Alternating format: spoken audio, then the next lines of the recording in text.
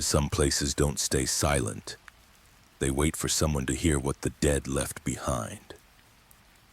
And tonight, that someone is you. No matter where you're watching from, late at night, in your room, or miles away across the world, this crime thriller horror story is about to pull you into the dark. Stay close, because once the whispers start, nothing feels normal again. The voice in the walls. True crime mystery in a silent American town. Ethan Cole had driven for 12 hours before the silence began to breathe. The road into Marin Falls, Vermont wound through forest so dense the GPS lost faith halfway through. A quiet American town, picturesque in brochures, unsettling in reality. He parked before the Bartholomew Arms, a century-old luxury apartment building that leaned toward the lake like it was tired of standing straight. He told himself this move was a restart. No more interviews about the true crime podcast he once produced. No more sympathy cards about Maya's death. No more flashing red dots on microphones reminding him what grief sounds like when recorded. Just clean walls, clean air. New work teaching creative writing at the community college. The manager met him in the lobby. Gray suit, gray eyes, handshake, cool and dry. "Mr. Vale," he said, "welcome home." Home. Ethan didn't correct him. He just signed the papers full of rules he didn't read. No visitors, no subletting, no leaving doors unlocked, no pets, no questions. His new apartment smelled of paint and something older underneath. He left boxes unopened and unpacked, only the photograph of Maya, laughing mid-sentence, caught by accident the way memory prefers. He placed it on the nightstand and stared until exhaustion blurred her smile. The first whisper came at 2:11 a.m., a hush that carried syllables but not words. He thought wind, then plumbing, then grief. He pressed a pillow over his ear and whispered back into the dark. Not tonight. Silence obeyed, for a while. Morning arrived thin and gray. Ethan brewed coffee strong enough to taste like regret. Outside the window, Lake Marin stretched flat as glass. Across the water stood a modern house, all windows and white angles. At its edge moved a woman in a robe, adjusting blinds, glancing toward his side of the lake. Every night she would keep her lights burning until dawn, like a lighthouse for no one. At noon, he met Mrs. D'Angelo, his neighbor across the hall, a woman wrapped in lavender perfume and superstition. "You're new?" she said. He nodded. "You sleep okay?" Ethan hesitated. "Mostly." Her eyes softened the way old eyes do when they recognize fear. "These walls remember," she said. "If you hear them, just don't answer." She smiled and shut her door, leaving her words hanging like dust motes. He laughed it off, but the thought stuck. Walls that remember. It sounded like a tagline for one of those psychological thrillers he used to script. Only this time he was the protagonist no one would root for. That evening he walked the perimeter of the building. The lake shimmered copper under sunset. Wind hissed through birch leaves like low applause. Somewhere behind him a window closed softly. He turned. No one. Just his reflection in the glass. Tired 37, eyes cataloging every sound like evidence. Back inside, he noticed an envelope slipped under his door. No stamp, no handwriting, only typed letters. "Welcome. Lock every door."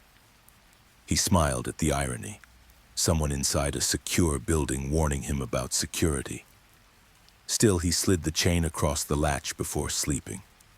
The whisper returned precisely at 2:11, closer this time, like breath against the wall. A single word teased through plaster. Too soft to be certain, but maybe listen. He sat upright, pulse hammering. "Who's there?"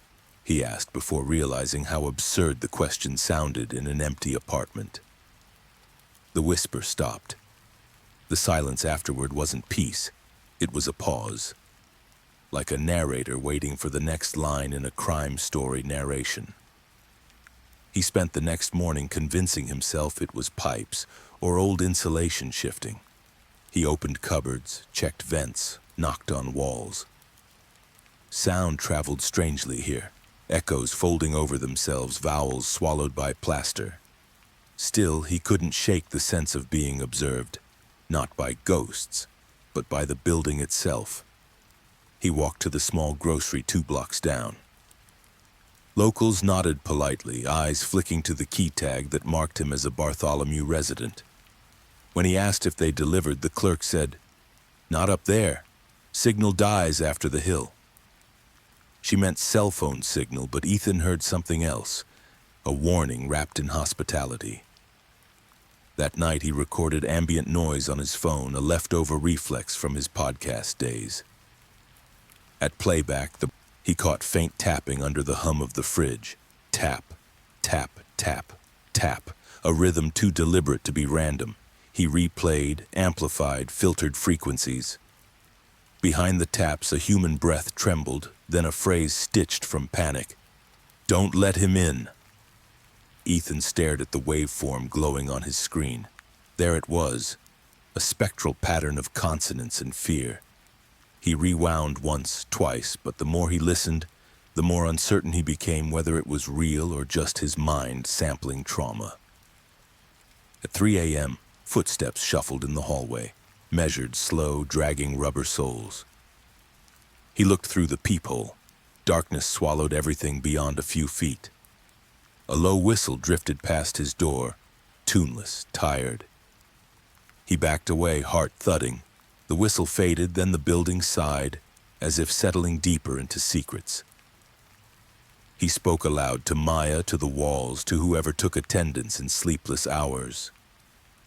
"I came here to stop listening," he said. A gentle knock answered from the opposite wall. He froze. The knock repeated, 2 slow beats. He stepped closer, whispering, "If you can hear me, knock once." 1 knock. He staggered backward, hit the dresser, sent the photo frame clattering. Maya's image cracked diagonally across her smile. For a long moment, only the haunting voices of the building remained. Radiator hisses, floorboard sighs, that faint pulse of someone or something sharing his oxygen. He thought of the note. Lock every door. He locked the front door, then the bedroom, then the bathroom. He even locked the window latch, though it made no sense. At dawn, sleep took him like anesthesia. When he woke, sunlight painted the walls a forgiving gold. No whispers, no taps, no reason to fear. Until he noticed the new crack in the paint near his bed, thin, vertical, freshly split.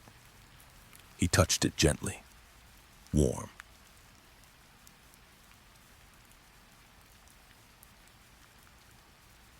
He spent the morning pretending the crack in the paint didn't matter. It was just old plaster. Just heat and cold fighting behind the walls. Just another house with a history. He had said the same thing about crime scenes once. Ethan showered, dressed, and opened his laptop at the small kitchen table. The college had emailed him a welcome packet, syllabus templates, campus map, a friendly note about parking permits. Normal things. Safe things. Nothing in the email about haunting voices or about how a man who once dissected true crime mysteries for a living now flinched at his own pipes. He tried writing an intro lecture on storytelling. The cursor blinked, patient and judgmental. He typed, "Every town has a story it won't tell out loud," then stopped. It sounded too close to a confession. He closed the laptop and decided to explore. If this was going to be home, he needed to learn its edges. The hallway outside seemed longer than last night, like the building had inhaled. Light slipped through high windows in narrow stripes. Old carpet swallowed his footsteps. He passed Mrs. D'Angelo's door. A rosary hung from the knob, beads worn shiny by worried thumbs. From inside came the low murmur of a TV crime show. Someone on screen talking about an unsolved American murder case, dramatic music underneath. Fiction about dark secrets playing inside a building that already felt like a real one. At the far end of the corridor, a metal door stood slightly ajar. A small sign read, "Maintenance. Authorized personnel only." He paused. Behind the door, something hummed. Machinery or a fan, or maybe just the amplified pulse of the whole structure. He pushed the door a fraction wider. Cool air brushed his face, carrying a hint of bleach and rust. "Can I help you?" The voice behind him was smooth, close. Ethan jumped and turned. A man in his 40s stood there in dark work pants and a polo with the Bartholomew logo stitched over his heart. He carried a ring of keys that looked heavy enough to anchor a boat. "Sorry," Ethan said. "Just wandering, getting to know the place." The man smiled, but the smile never touched his eyes. "Most people get to know the lobby first. I'm Warren Herrick, maintenance. If something squeaks, leaks, or breaks, I'm your guy." Ethan swallowed. "I thought the manager's name was Vale." "It is," Herrick said. "He manages the paper. I manage everything that actually matters." The keys jingled softly as he shifted his weight. They made a small, bright sound that somehow felt wrong in the dim hallway. "You hear anything strange last night?" Herrick asked casually. "Pipes, vents, that kind of thing. Old buildings like this, sound travel's funny. People call me at all hours. Warren, there's a noise in my wall, Warren. I think my apartment is haunted." He chuckled. Ethan forced a smile to match. "Just settling in. Nothing to report." "Good." Herrick's gaze drifted to the edge of Ethan's door down the hall as if measuring distance. "If you need me, maintenance requests only through the office. No surprise visits. That's policy. Keeps everything orderly." He stepped around Ethan and closed the maintenance door with a soft, decisive click. The hum cut off mid-breath. Ethan watched him go, the ring of keys swaying gently at his side. Something inside him itched. Back in his unit, he checked the baseboard near the bed again. The crack traced down like a pencil line, thin but deliberate. He touched it. Still faintly warm, like something had pressed against the other side all night. He sat on the floor, back to the bed, and listened. Nothing. Only the fridge, the faint drip in the bathroom, the distant thud of someone closing a cabinet upstairs.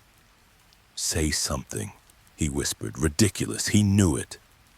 Silence held. He exhaled, half relieved, half disappointed. By afternoon, the town brochure version of Marin Falls tried to win him over. He walked past a bakery, a hardware store, a diner with a chalkboard sign promising best coffee in Vermont, like every other diner in every true crime story that ever started normal and ended in headlines. Inside the diner, he chose a corner booth. The waitress poured him coffee and asked where he was from. "Boston," he said. She nodded like that explained the shadows on his face. "You at the college?" "Yeah, new hire." "Or the Bartholomew," she added, almost as an afterthought, eyes narrowing just slightly. "Both," Ethan said.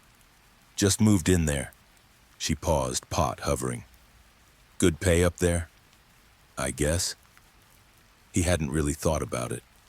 The rent had been weirdly reasonable for a lakefront luxury building. She topped off his mug. "If you ever need quiet, we're open late. Some places don't know how to stay quiet, even when they should." The way she said some places made his skin prickle. On his walk back, he followed the curve of the lake. Wind ruffled the surface, breaking the mirror into shards of light. The glass house across the water glittered. He could see the woman again, moving slowly in what looked like a kitchen. White robe, bare feet, hair pulled back. From this distance, she seemed like part of the architecture. He wondered what her story was. Why she slept with all the lights on in a town that marketed itself as peaceful. Once he had made entire series built on questions like that. A podcast episode that opened with a simple image. A door left open, a light left burning in a small American town, and then spiraled into a psychological thriller about what happens behind it. Now the last thing he wanted was another story. He wanted silence. Back in his apartment, the silence was waiting for him. He cooked something simple, half tasting it. He opened a book, then closed it without reading a page. He tried music, but every song seemed to sit wrong against the strange acoustics of the room. By midnight, the air felt thick. He double-checked the chain, the deadbolt, the window latch. The note still sat on the counter. Welcome. Lock every door. He left the main lights off and switched on only the small lamp near his bed. Soft yellow pooled around him, leaving the corners of the room in shadow. Just one night without anything weird, he muttered. He lay down, staring at the ceiling. His body hovered at that threshold between waking and sleep, the place where dreams begin to unpack their bags. The digital clock glowed red on the nightstand. 2:10. Something in him coiled. He held his breath. The seconds slipped. 2:11. This time there was no whisper, no tap, no breath against plaster. Just the low, steady thrum of the building's heartbeat. He almost laughed. See? Nothing, he told himself. You're chasing echoes. He rolled onto his side, reached for the pillow, and that's when he heard it. Not from the wall, from directly under the bed. 3 slow knocks. They were gentle, almost polite, as though whoever or whatever was making them didn't want to startle him too much. Every nerve in his body locked. He didn't move, didn't breathe. The knocks came again. Softer, more tentative, like a question. Very carefully, Ethan slid his hand toward the edge of the mattress and let it hang down, fingers an inch above the floor. Okay, he whispered, barely moving his lips. If this is my brain, stop. If this is something else, don't hurt me. Please. A breath of air brushed his fingertips. Cold. Too cold for a heated room. He snatched his hand back and sat up so fast the lamp wobbled. The knocks stopped. His heart hammered against his ribs, every true crime instinct he'd developed begging him to leave, right now, tonight. Throw his bags in the car and drive until the tank ran dry. Instead, he swung his legs over the side and forced himself to look. The space beneath the bed was dark. Dust. The suitcase he hadn't unpacked. Nothing else. He wanted that to be enough. He lay back down, fully dressed this time, shoes still on. Left the lamp on, too. Sleep came in thin strips. When he woke, sunlight pressed against the curtains, demanding entry. The clock read 9:03. He sat up slowly, muscles stiff from tension. The room looked ordinary again, almost insultingly so.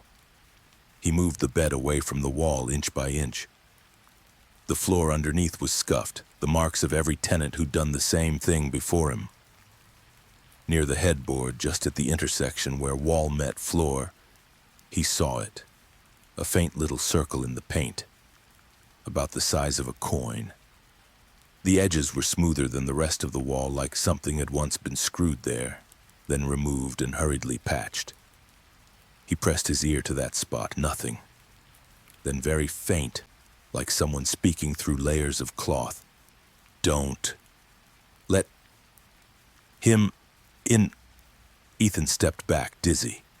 He looked at the door, at the chain, at the note on the counter. Welcome. Lock every door. He realized the warning wasn't about burglars or random danger. It sounded personal. Like someone somewhere inside these walls knew exactly who him was. And for the first time since he arrived in this silent American town, Ethan Cole understood something that had nothing to do with grief, or insomnia, or overactive imagination. The building was not just old, it was occupied in more ways than the lease mentioned. And whatever lived in its dark secrets, whatever whispered through its bones, had chosen him as the next person to hear the story, whether he wanted it or not. The rest of the day moved like he was underwater. Ethan walked through town, nodded at strangers, bought groceries he forgot to eat, answered emails he couldn't remember typing. But every quiet moment, the whisper replayed itself inside him. Don't let him in, not don't come in, not don't open the door, don't let him in. Which meant someone was trying to get inside, someone specific. By evening, the sky over Marin Falls turned the color of old copper, the lake a restless sheet of dark glass. He could see the woman across the lake again, Catherine, silhouette framed by glowing windows. Her posture looked tighter tonight, shoulders stiff, movements quick and anxious. He wondered whether she heard anything too, or whether she, like him, had simply chosen the wrong place to heal. He tried distracting himself with a movie, tried reading a book, tried cleaning. Every task lasted minutes before his eyes drifted back to the walls, to the baseboard, to the faintly warm crack near the bed that seemed to pulse when the apartment grew quiet. Around 10, someone knocked on his door. A sharp, crisp knock. Normal. Human. Ethan froze, halfway through opening the fridge. The knock came again, 3 slow taps. He cleared his throat. Who is it? It's Vale, the building manager. Ethan exhaled, relieved enough to feel foolish. He opened the door but kept the chain latched. Vale stood there with a clipboard, smiling like a man modeling courtesy. Mr. Cole, apologies for the late hour. A minor form issue, just need a quick signature. Now? Ethan asked. Won't take 5 seconds. Ethan stared at him. There was something odd. Vale wasn't breathing hard, but he looked tense, like someone who wasn't used to being refused. Can you slide it under the door? Ethan asked. Vale paused for 1 beat too long, then smiled again. Of course, we're a flexible building. He slid the document under. Ethan picked it up but didn't sign. Take your time, Vale said pleasantly. Just don't forget. Rules keep everyone safe. Ethan waited until his footsteps faded before locking the second bolt. He held the paper up. It was blank, a blank sheet of printer paper. Ethan folded it slowly and placed it on the counter. He didn't open the door again the whole night. He barely slept. The next morning, sunlight spilled across his floor like something too pure for the Bartholomew. Ethan got dressed and walked downstairs to drop trash near the side exit. That's when he saw it. A brown smear on the hallway carpet, long, thin, dragged. Like someone had pulled something heavy and wet toward the maintenance door. He crouched and touched it lightly. The texture was tacky, not paint, not coffee. He wiped his fingers on a tissue. Behind him, a voice said, "Spilled varnish." Herrick, maintenance, stood there holding a bucket and mop, smiling like a man too proud of his lies. We're doing some floor touch-ups, old building, these things happen. Ethan forced his voice steady. You're working early. Always do, Herrick said. He tapped his ring of keys. It made that same wrong metallic jingle. You'll get used to the noises, the Bartholomew talks, but she's harmless if you follow the rules. Ethan didn't reply. He left quickly. Outside, the sky felt too open, the wind too clean. He took the trail along the lake, letting the cold air slice through anxiety. Halfway around the shore, someone called out, "Hey, you're Ethan, right?" A woman jogged toward him, red hair tucked under a beanie, press badge clipped to her vest. "Eliza Hart," she said, "local journalist. I interviewed you 2 years ago at that podcast convention. You talked about sound patterns in true crime investigations." He remembered vaguely. She had a sharp memory, sharp voice, sharper eyes. "You moved here?" she asked. Teaching at the college, Ethan said. And living in the Bartholomew, I hear, she added casually. He frowned. Why does everyone say it like that? Because the Bartholomew has history. She lowered her voice. Ever hear of Talia Brent? The name stirred nothing. No. She disappeared last year, vanished while house-sitting in your building. Police labeled it voluntary. Case is cold, but... Her gaze hardened. People here don't vanish voluntarily. Ethan felt something shift inside his chest, a puzzle piece moving into place. You okay? She asked. He swallowed. Just tired. If anything feels off in that building, she said, handing him her card, call me. Residents don't talk, but I do. He pocketed the card. As he walked back, the whisper's rhythm echoed in his mind. Don't let him in. Don't let him in. By evening, he was pacing the apartment, unable to settle. Something pulsed under the floorboards, too faint to label. He kneeled, pressing his fingers to the crack near the bed. Warm again. Please just tell me what you want, he whispered. A soft breath answered. Not air from the vent, not settling wood. A breath shaped like a word. He held still, heart climbing his throat. Key. What key? Ethan whispered. Silence. He tried again, softer. Are you trapped? One knock answered from inside the wall. He jerked back so fast he hit the bed frame. His phone buzzed. A text from an unknown number. Maintenance inspection at 10 p.m. Keep your door unlocked. Ethan stared at the message, skin crawling. Keep your door unlocked, unlocked. He typed back. Wrong unit. 3 dots appeared, then vanished. No reply. He wrapped his arms around himself, trying to breathe evenly.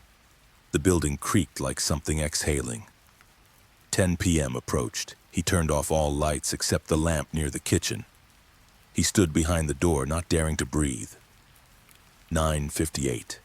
9:59. At 10 aguros exactly, the knob twitched.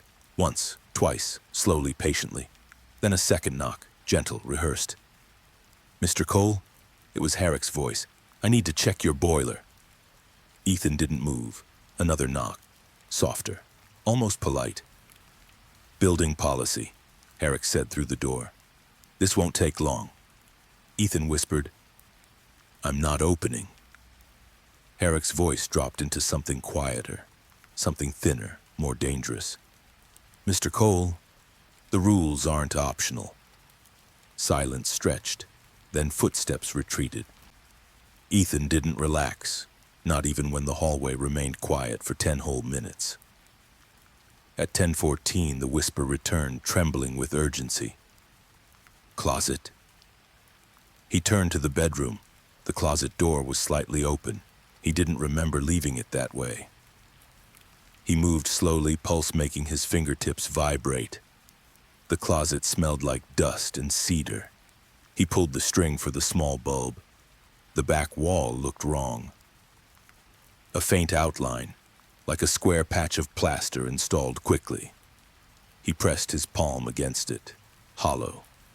Something shifted behind the panel, soft, frantic.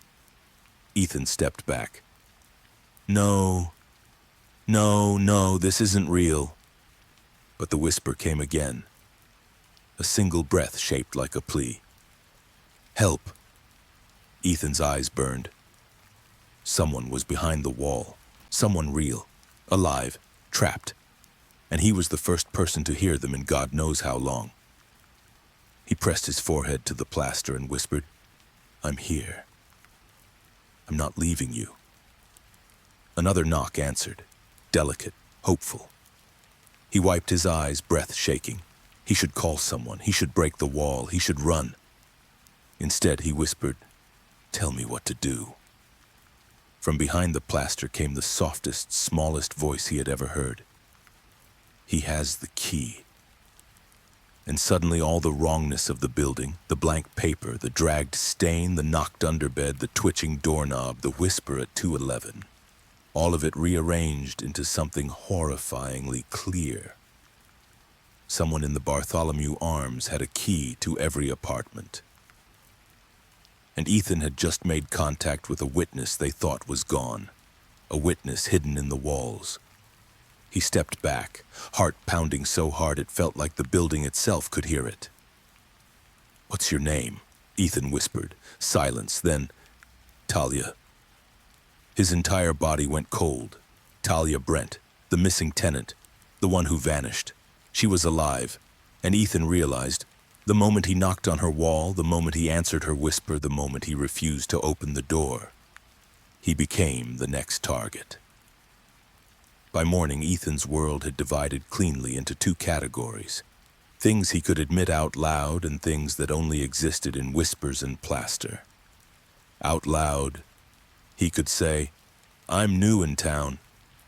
I teach at the college. I'm still grieving my wife." He could not say, "The missing woman from your true crime blogs is whispering through my closet wall." That part stayed sealed behind his teeth. He left the Bartholomew early, long before Vale or Herrick could appear with their keys and their rules. Fog rolled off Lake Marin in slow waves, turning the water into a pale, shifting sheet. The modern glass house across the lake looked like it was floating in the mist. The woman, Catherine, was already awake. From the shore, Ethan could see her moving in the kitchen, her white robe a ghostly blur against the warm interior lights. She raised a mug to her lips, then turned toward the lake as if some invisible thread pulled her gaze. For one long second, their eyes seemed to meet across the water. He lifted a hand in a small, uncertain wave. She hesitated in that way people do when they are deciding whether to acknowledge another life. Then she raised her own hand, just once, before turning away. It was enough to confirm what his instincts had already decided. She wasn't just a background figure in the landscape. She was another part of this psychological thriller he'd fallen into. At the coffee stand near the pier, Eliza appeared again, notebook half hidden in her jacket pocket. "Rough night?" she asked. Ethan ordered a black coffee. "Do I look that bad?" "You look like someone who moved into the wrong building in the wrong American small town," she said lightly. "That's my favorite kind of story." He almost laughed, almost told her everything. Instead, he said, "You mentioned Talia Brent yesterday." Eliza's expression sharpened. "What about her?" "Hypothetically," Ethan said carefully, "if someone in the Bartholomew heard things in the walls, is that the kind of detail that showed up in the original investigation?" Eliza stared at him. Her breath made small clouds in the cold air. "Officially?" she asked. "No, unofficially." She shrugged. "One neighbor claimed they heard crying in the walls. Police said it was pipes. Old buildings always get to be the villain. Easier than admitting you missed a person." Ethan swallowed. His coffee felt heavy in his hand. "Why?" she asked. "Are you hearing things?" He chose the safest sliver of truth. "Old pipes, weird structure. It's unnerving." "That place has corridors no one's mapped in decades," Eliza said. "Service shafts, dead zones, spaces behind apartments. The blueprints are a true crime story all by themselves. That's why I keep digging. People vanish there, and the building just shrugs." She spoke casually, but there was steel under the words. "Listen," she added, lowering her voice. "If you notice patterns, same time every night, same place, specific words, write them down. Patterns are everything in a true crime mystery. They turn spooky stories into evidence." He thought of 2:11 a.m. He thought of the underbed knocks, the closet panel, Talia's voice. He thought of "he has the key." "I'll keep that in mind," he said. On his way back, he paused at the dock, eyes pulled again to the glass house. The fog had thinned. He could see her clearly now. Catherine stood on her deck with a blanket around her shoulders, mug still in hand. The robe had been replaced with a long sweater and leggings. From this distance, she could have been any woman in any American lakeside town trying to outstare her own reflection. He checked the small rental rowboat tied up near the pier. The lake was calm. The distance wasn't far. He told himself he was just being neighborly, checking in, normal human behavior. But deep down, he knew another truth. In every dark secrets case he'd ever covered, the houses that faced each other across water were never strangers for long. He untied the boat, climbed in, and started to row. The oars cut through the water with a steady rhythm. The closer he got, the more massive the glass house seemed. It rose from the shore like a museum for one person's life. Partitions and perfectly placed furniture were visible through the big windows. No clutter, nothing extra, just carefully curated living. When he was halfway across, Catherine finally noticed him. Her posture changed, straightening, tensing, then softening when she saw the rowboat rather than a patrol car or stranger on foot. By the time he reached her dock, she was already descending the steps, blanket still wrapped around her. "I didn't mean to intrude," Ethan called softly. "Just thought I should introduce myself. I'm your neighbor across the lake." She stopped a few feet from the edge of the dock. "Bartholomew," she said. Not a question. He nodded. "Ethan." She hesitated, then stepped closer and offered a small smile.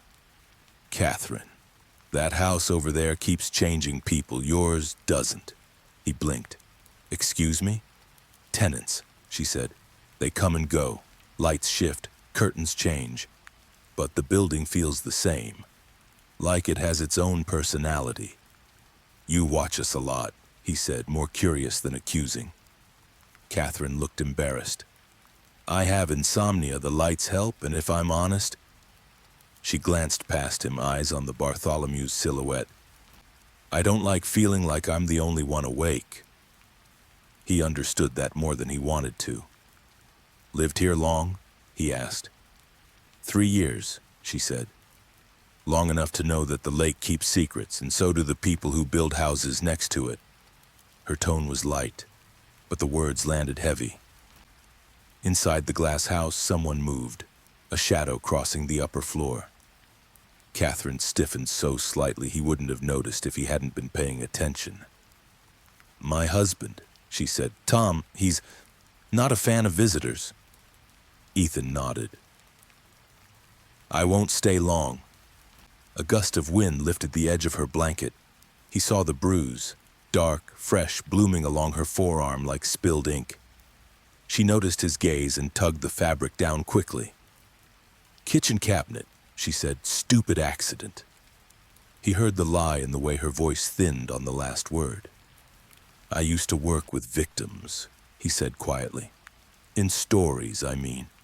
True crime narration, domestic violence cases, missing persons. People who said kitchen cabinet when they meant someone's hand." Catherine's eyes flashed toward the house, then back at him. "You're not working those stories here, are you?" she asked. "I'm trying not to," he said. Their eyes held. Something in her seemed to sag just a little, like a person who'd been holding a door shut for too long and let it crack open an inch. "Sometimes I feel like I live in a glass cage and he's the one with the key," she whispered. The sentence hit him like cold water. Key. That word again. He thought of Talia's voice, thin and scared through the wall. "He has the key." "Who holds the keys in your building?" she asked suddenly, as if reading his thoughts. "Maintenance," he said. "Guy named Herrick, and Vale, the manager. Lots of keys, lots of rules." Catherine stared at the Bartholomew. "I see them sometimes," she murmured. "The men with keys. They move like they own your hallways, but the people who live there always look like they're just renting their own lives." Behind her, the upstairs window slid open. A man's voice called down, brisk and cheerful. "Catherine, everything okay?" She stepped back from the dock instinctively. "Yes," she replied quickly. Just meeting our neighbor. Tom Royce leaned on the railing, mid-40s, athletic shoulders, perfect haircut, a kind of polished charisma that played well at charity galas and board meetings. Even from the boat, Ethan could feel the man's charm pressing outward. Nice to meet you, Tom called. You're across the way? Yeah, Ethan said, just saying hello. Tom smiled. That's what I like about this town. Friendly people, not like the city. He chuckled. Make sure the Bartholomew treats you right. If they don't, the HOA loves a good complaint. The way he said complaint made it sound like a weapon. Catherine laid a hand on the railing, fingers white at the knuckles. We should let him get back, she said, voice too bright. Lots of unpacking, I'm sure. Ethan took the hint. I'll head back, he said. Nice to meet you both. As he rode away, he felt their eyes on his back, Catherine's full of quiet apology, Tom's gaze heavier, calculating. When he reached his side of the lake, he glanced over his shoulder. The glass house glowed against the dim gray sky. For a moment, he could see both of them framed in the upper window, Tom's arm resting lightly, possessively around Catherine's shoulders. From a distance, they looked like the perfect couple in a magazine about beautiful American lake houses. Up close, he had seen the truth in her body language. She wasn't leaning into him. She was bracing.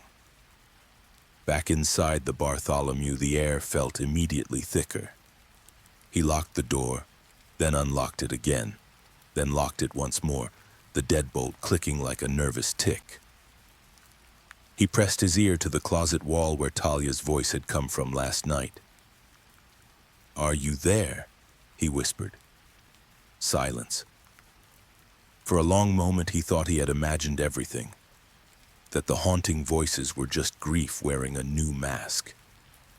Then faint, as if traveling a long way through wood and dust and darkness. You talked to her. His heart stuttered. Talia, he breathed. The woman, across the lake. The words were barely sound, more like shape and air. He watches her, too. Ethan closed his eyes. Who is he? He whispered. Silence stretched. Then for the first time since she'd named herself, Talia's ghost-thin voice hardened just a fraction, like someone forcing courage into brittle lungs. The man with all the keys. His mind drew a line between two houses, between two prisons, between two people who lived in fear of men who controlled locks. In that moment, he understood something about this dark secret story he'd fallen into. It wasn't just about a missing tenant. It wasn't just about a creepy building with whispers in the walls. It was about control, about men with keys, to apartments, to glass houses, to silent American towns that liked their mysteries unsolved and their victims quiet. Ethan rested his forehead against the wall and whispered back to Talia, to Catherine, to every person he'd ever turned into content for a true crime story. I'm listening now. I won't just narrate this, I'll help you get out. From somewhere inside the walls, something tapped once. Not desperate this time, agreeing. Ethan barely slept that night. Every time he closed his eyes, he heard either Talia's small, damaged voice, or remembered the look on Catherine's face when Tom appeared behind her. Fear recognizes its own kind, and Catherine looked like somebody who had learned to hide hers well.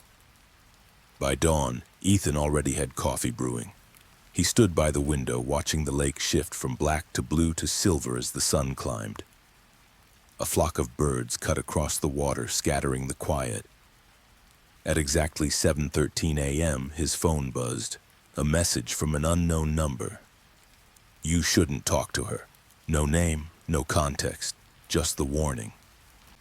Ethan's stomach coiled. The same number had texted about leaving his door unlocked. Someone was watching his movements, maybe from the building, maybe from across the lake. He didn't reply. Instead, he opened his laptop and typed the number into a reverse lookup tool. No matches found. Masked or burner phone. He shut the computer, pulled on a jacket, and left before thinking twice. Downstairs, the lobby was unusually empty, the front desk unmanned. Only the security camera above the mailboxes tilted a few degrees too low, as if someone had adjusted it manually. Outside, frost glazed the grass and turned the dock planks stiff and pale. Ethan walked the shoreline again, replaying everything in his mind. Talia Brent's whisper, Catherine's bruised arm, Tom's too friendly smile, Herrick's ring of keys, the dragged stain on the hallway carpet. The blank paper veil had slid under the door. Pieces of different puzzles that somehow belonged to the same picture. Halfway around the lake, he saw Catherine again. This time she was sitting on the dock steps, wrapped in a cardigan thicker than the fog itself. Her hair was pulled into a loose braid, messy, hurried. Her mug sat untouched beside her. Ethan slowed. "Morning?" he said softly. Catherine looked up, surprised but not alarmed this time. "You're out early." "Can't sleep," he said. "Seems like a trend around here." She huffed a small laugh. "Welcome to Marin Falls." He sat on the step below her, leaving space between them. She didn't seem bothered, but her eyes were swollen, fatigued. Like she'd cried or spent the night awake, waiting for something to happen. "You okay?" he asked. "Fine," she said too quickly, too practiced. He nodded toward the house behind her. "Your lights were off last night." Catherine hesitated.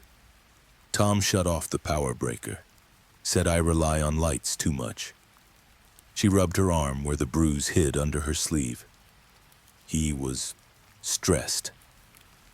Work things, Ethan repeated. "Does that usually involve shouting or throwing things?" Her lips pressed into a thin line. She looked away. "You shouldn't ask that." "Why not?" "Because if I answer honestly, you'll look at me differently." "I already see you clearly," Ethan said quietly. "Too clearly. And I'm not judging you. I'm worried." Catherine's shoulders sagged. "I don't want to be one of those women people whisper about. The ones in the stories. The ones who didn't leave soon enough." Ethan breathed out slowly. "I've told those stories. But I've also seen people survive them." She stared at him, long and searching. Then she whispered, "He's not a bad man, he's just controlling. He thinks if he keeps everything locked down, nothing bad can happen." Ethan's pulse spiked at the word, locked. Her home was all windows and light, yet she felt locked inside, and the Bartholomew was all locks and rules, yet he felt watched everywhere. "Does he have keys to every door in your house?" Ethan asked gently. Catherine tensed. "Of course. He's the one who installed the security. He trusts only his system. He says it's for protection." "And do you trust him?" She looked at the lake instead of answering. Silence settled, heavy as frost. The water lapped softly against the wooden steps. Finally, Catherine whispered, "Ever since the woman went missing, ever since Talia Brent disappeared, he's been different." Ethan's vision tunneled. "How do you know about Talia?" he asked. Catherine blinked slowly. "This is a small town. People talk more than they think. I heard that she lived in your building. That she was the last to be seen walking near the lake." Ethan swallowed hard. "What did Tom say about it?" Her voice dropped. "He said that people go missing everywhere, and that if someone doesn't want to be found, no one will find them." Ethan felt his skin crawl. Tom's words. Talia's whisper. He watches her too. "Has Tom ever mentioned the Bartholomew?" Ethan asked. Catherine hesitated. "Yes," she said finally. "He said it was a building that liked secrets, and that people who lived there played their roles or moved on."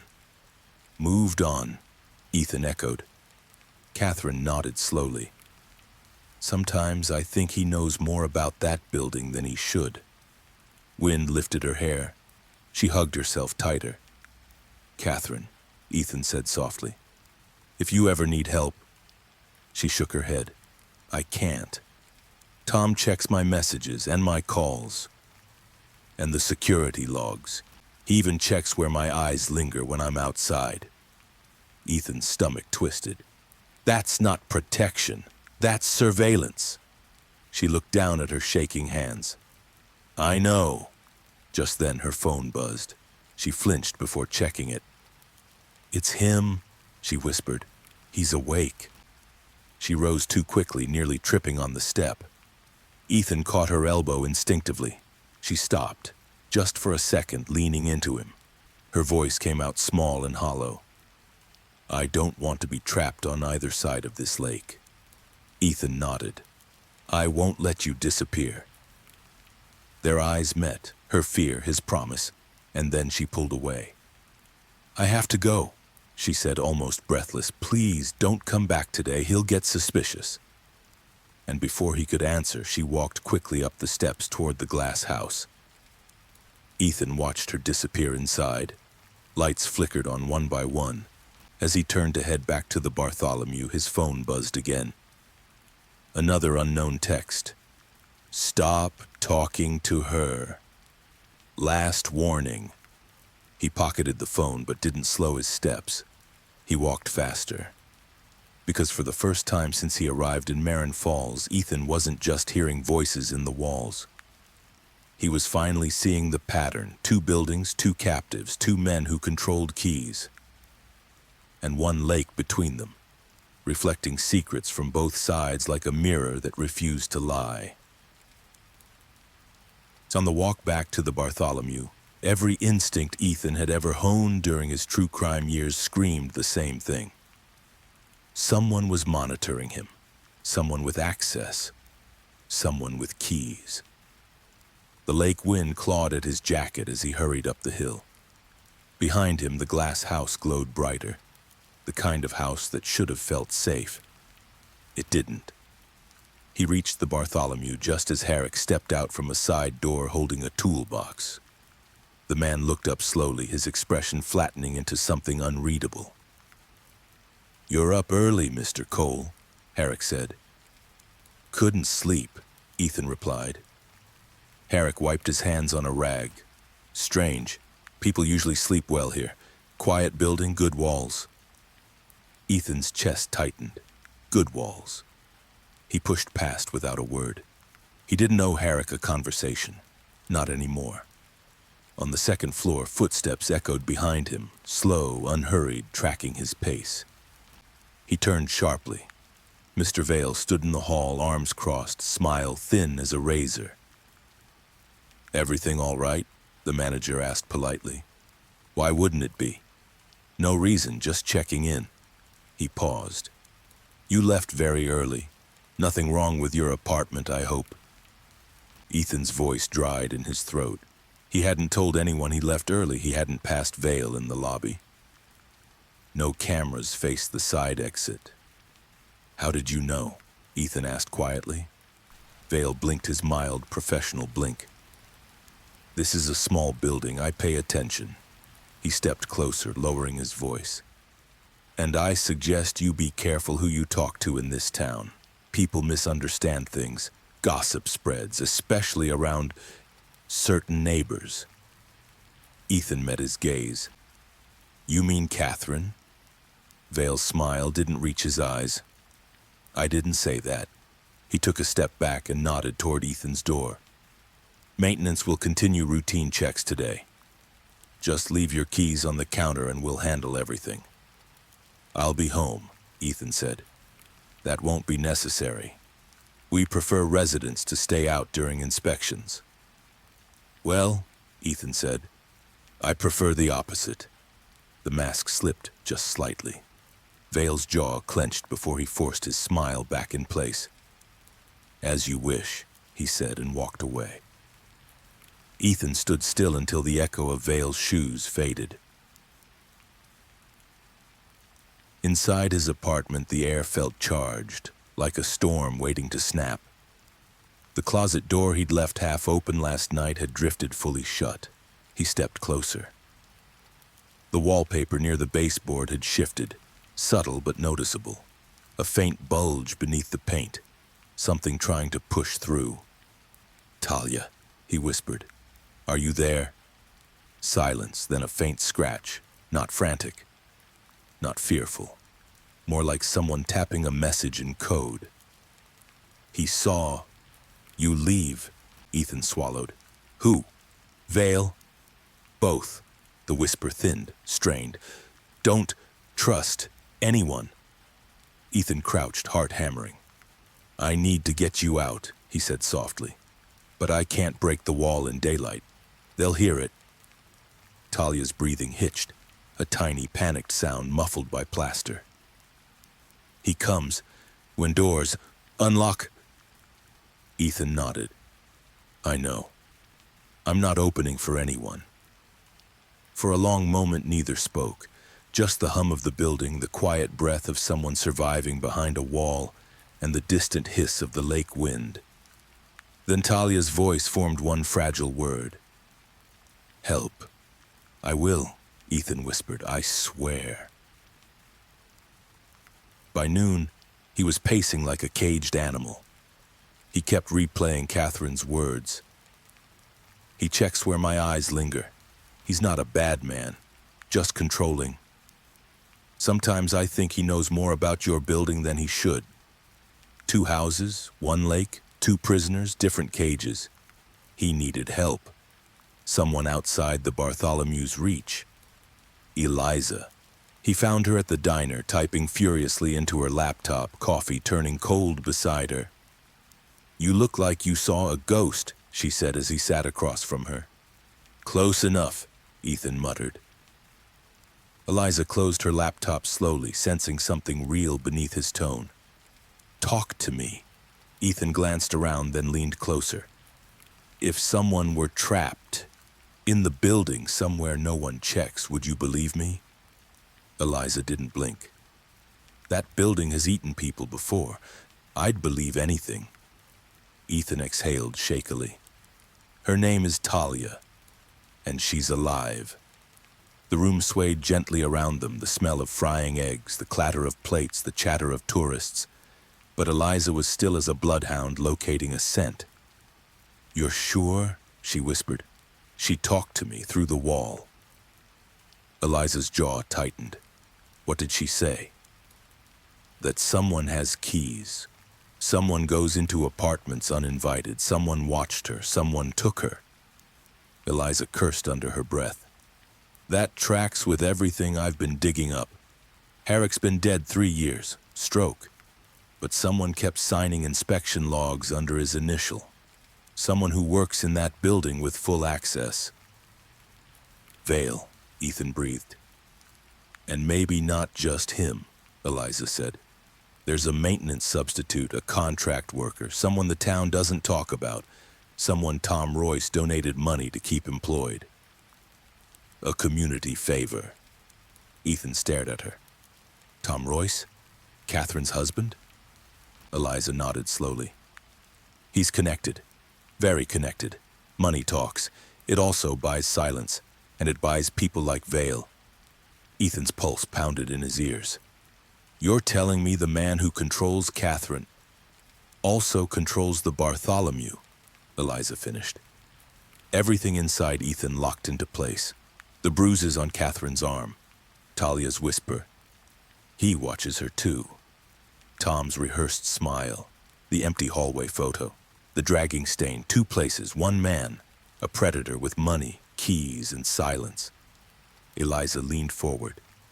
"If Talia's alive, we can save her. But you can't stay in that building alone tonight. You need someone watching the hallway, someone who isn't on his payroll." "Who?" Ethan asked. Eliza lowered her voice. "There's a former cop in your building, apartment 9, Caleb Marsh.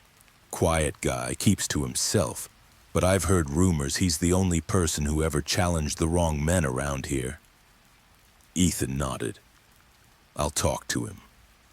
Eliza, he added slowly. Catherine's in danger, too. I know, Eliza whispered. But if Tom Royce and the Bartholomew are tied together, then saving one woman might expose what happened to all of them. Ethan leaned back, seeing the map clearly now. Catherine on one shore, Talia in the walls, and Tom Royce's shadow stretching across both. Eliza put her hand on his arm. Tonight, she said, we make a plan. When Ethan returned to the Bartholomew, the lobby lights flickered twice. Someone had been tampering with the breaker. He climbed the stairs, heartbeat kicking like a warning drum. Halfway up, a voice drifted from the shadows above. Mr. Cole. Caleb Marsh stood at the landing, arms folded, expression carved from stone. A man who'd seen too much and trusted too little. We need to talk, Caleb said. Ethan nodded. I was hoping you'd say that. Caleb stepped aside, eyes scanning the hallway as though expecting someone. Then he said quietly, You're not the first person to hear voices in those walls. The hallway light buzzed overhead. Somewhere behind plaster something shifted, almost like someone listening. Ethan swallowed. Then maybe, he whispered, I won't be the last. Caleb Marsh moved like a man who had learned to navigate danger without making sound.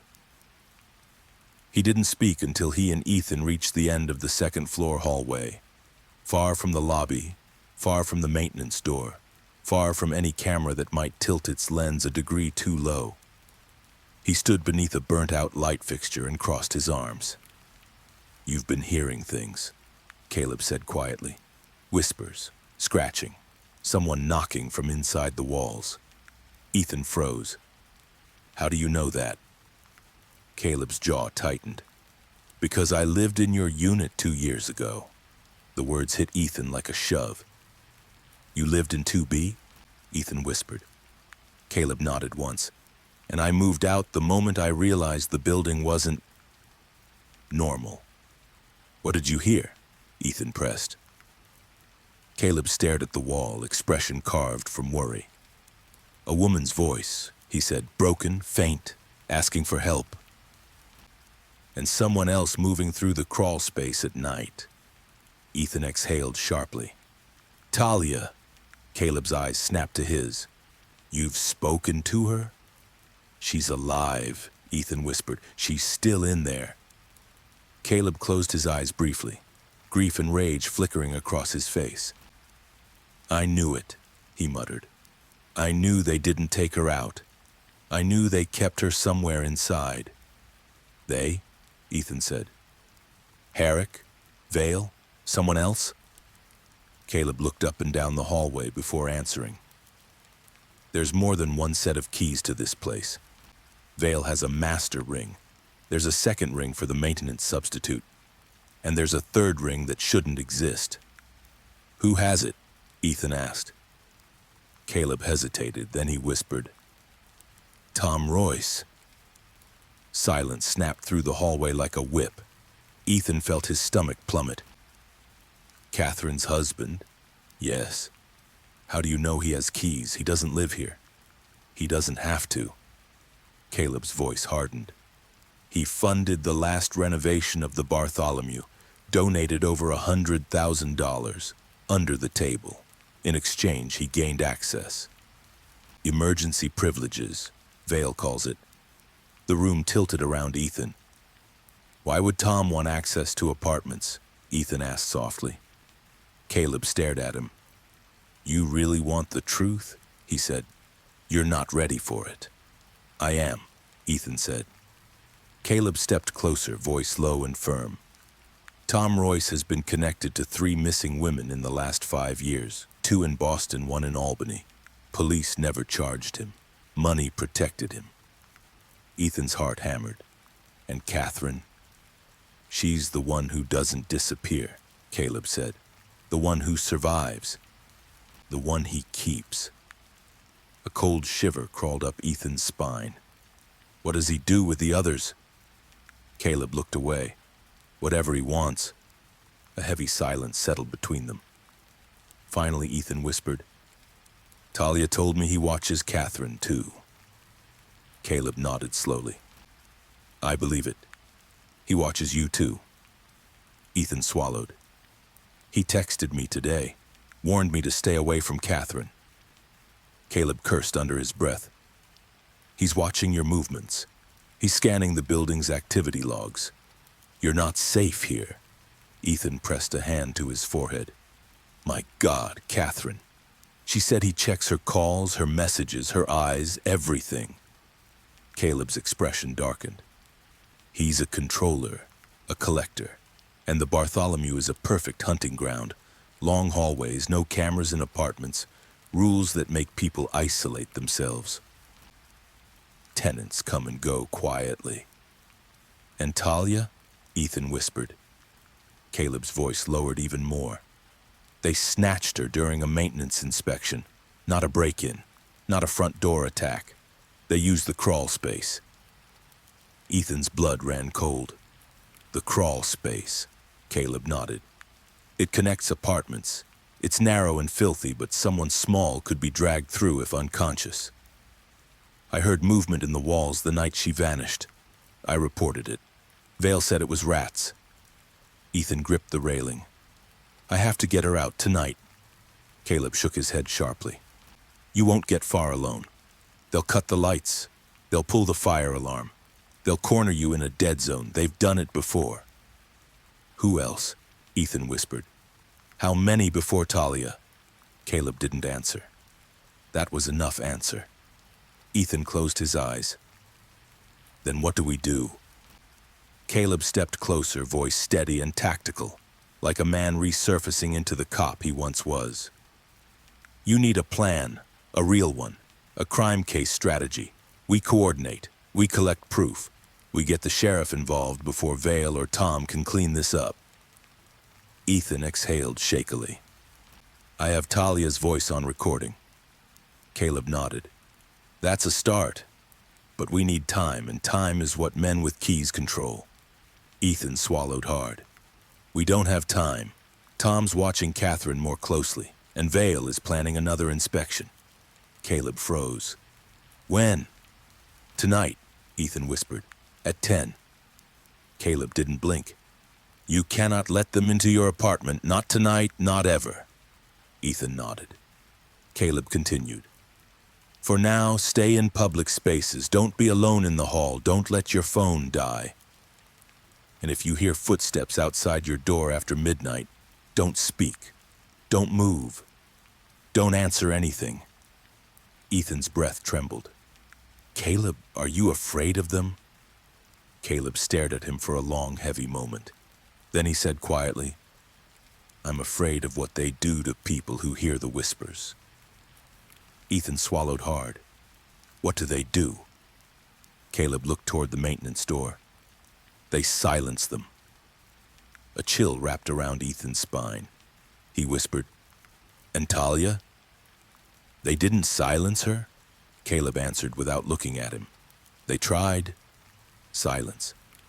Just the hum of the Bartholomew's lungs, the distant drip of old pipes, the low echo of something shifting behind plaster. Ethan took a slow breath. "Caleb, will you help me?" Caleb squared his shoulders. "You help me, I help you, but understand this. If we go after them, we go all the way. No stopping, no turning back. No one saves us if we get caught." Ethan met his eyes. "I'm in." Caleb held his gaze for a long beat. Then he extended his hand. "Then tonight," he said, "we start our own investigation." Ethan shook it, and for the first time since he'd moved into the Bartholomew, he felt something other than fear. He felt purpose. He felt the beginning of a real, true crime mystery reversal, where the hunted become the hunters. Caleb took a step back and whispered, "Lock your door, shadow your hallway, and listen to the walls. If Talia talks again, write every word." Ethan nodded. Caleb turned to leave, but before he stepped away, he added quietly, "And Ethan, whatever you do, Tonight, don't answer the knock. The moment Caleb disappeared into the stairwell, Ethan felt the building change. Like it had been listening. Like it had opinions, like it had plans of its own. The Bartholomew's hallways were never loud, but now the silence felt active, like breath held in a dark room. Ethan walked back to his apartment slowly, listening for every sound, every creak, every shift behind the drywall, every whisper of a footstep that might not belong to him. At his door he paused. Something was taped to it, a bright yellow maintenance slip. Inspection scheduled. 10 p.m. do not lock door compliance required. His pulse spiked. He tore the slip off and crumpled it in his hand. Someone wanted him to panic. Someone wanted him pliable. He locked the door anyway, deadbolt, chain, latch, every mechanism he had. Inside, the air was colder. The apartment felt smaller, walls closer, ceiling lower. He walked to the closet, pressed his palm gently to the patch section. Talia? Nothing. He pressed harder. Talia, talk to me. A scrape, faint, like fingernails against wood. Don't open tonight, she whispered. Ethan nodded, even though she couldn't see him. I know I won't. He'll come. Who? Silence. Then the gentlest murmur. The one you saw in the hall. Ethan's chest tightened. Vale, or Herrick, or Tom. Maybe all three. He stepped away from the closet and paced, trying to think like a man who had worked with murder cases, who had listened to victims' stories of control and fear and invisible prisons. He had covered too many cases where men with keys owned every minute of someone else's life. He had interviewed too many survivors who said, I heard him before he ever touched the door. He needed a plan. He needed to stay alive. His phone buzzed. Eliza. Eliza. Got something big. Can you meet? Ethan. Not today. They're watching the exits. Eliza. Then tonight? Ethan. Tonight I lock myself in. Eliza. Good. I'll be close. Don't trust sound. Trust time. Ethan read the last line twice. Don't trust sound. Trust time. He tucked the phone in his pocket and checked the microwave clock. 6:07 p.m. 4 hours until inspection. He sat at his table, notebook open, pen ready. Caleb's instructions echoing in his mind. Write everything. Patterns are evidence. He noted, whisper at 2:11 a.m. Talia confirms he saw me leave. Someone monitoring the building logs. Unknown texts demanding silence. Catherine's bruises. Tom's forced smile. Maintenance slip taped without knocking. Keys, always the keys. Then he wrote one more line. Tonight they come. He underlined it twice.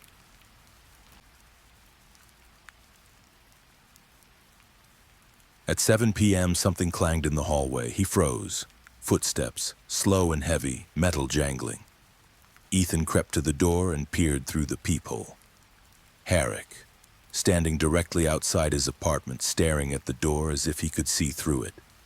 Herrick reached into his tool belt, pulled out a long, thin metal pick. Not a screwdriver, not a tool that belonged to any legit repair kit. He slid it between the frame and the lock, testing the resistance. Ethan held his breath. After a moment, Herrick withdrew the tool, wiped it absently on his pant leg, and walked away without knocking. The chain on Ethan's door rattled faintly as he exhaled. He whispered, "This isn't an inspection, it's a setup." From inside the wall, Talia whispered, "Yes." At 8 p.m., Ethan made himself tea he didn't drink. The apartment felt darker despite every lamp burning. Every sound snapped like a twig. A door closing somewhere upstairs, a sink turning on, a pipe knocking, a whisper of fabric at the far end of the hallway. He wrote everything in the notebook. Herrick tested the lock. No knock. No slip now. They're checking who obeys the rules. He added, "They expect me to open, I won't." He paced, looked at the windows, looked at the vents, looked at the closet where Talia hid behind thin drywall. "Are you safe right now?" he whispered. Talia's reply was tiny, trembling. "For now." He leaned his head against the wall. "I promise. We'll get you out." "Don't believe promises," she whispered, voice breaking. He promised too. Ethan swallowed the lump in his throat. "Then don't believe the promise," he whispered. "Believe the plan." A soft tap answered him. One tap. Yes. At 9:41 p.m., the building felt too quiet. No plumbing, no footsteps, no elevator hum. Silence so deep it felt engineered. Ethan stood in the middle of the room, pulse thudding in his wrists. His phone buzzed. He checked it. A new text from unknown. "We're coming." His throat went dry. He texted Eliza. "Ethan, it's happening." Eliza, "I'm outside. Don't answer anything." Then her next message. Eliza, "At 10:11, call me. If you miss that call, I break down the door." Ethan, "Got it." He put the phone on silent, turned off every app, turned off wearable notifications. He checked the clock. 9:58. He locked the door again, even though it was already locked. Deadbolt, chain, latch, every barrier between him and whoever was in that hallway. He stepped back, waited, listened. The second hand of the microwave clock ticked forward. 9:59. Ethan's pulse hammered like it wanted out of his body. 10 hours, a single knock. Slow, soft, rehearsed, almost polite. He didn't move. Another knock. Then a voice. "Mr. Cole, inspection." Vale. Ethan said nothing. The voice came again, louder. "Mr. Cole, please unlock. We know you're inside." Silence. Then the doorknob turned. Twisted, pressed. The deadbolt held. Vale exhaled sharply. Then a different voice. Lower, raspier, too calm. Herrick. "Step away, Vale. I can open it." Metal slid. Tools scraped. Someone tested pressure near the hinges. Ethan backed into the hallway, gripping the notebook like a weapon. Behind him, Talia whispered urgently, "Tum, don't speak." He didn't. The scraping stopped. Then Vale spoke again, voice dropping the professional tone entirely. "If you won't open the door, Mr. Cole, we'll just wait." He felt them settle outside, waiting, listening, breathing. The clock on the microwave ticked. 10:01, 10:02, 10:03. Every second stretched like pulling wire through skin. He whispered to the wall, "Talia, how long did they wait for you?" Her voice was barely there. "Until I stopped screaming." Ethan closed his eyes hard. He would not let that be his ending. He would not let that be Catherine's ending. He would not let that be Talia's ending. The knocking resumed. Softer now. A pattern. Tap, tap, tap, tap, tap, tap. Something coded, something wrong. He wrote it down automatically, and Caleb had trained him well. 10:07, 10:08, the air pressed against him like weight. His chest tightened until every breath felt stolen. He turned on his phone screen. 10:10. Almost. Almost. Outside the door, Vale whispered too softly for any normal resident to hear. "We'll try the other entrance." Footsteps shifted. Someone tested the door from the bottom, then from the top, checking for weak points. Ethan kept his back to the closet, shielding Talia with his own body, even though he didn't know why. 10:11. He dialed Eliza. The call connected on the first ring. "Ethan?" she whispered. "Still here," he breathed. "Don't move," she said. "I've got eyes on the hallway from the stairwell. I see one figure. They're pacing. Hold tight." At that moment, from behind the wall, Talia's voice rose suddenly, urgent, terrified. "He's coming back." Ethan froze. "Talia," he whispered. "Who?" Her reply slipped like ice through his bloodstream. "Not Vale, not Herrick. The other one. The one from the lake. Ethan's heart stopped. Tom Royce, Catherine's husband, the man with every key. The man she feared. The man who looked down from the glass balcony like a king surveying property. Eliza's voice sharpened on the phone. Ethan, somebody else just entered your hallway, tall, broad shoulders, moving very quietly. Ethan whispered, barely breathing. Eliza, he's here. Eliza's voice trembled. Who? Ethan swallowed. The man with the third key. Outside, the hallway went silent. So silent, Ethan could hear his heartbeat in his teeth. Then, click. A key slid into his lock. Not Vale's, not Herrick's. A different key. A key that fit perfectly. And the deadbolt began to turn. And the deadbolt turned with a low, deliberate grind. A sound too smooth to be forced, too confident to be guessed, too practiced to be anyone except a man who knew he had the right to enter. Ethan didn't breathe. He didn't blink. He didn't move. On the phone, Eliza whispered urgently, Ethan, someone's at your door. Not Vale, not Herrick. He's taller. He's wearing a dark coat. I can't see his face. Oh God, he's using a key. Ethan's voice was a silent thread. I know. The deadbolt clicked fully. The chain strained, metal tightening, trembling like a nerve. Then, tap. A slow, gentle tap against the wood. Not a knock, not a threat, a greeting. Mr. Cole, a smooth voice said through the door. Warm, even. Charismatic. Tom Royce, Catherine's husband. The man whose shadow stretched from one side of the lake to the other.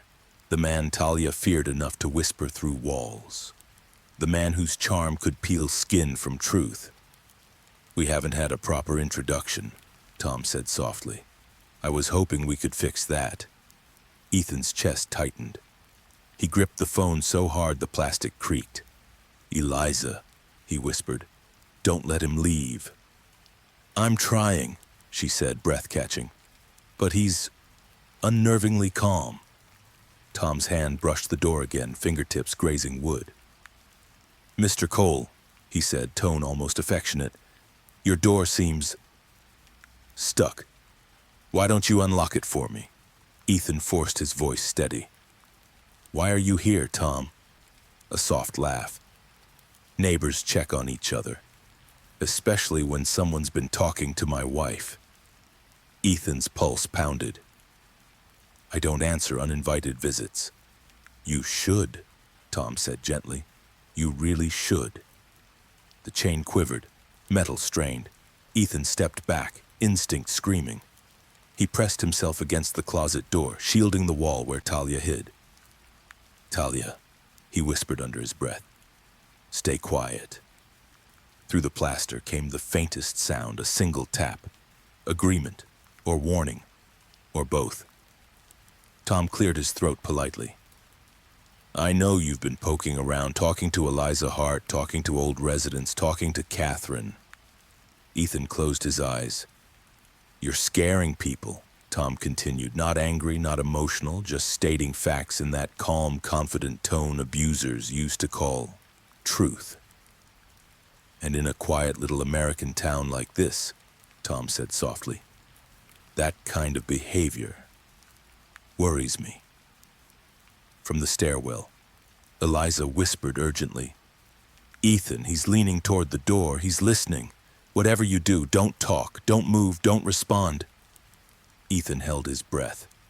The chain rattled again, harder this time. Tom exhaled a warm breath against the door. I'm going to give you one chance to open this. Silence. Ethan, Tom said, lowering his voice into something colder, stripped of polite veneer. If you don't open the door, I'll open it myself and we'll have that conversation one way or another.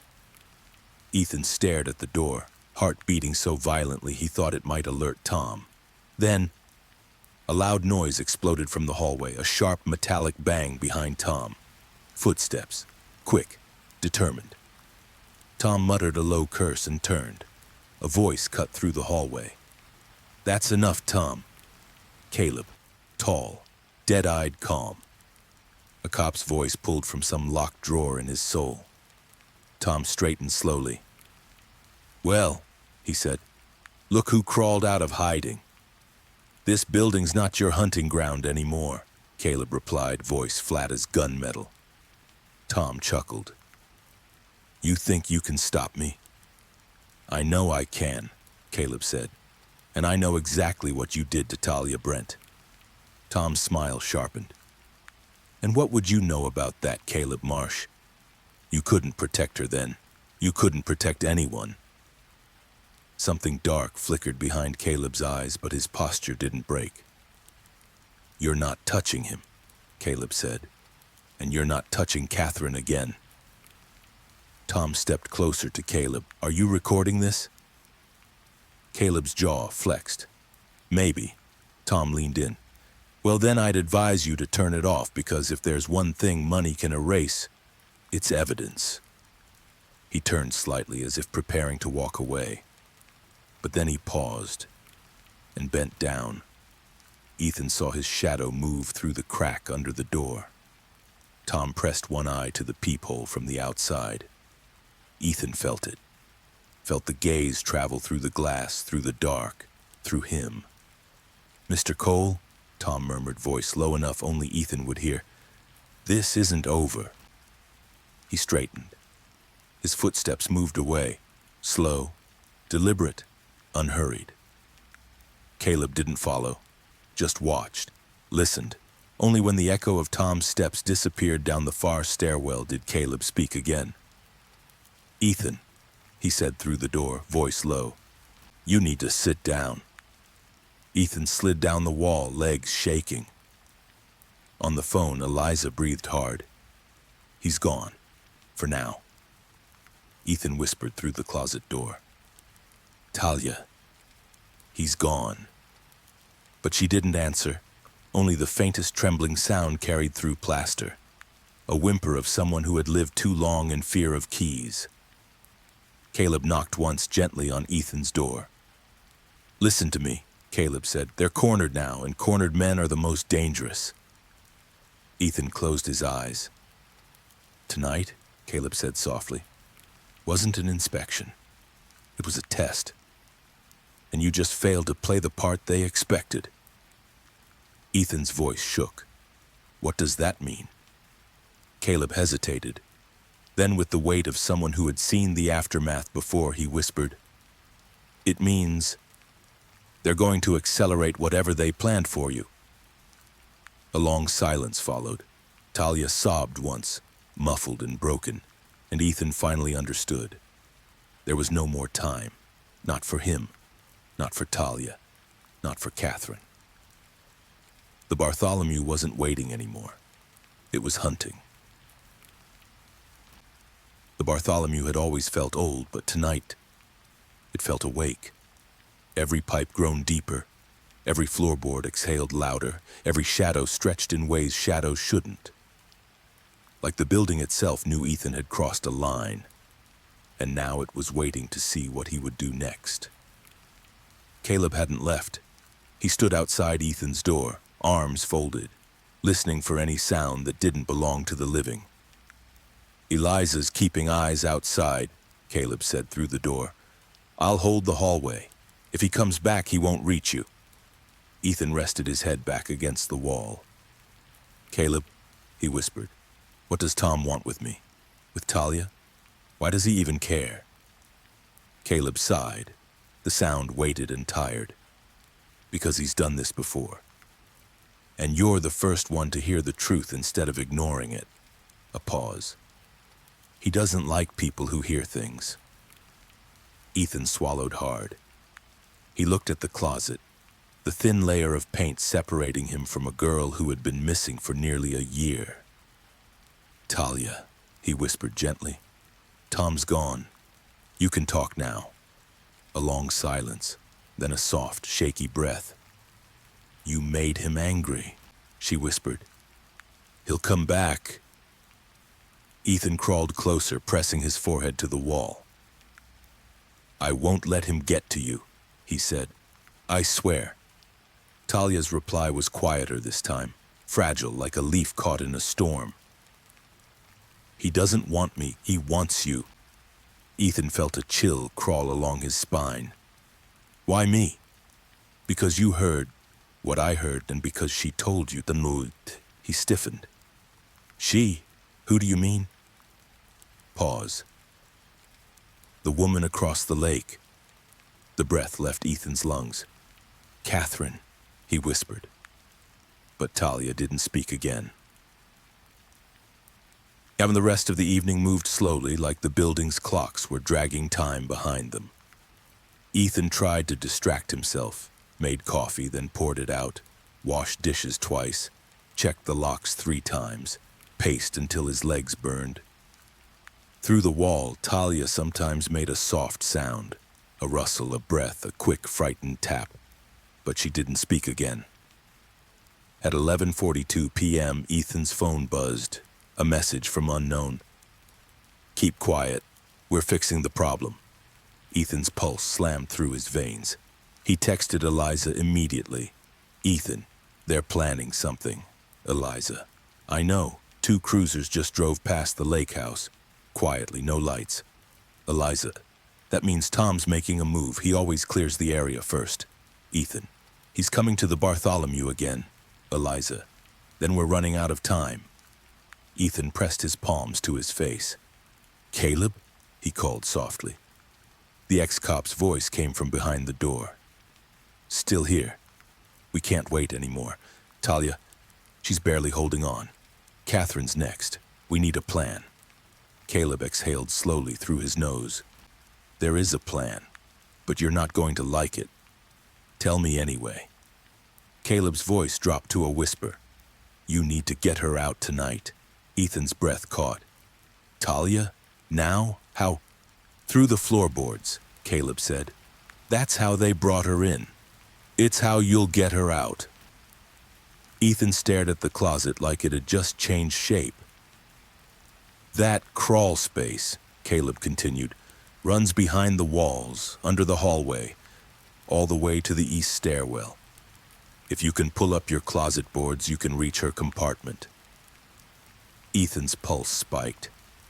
You want me to crawl through the walls?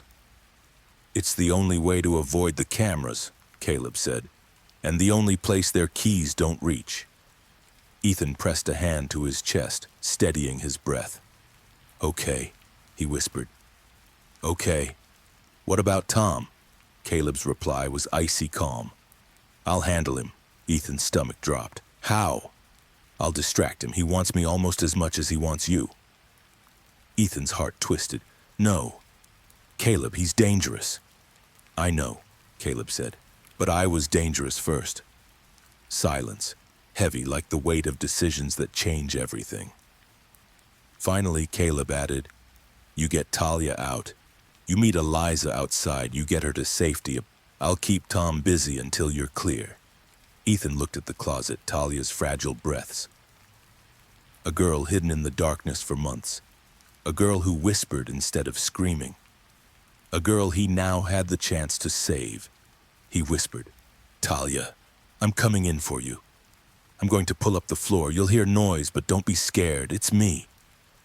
A tiny tap answered. 2 taps, then a shaky breath. Please, hurry. Ethan crawled to the closet floor, fingers trembling as they slid along the planks. The boards were old, dry, warped. He wedged his fingertips under the edge and pulled. Nothing. He tried again. Still nothing. Then he remembered the loose nail he had found days earlier near the baseboard. He grabbed a screwdriver and pried at the seam. Crack! A board lifted. Cold air surged up sharp as a blade. Not normal cold. Old cold. Forgotten cold. Survival cold. Ethan lifted another board, then another, and soon a dark gap opened like a mouth under his feet, barely big enough for him to slide into. Somewhere deeper in the crawl space, wood shifted. A breath caught. A faint cry whispered through the dark. Talia. Ethan swallowed hard. I'm coming. Behind him from the wall, her voice rose in fragile hope. Please, don't leave me. He took a deep breath and lowered himself into the darkness. And the crawl space swallowed Ethan whole. Cold air wrapped around him instantly, thin, stale, carrying the metallic scent of dust, rust, and something older. Something like fear that had been left to rot. The space was barely 3 feet high. He moved on elbows and knees, his jacket scraping against splintered wood. His breath clouded in front of him, drifting like smoke before disappearing into the dark. Behind him, the soft square of light from the closet grew smaller, then vanished completely as the floorboards settled back into place. For the first time since he'd entered the Bartholomew, Ethan felt what Talia had lived with every day, a world without exits. He switched on his phone flashlight. The thin beam cut through the darkness, illuminating wooden beams, web-thin cracks, and broken pipes that rattled softly, like teeth chattering. A whisper floated through the narrow passage.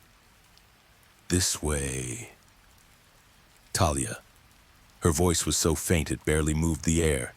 Ethan crawled toward it. Boards creaked above him, footsteps pacing the hallway. Slow, measured, listening. He froze. The footsteps stopped directly above his head. For a heartbeat. Everything went still, the pipes, the air, even the shadows seemed to hold their breath. Then a voice filtered faintly through the floorboards. Tom. Calm. Certain. Hunting. Where are you, Ethan? Ethan pressed himself flat against the crawl space floor, phone light extinguished instantly, breath locked in his chest. If Tom dropped to one knee and pushed his ear to the boards, he would hear Ethan right under him. He didn't move, just stood there, still as a statue, listening. Seconds dragged like hooks through skin. Then, Tom stepped away, slowly. 1 foot, another, until the hallway above grew quiet again. Ethan waited 30 more seconds before breathing out. Talia, he whispered as softly as he could. I'm coming. Keep talking so I can find you. Her reply came cracked, weak. Don't make noise, he listens. I know, Ethan whispered, but I won't leave you in here. He crawled forward, hands sliding across the rough boards, knees scraping, shoulders brushing nails that jutted out like teeth. The crawl space widened slightly and slanted downward. Old wiring hung loose, some coiled around beams like vines. A faint draft brushed Ethan's cheek. Talia's breathing grew louder, shaky, uneven, closer. I hear you, she whispered. Ethan turned the corner and his heart split. Because there, huddled in a small cutout cavity behind the wall, was Talia Brent. Her skin was pale under streaks of dirt, her hair stuck to her face in matted, tangled strands, and her wrists bore raw marks, old bindings. Her eyes, wide and terrified, glowed in the dim beam of his flashlight. She looked like she had been waiting to be found for months. Hey, Ethan whispered, his voice cracking. It's okay. You're safe. I'm here. Talia blinked hard, tears spilling quietly. Her voice was a thin whisper. No one ever came before. Ethan crawled closer slowly so he wouldn't frighten her. I'm sorry, he whispered. I'm so sorry it took this long. She reached out one trembling hand, not for him but for the flashlight warmth.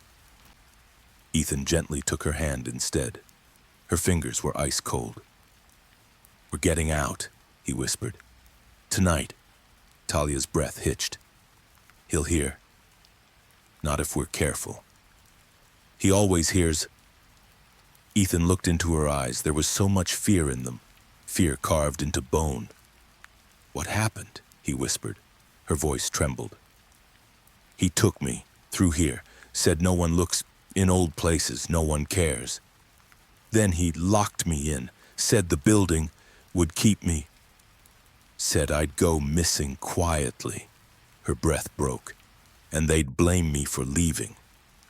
Ethan's vision blurred with rage. "I'm getting you out," he whispered again, voice thick.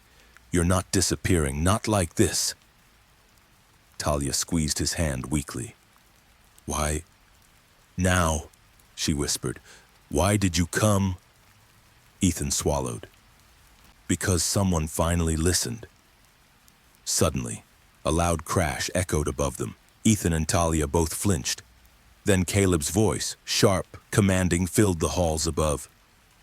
"Tom, step away from the door." Another crash, a struggle, furniture scraping, a thud. Talia whimpered, covering her ears. "He's angry, he's angry." Ethan cupped her face gently. "Look at me," he said softly. "Not at the dark, not at the noise. Look at me." She did. Her pupils shook like small storms. "Listen to my voice," he whispered. "I'm going to lift you and we're going to crawl. I'll go first. You'll keep your hand on my shirt. I won't leave you." Talia nodded slowly. "Okay." Ethan squeezed her hand again. "Good. Stay quiet. Stay close."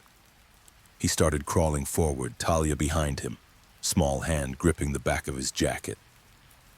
The crawl space narrowed. Ethan flattened himself more. Behind him, Talia whispered, "Thank you." And just as they reached the junction that led toward the east stairwell, a hand grabbed Ethan's ankle. Cold, strong, violent. Ethan jerked, hitting his head against a beam. Talia gasped. Ethan twisted around, shining his phone light, and saw fingers clawing through a crack in the slats. A voice whispered, too soft, too calm, too close.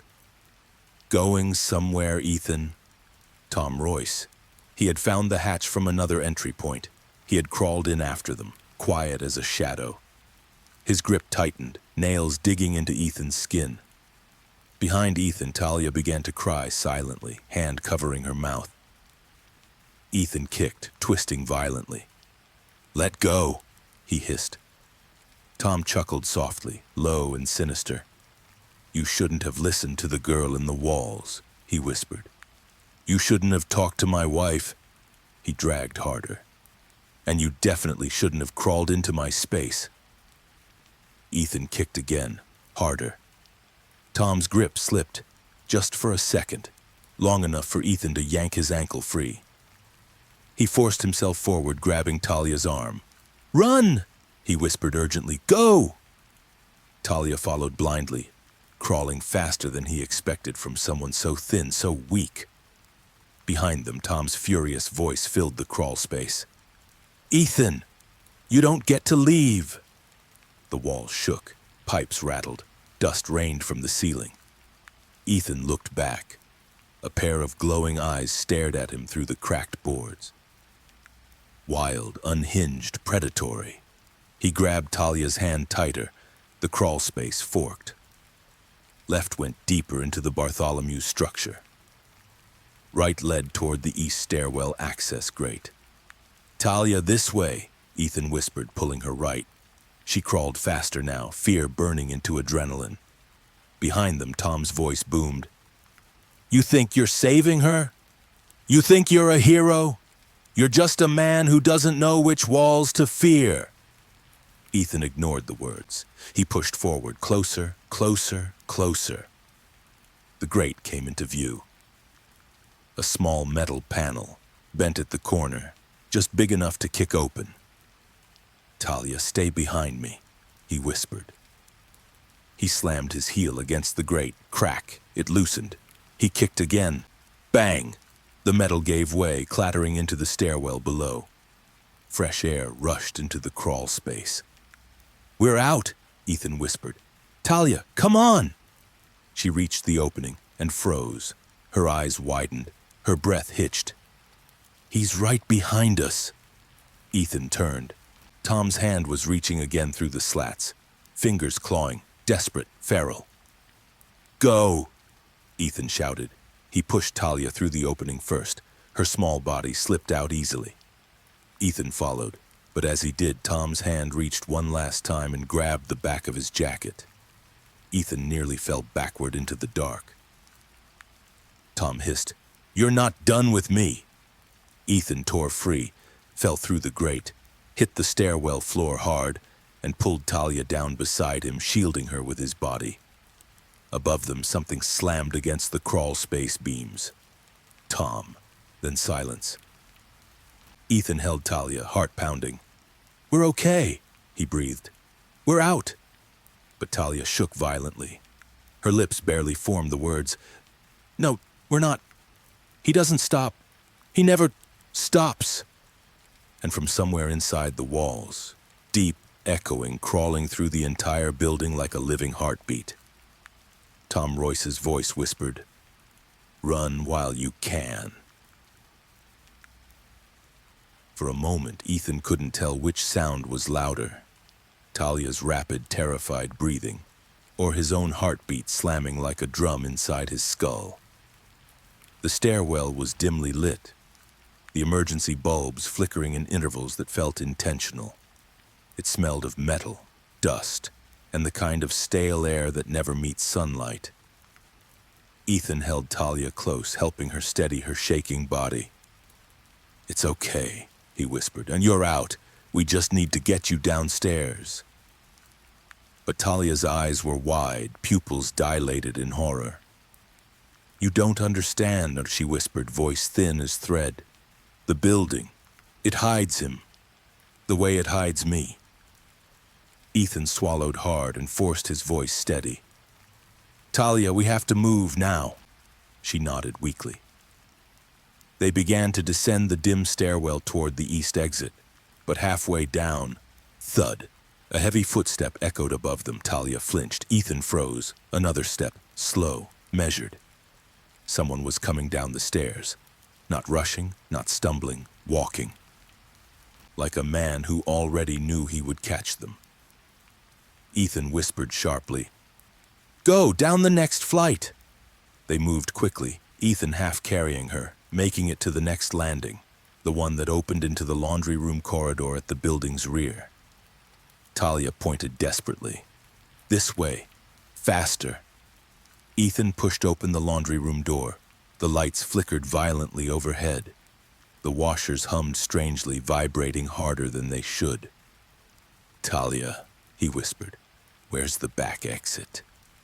She pointed toward a narrow steel door at the far end of the room next to a row of covered vents. Ethan started moving. Thud! A door above slammed open. Footsteps sped up, no longer slow.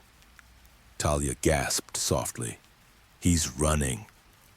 Ethan pushed her forward. "Hurry, go!" They reached the steel door. Ethan twisted the handle hard. It didn't move. Locked. "What?" Ethan whispered, trying again. The knob didn't budge. Cold dread spread through him. Behind them, the laundry room lights flickered faster. The hum of the machines grew harsher. Talia trembled. "He locks the exits. Always. First thing he does." Ethan stepped back, bracing himself against the cold metal door. "We're not going back up." His voice was firm. "We find another way." He looked around the room quickly.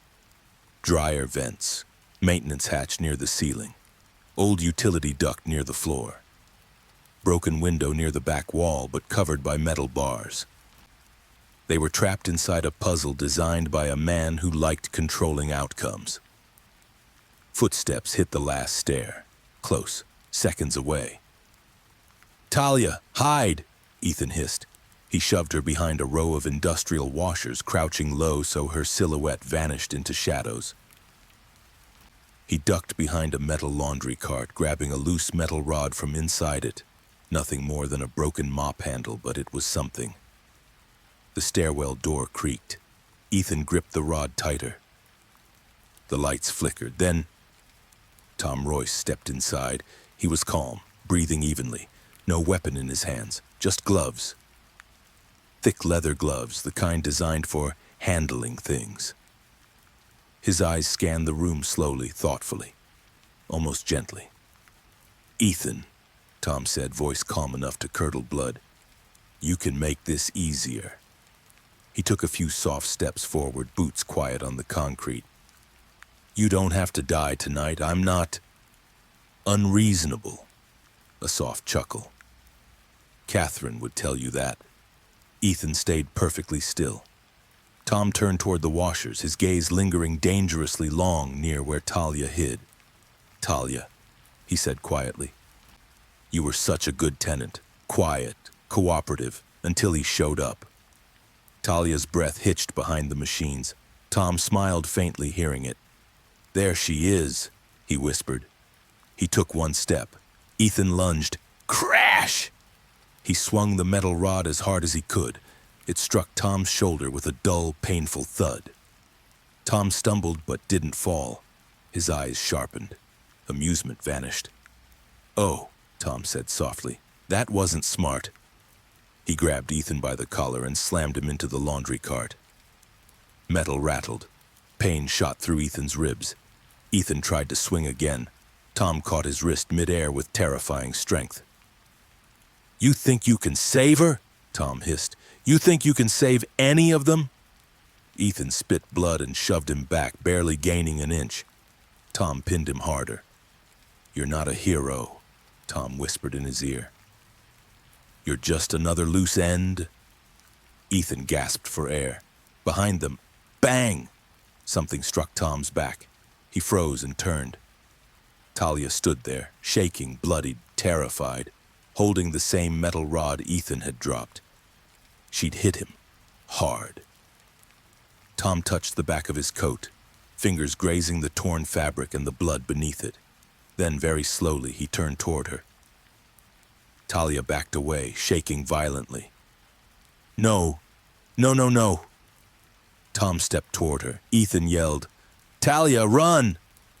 She bolted toward the maintenance hatch. Tom chased. Ethan threw himself at Tom's back. Tom stumbled. Ethan clawed at him, fighting with everything he had. Tom slammed him into the wall again. Ethan's shoulder cracked against concrete. Pain exploded like lightning. Talia! Ethan cried, voice shredded. Go! Go! She reached the maintenance hatch, fell through it, scrambled into the connecting hallway. Tom cursed. He turned toward Ethan. I'll deal with you later.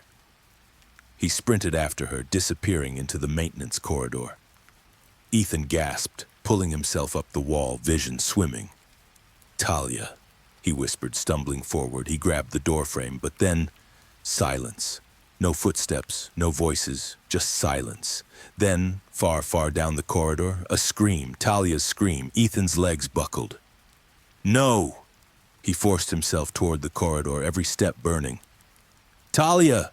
He shouted. Talia! The echo swallowed her voice, then swallowed his. And the Bartholomew, the whole building, seemed to inhale again as if preparing for whatever came next.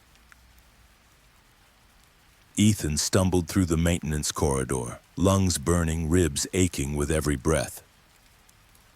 The walls pressed closer with every step, cold concrete, exposed pipes, peeling paint, like the Bartholomew was folding in on itself, preparing to swallow him whole.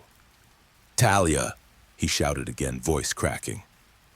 Only the distant hum of the building answered. He reached the end of the corridor. Two directions branched off, one toward the boiler room, one toward the old storage wing where tenants weren't allowed. Talia's scream had come from the right. Ethan turned. A hand grabbed his shoulder hard. He swung around, ready to fight, but stopped. Caleb Marsh stood there, breathing hard, sweat dampening his brow. He held a flashlight in one hand and a small pistol in the other. Where is he? Caleb demanded. He took her, Ethan gasped. Tom's hunting her through the maintenance wing. Caleb cursed under his breath. I told you not to go alone, he said. I couldn't wait, Ethan snapped, chest heaving. You heard that scream? Yes, Caleb said sharply, eyes narrowing. And if we don't move smart, we'll hear another one. Ethan clenched his fists. We don't have time. Caleb grabbed his arm. Listen to me, Caleb growled. You don't know this building. Tom does. He knows every blind spot, every dead end, every crawl shaft. You go running in like this, Ethan. Well, you don't save her, you just join her. Ethan's rage trembled against the truth. He forced himself to breathe. Finally, he whispered, "Then what do we do?" Caleb lifted his flashlight and pointed down the darker corridor. "We get to apartment 9. Ethan stared. "What?" "Caleb, Talia she needs us alive," Caleb said firmly. "And everything we need to track them is in 9B. Ethan blinked. "What are you talking about?" Caleb exhaled softly, as if admitting something he'd avoided for far too long. "I didn't move out because I was scared," he said quietly. "I moved out because I was gathering proof." Ethan stiffened. Caleb continued. "I set up motion sensors in the vents, heat traps in the crawl spaces, sound recorders in old ducts. The Bartholomew has been speaking for years, and I've been listening." Ethan stared, stunned. You built a surveillance map of the entire building?" Caleb nodded once. "I know every place a body can be hidden, every path Tom uses, every inch of this building he thinks belongs to him." Ethan grabbed Caleb's arm. "Then let's move. Now." Caleb nodded and pulled Ethan back down the hall. As they reached the stairwell, Caleb paused. "Phone," he whispered. Ethan pulled it out. Caleb tapped an app open on his own device. A crude building blueprint appeared, marked with glowing red and blue dots. "These are heat signatures," Caleb explained quickly. "Red means motion, blue means stationary." Ethan's heart hammered. 3 red dots moved through the structure, 2 close together, one moving erratically, weaker, slower. "That's Talia," Ethan whispered. Caleb nodded. "And the 2 red ones behind her, those are Tom and Vale." Ethan inhaled sharply. "Vale? He's with Tom?" "He always was," Caleb growled. "Vale's been covering for him for years. 2 men, 1 predator, 1 enabler." Caleb zoomed in on the map. "They're hurting her," he whispered, "toward the east storage wing." "Why there?" Ethan asked. Caleb's jaw tightened. "Because that wing has no alarms, no cameras, no active tenants." Ethan's blood turned cold. "It's where they keep the ones they don't want found," Caleb whispered. Ethan grabbed Caleb's jacket. "Then what are we doing here? Let's go." Caleb shook his head. "Apartment 9 is between us and that wing. If we go in blind, we die. If we go in prepared, we have 1 shot." Ethan clenched his jaw, then opened the door. They reached apartment 9, Caleb's old unit. The hallway lights flickered as if warning them not to enter. Caleb unlocked the door quietly. Not with a key, but with a thin silver bypass tool he slid along the hinge. Inside, the apartment was dark except for the faint glow of computer equipment humming on a table. The air smelled of old coffee and dust and electricity. Blueprints of the Bartholomew covered the walls. Circuits, wiring paths, vent maps, exit routes. Along the far wall, a large digital monitor displayed live feeds from Caleb's hidden sensors. Ethan's breath caught. "This is a whole investigation," he whispered. "This," Caleb said, "is what the police ignored." He pointed at the screen. "Red dots. 3. They're moving." Ethan leaned in. The 3 dots shifted deeper into the forbidden wing. Talia's dot flickered, weak, jittering. Ethan's stomach twisted. "She's slowing down." "She's exhausted," Caleb said, "and injured." Ethan turned to Caleb, voice trembling but resolved. "Tell me what I need to do." Caleb grabbed a small black device from his desk, a compact listening receiver. He handed it to Ethan. "This picks up every vibration in the walls," Caleb said. "If Talia taps, whispers, even breathes, you'll hear it." Ethan looped it around his neck. Caleb then handed him something else, a reinforced metal flashlight. Heavy, durable, blunt. You might need it, Caleb said. Ethan swallowed hard. Caleb reached for one last item on the shelf. A small canister. What's that? Ethan whispered. A compact fire suppressant, Caleb said. If Tom corners us in the ducts or hall, this will blind him for a few seconds. Ethan nodded. Caleb turned toward the door. Ready? No, Ethan whispered. But we're doing it anyway. Caleb smiled grimly. Good answer. He checked the hallway through the peephole. Clear. 3 floors down, Caleb muttered. Through the maintenance stairwell. We track the heat signatures. We cut them off before they reach her. Ethan nodded. Caleb opened the door.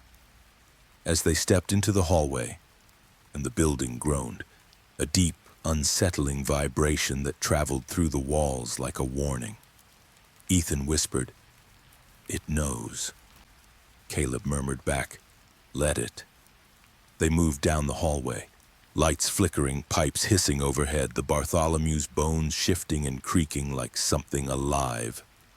Halfway down the stairwell, Caleb paused suddenly. You hear that? He whispered. Ethan lifted the receiver to his ear. At first, nothing. Then, tap, tap, tap, tap, a pattern. Talia's pattern, Ethan translated instinctively. He's close. Another tap. Hurry! Caleb met Ethan's eyes. We're not fast enough, he whispered. They're closing in. A scream echoed faintly from the storage wing. Talia. Ethan ran, Caleb behind him, down one flight, then another, through the damp, narrow hallway where pipes dripped onto the concrete. Past old storage lockers where dust coated everything like frost. Another scream. Louder. Caleb whispered sharply, She's in the east chamber. They reached the end of the corridor. A single rusted metal door blocked their path. Caleb kicked it once. It didn't move. He kicked again, still firm. He stepped back and nodded at Ethan. Together, they both slammed their bodies into the metal door. Boom! It dented, just slightly. Another slam. Bang! The hinges creaked. A third slam. Crack! The door flew inward. Dust and cold air rushed out. The chamber was dark, silent. Then Ethan saw it. A small figure crouched in the corner. Talia, panicked, trembling, arms over her head. Ethan rushed toward her. Talia, it's us, Caleb and Ethan. But Caleb grabbed Ethan's arm. Wait! His flashlight cut through the darkness. Revealing. The corner behind Talia was stained, fresh, dark. Blood, Caleb whispered. 3 trails dragged across the floor, one toward the chamber, one toward the side corridor, and the third, Caleb stiffened. Oh no. Ethan turned. Footsteps echoed behind them, slow, heavy. Then a voice. Well, look who made it to the end of the maze. Tom Royce stepped into the chamber doorway, smiling, and beside him, Vale, grinning. Welcome, Vale said softly. We've been waiting for you. Talia whimpered. Ethan stepped in front of her. Caleb raised his pistol, and Tom Royce said with terrifying calm, Close the door. Vale obeyed. The metal slammed shut, trapping all 5 of them inside.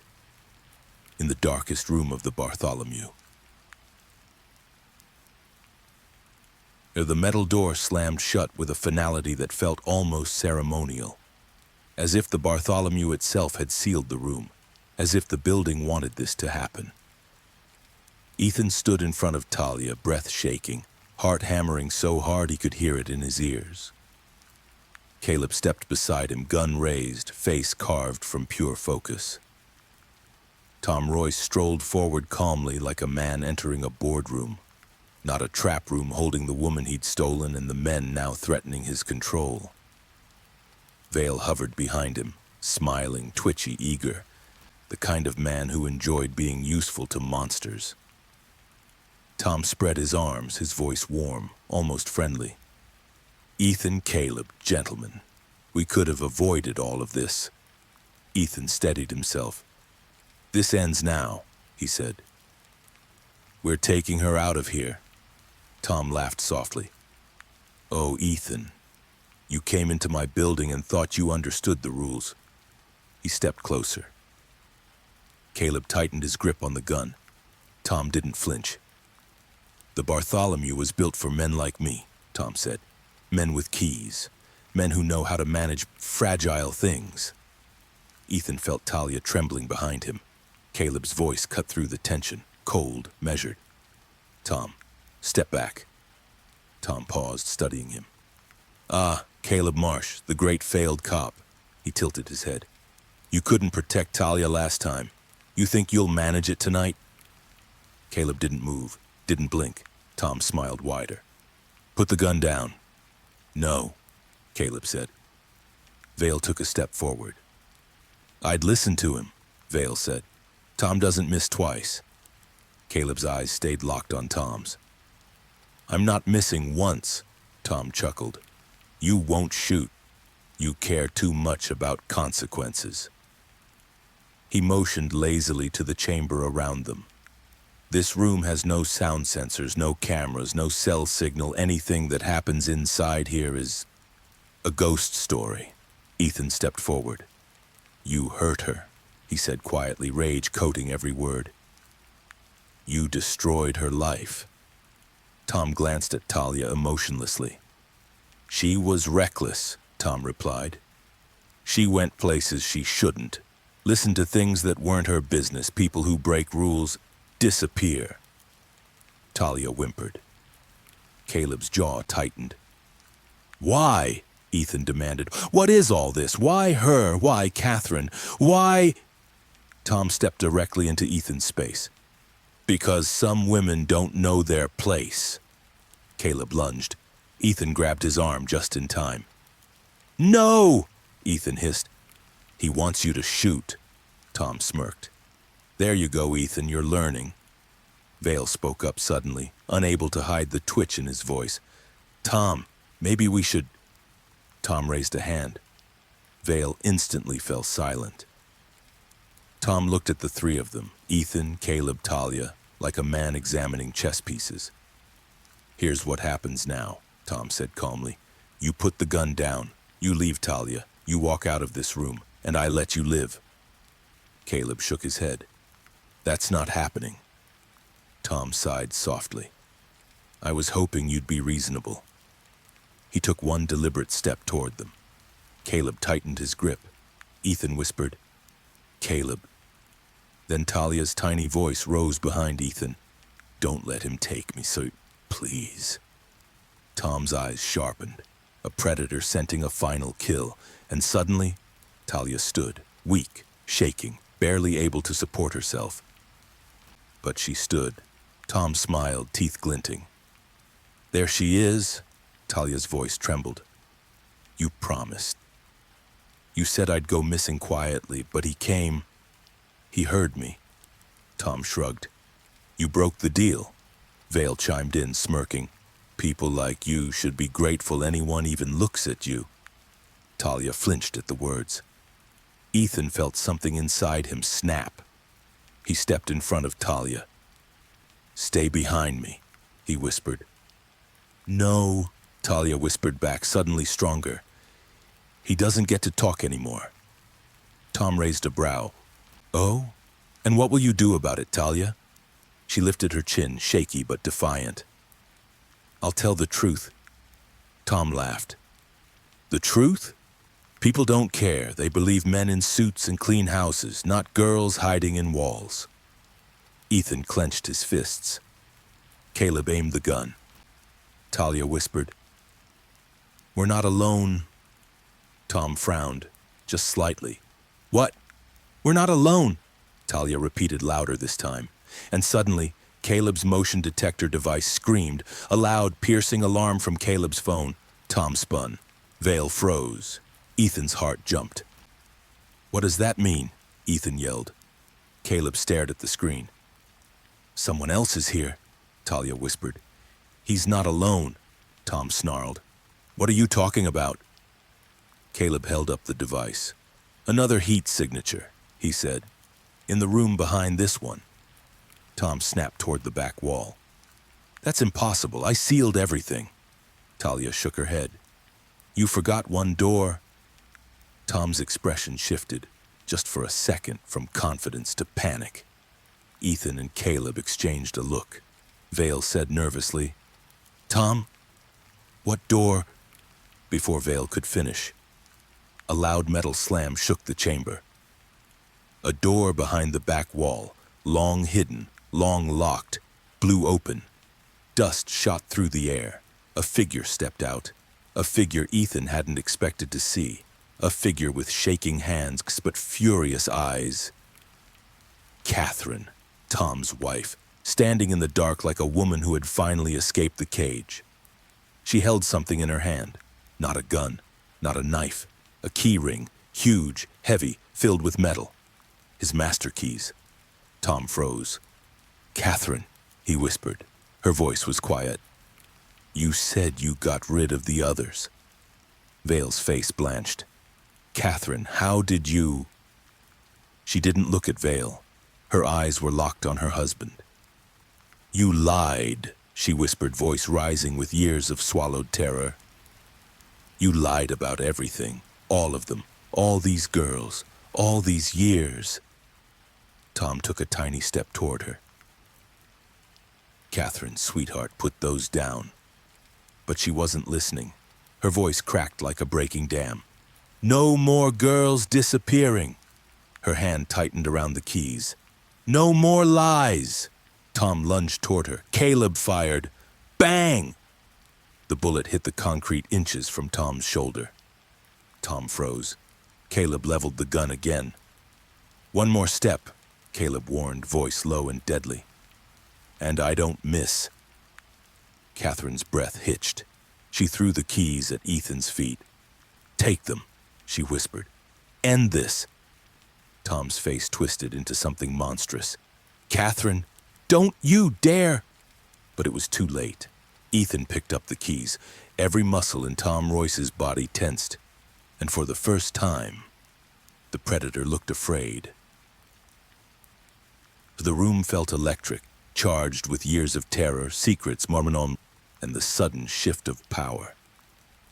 Catherine stood at the broken doorway, chest rising and falling, her hands trembling but her eyes finally awake. Ethan held the ring of keys, heavy, cold, stained with 100 silent violations. And Tom Royce, the man who had controlled 2 homes, 2 women, and an entire building, finally lost the calm mask he'd worn for years. His voice cracked with fury. Catherine, you don't understand what you're doing. She flinched at the sound of his voice, but she didn't step back. I understand more than you think, she whispered. You didn't just lock women in walls. You locked me in a life. Tom's jaw clenched. You were safe. No, she said, tears streaking her cheeks. I was a prisoner.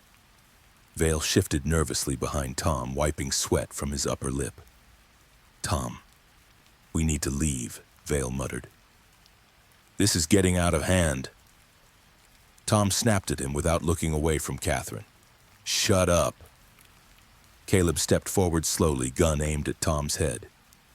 You're done, Caleb said. Hands where I can see them. Tom's eyes flicked toward Caleb, measuring him, calculating. You won't shoot me, Tom said. You're a washed-up cop with no badge and nothing to lose. Men like you freeze when it matters. Caleb's jaw twitched. You want to bet on that? He said coldly. Tom took one slow step back. Vale, he said through clenched teeth. Do something. Vale hesitated, glancing at the gun, at Ethan, at Catherine's broken composure. Tom, let's just talk this out. Tom rounded on him. Valerie, now! Vale flinched at the full name, like an obedient dog hit with a rolled newspaper. And Vale lunged, straight at Ethan. Caleb fired. Bang! Vale screamed. The bullet grazed his side, spinning him into the metal shelving. He collapsed, clutching his ribs, gasping. Tom roared and charged at Caleb. Ethan stepped between them, swinging the heavy keyring like a weapon. Clang! The metal collided with Tom's arm. Tom staggered back, surprised but barely shaken. He threw a punch. Ethan dodged, barely. But Tom grabbed the front of his jacket and slammed him into the wall. The air left Ethan's lungs in a brutal rush. "You meddling idiot," Tom snarled. "You ruined everything." Ethan clawed at Tom's forearm, but Tom's strength was monstrous. Caleb tried to intervene. Tom kicked his hand, sending the gun skidding across the floor. "Talia, run!" Ethan choked out. But Talia couldn't move. She was frozen, trembling violently near the far wall, arms wrapped around herself. Her small body a trembling silhouette of trauma. Catherine rushed toward her. Tom yanked Ethan closer, inches from his face. "You think you can save them?" Tom hissed. "You think you're special? You're just another man trying to be a hero in a world that doesn't need heroes." He slammed Ethan harder against the concrete. Ethan's vision split with stars. Tom raised his hand again, ready to strike, ready to end him. And then Catherine screamed, "And stop!" Tom turned. It was enough. Ethan drove his knee into Tom's stomach as hard as he could. Tom buckled, just for a second, just long enough for Caleb to dive, roll, and grab the fallen pistol. He flipped around and aimed. "Enough!" Caleb shouted. Tom froze this time, chest heaving, eyes burning with fury, fists clenched. Caleb rose slowly, gun pointed straight at Tom's forehead. "Step away from him," Caleb growled. Tom lifted his hands reluctantly. "You won't shoot me," Tom muttered. Caleb's finger tightened over the trigger. "I will if you make me." Something dark flickered across Tom's expression. Not fear, recognition. He stepped away.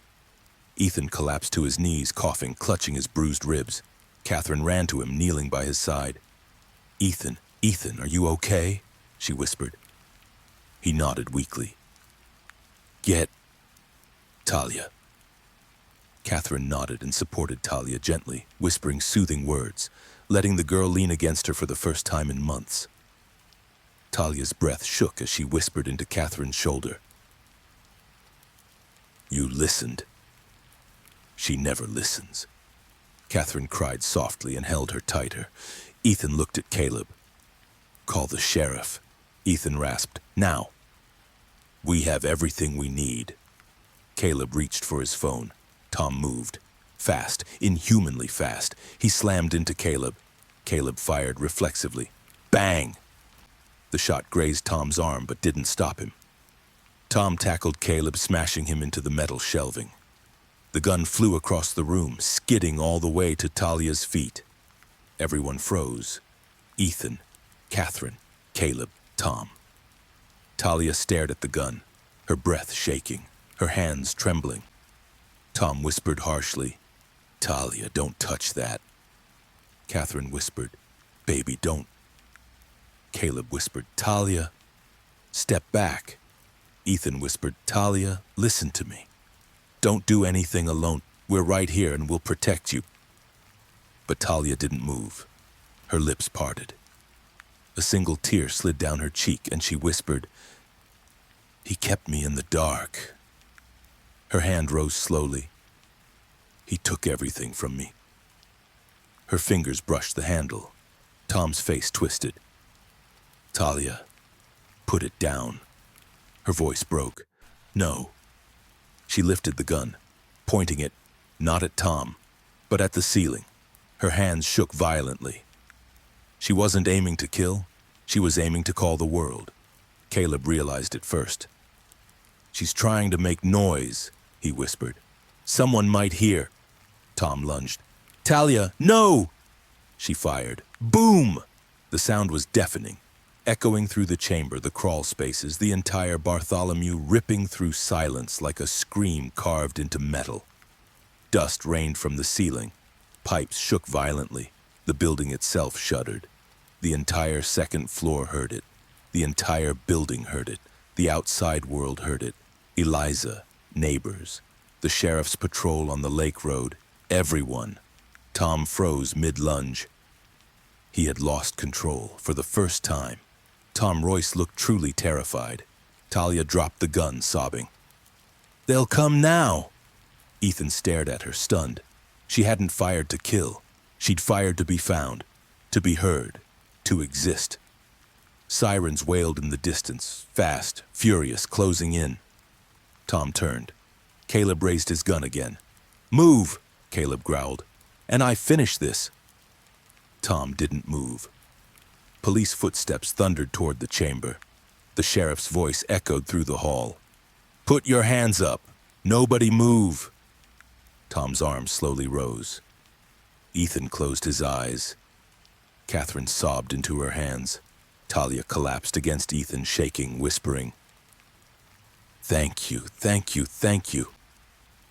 For the first time, after all the screams in the walls, all the nights in darkness, all the whispers no one heard, Talia Brent wasn't invisible anymore. And Tom Royce, the man who controlled keys and people and silence, had finally lost his kingdom.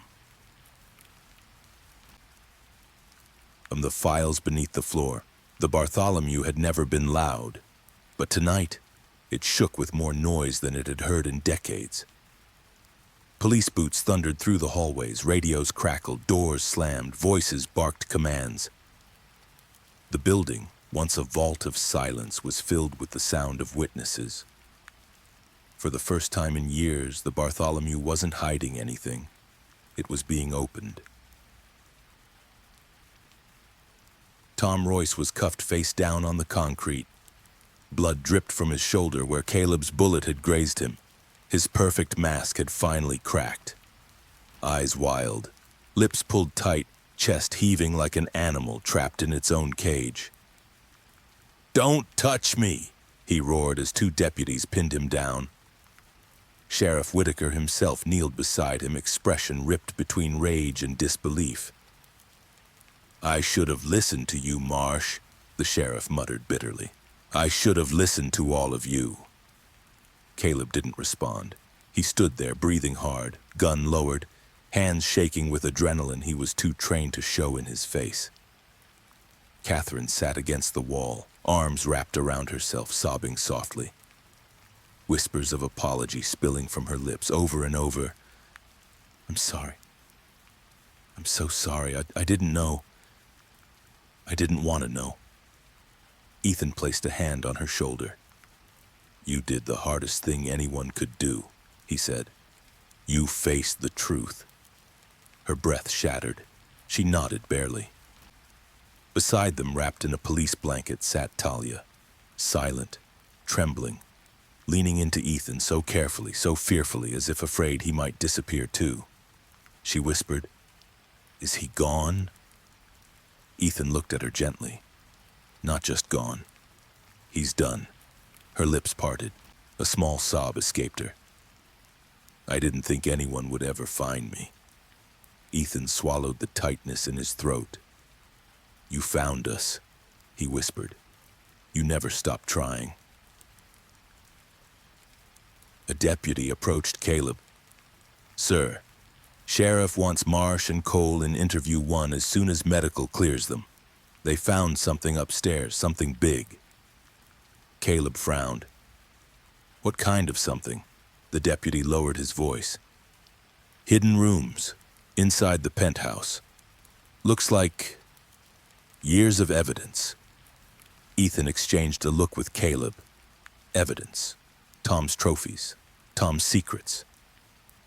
The building groaned above them, not with menace this time, but with the weight of truths finally being forced into the light. Caleb whispered, "Then let's go." Ethan squeezed Talia's hand. "I'll come back," he said softly. "I'm not leaving you." Her fingers tightened around his. "Please, don't take long." "I won't." The sheriff escorted them up 2 floors to the penthouse wing, a place Ethan had never imagined stepping into. But Tom had lived here, controlled from here, watched everything from here. The door to Tom's apartment was open, splintered where officers had forced their way in. Inside, the place looked perfect, Expensive, organized, glowing warm light over glass tables and modern art. A liar's home. But the deputies weren't looking at the living room. They were gathered around the far corner where Tom's fireplace wall had been partially dismantled. Sheriff Whitaker pointed. There. Ethan stepped closer. Behind the false stone paneling was a gap. A thin cavity running the entire height of the penthouse. Inside the cavity were folders, hundreds of them, stacked neatly behind the wall. Caleb's breath caught. Jesus, the sheriff nodded grimly. Names, Whitaker said. Dates, photos, medical reports, monitoring logs, credit card tracking. Every woman who ever lived alone in this building, or Tom was keeping files on them. Ethan stared at the neat handwriting on one of the labels. B. Halloway, laundry room disappearance.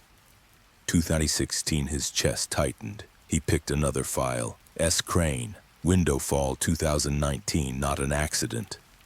Then another horror building with each. E.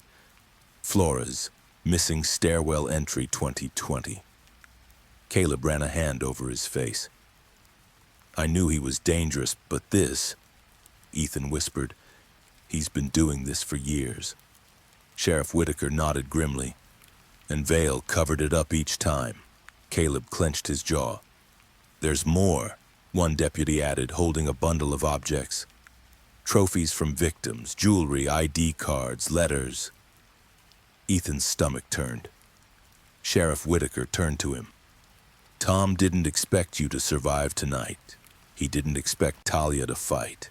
He didn't expect Catherine to break. Ethan whispered, abusers never expect their victims to speak. The sheriff's voice softened just slightly. You three saved more than one life tonight, son. Ethan swallowed hard. Where does Talia go now? He asked. Sheriff Whitaker hesitated. That depends, he said, on what she remembers, on what she wants, and on what justice looks like for her. Ethan nodded slowly. She remembers everything, he said. She remembers too much. Caleb exhaled. There's still more to find, he said. Tom had crawl spaces no one's mapped yet. Talia survived because she knew exactly how the building breathes. Ethan stared at the wall of files.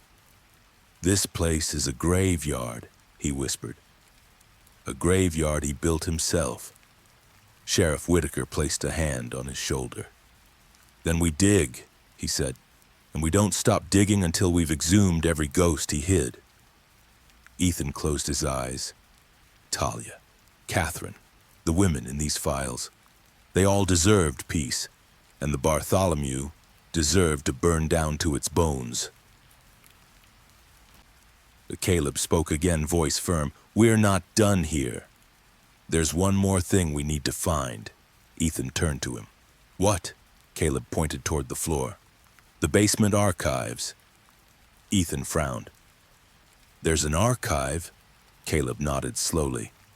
A place nobody's been allowed in since the 90s, a place Tom never wanted anyone near. Ethan felt a chill run down his spine. Caleb whispered, if the things in these walls are bad, the things beneath the floor are worse. Ethan nodded. Then we go find them. Caleb turned toward the stairwell. Sheriff Whitaker nodded. I'll send 2 deputies with you. Ethan took a deep breath. And as he stepped onto the landing, the building trembled, as if something deep below had just woken up. The elevator to the basement was out of service. Its doors pried open, lights flickering like dying fireflies. So Sheriff Whitaker led Ethan, Caleb, and 2 deputies down the service stairwell instead. Each step downward felt like descending into a throat. The walls narrower, the air colder, the darkness thicker. Talia's small voice echoed in Ethan's memory. The building hides him, the way it hides me. By the time they reached the bottom step, it didn't feel like they were inside a building anymore. It felt like they were standing in something's stomach. A rusted metal door stood at the end of the corridor. Large, old, no handle. Just a strange circular indentation in the center. "Why no handle?" Ethan asked. "Because it wasn't meant to be opened," Caleb muttered. Whitaker stepped forward. "Marsh, you said Tom mentioned this room once?" Caleb nodded, eyes scanning the metal carefully. "Years ago, after one of the disappearances, I pressed him hard. He said the old basement had been sealed for safety reasons." "Safety?" Ethan echoed bitterly. Caleb sighed. "In Tom speak, safety means the truth needed burying." Whitaker motioned to the door. "Then how do we get inside?" Caleb pulled one of the master keys from the ring. "There's no lock," Ethan said. Caleb didn't answer. Instead, he pressed the key's teeth into the circular indentation. Click. The door vibrated. A second key. Click. The metal shifted. A third key. Click. The door exhaled a deep groan. Then, the entire steel panel slid down into the floor like a stage trapdoor. Ethan stepped back, stunned. "Tom built this." Caleb nodded grimly. "With his own architect. That's why no city inspection ever flagged it." Whitaker motioned for the deputies to raise their flashlights. "We go slow," he commanded. "Watch your corners. No one splits." They stepped inside.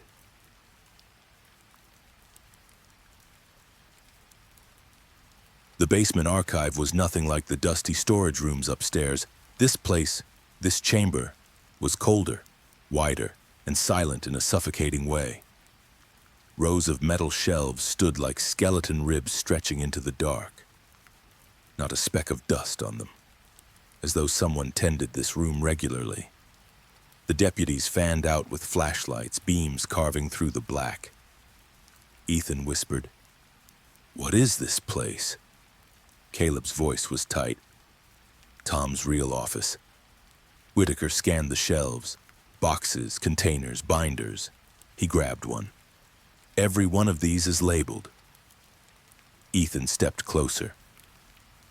The label read Maintenance Log, Sub-Level Duct Surveys, 2007-2017 Restricted Access.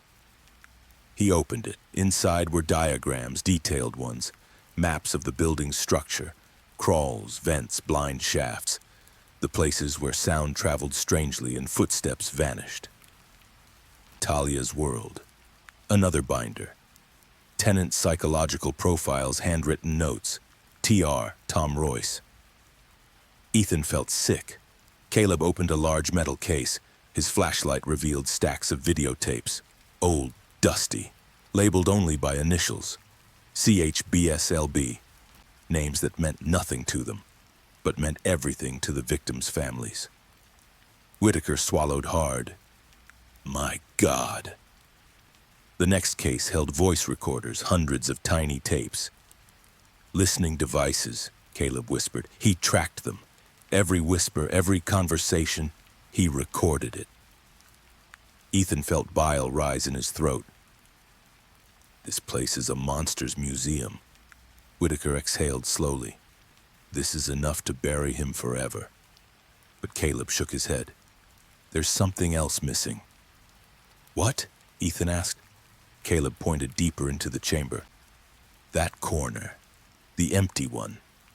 The darkness pooled there, heavier than the rest of the room. They walked toward it. Every step felt like moving into a throat that got tighter and tighter. At the far wall lay a single wooden box. Old, splintered, nails rusted. No label, just a carved symbol, a circle with a line through it. What's that mean? Ethan whispered. Caleb shook his head. I've never seen it. Whitaker kneeled and opened the box carefully. Inside were pictures, black and white photos, Polaroids, snapshots, all of them of women, some scared, some drugged, some asleep. Some looking straight at the camera with eyes that knew exactly what was coming. Ethan's breath caught. These go back decades, Whitaker whispered. Before Tom, before Vale, before any of them. Ethan froze. Before? Caleb nodded slowly, horror sharpening his eyes.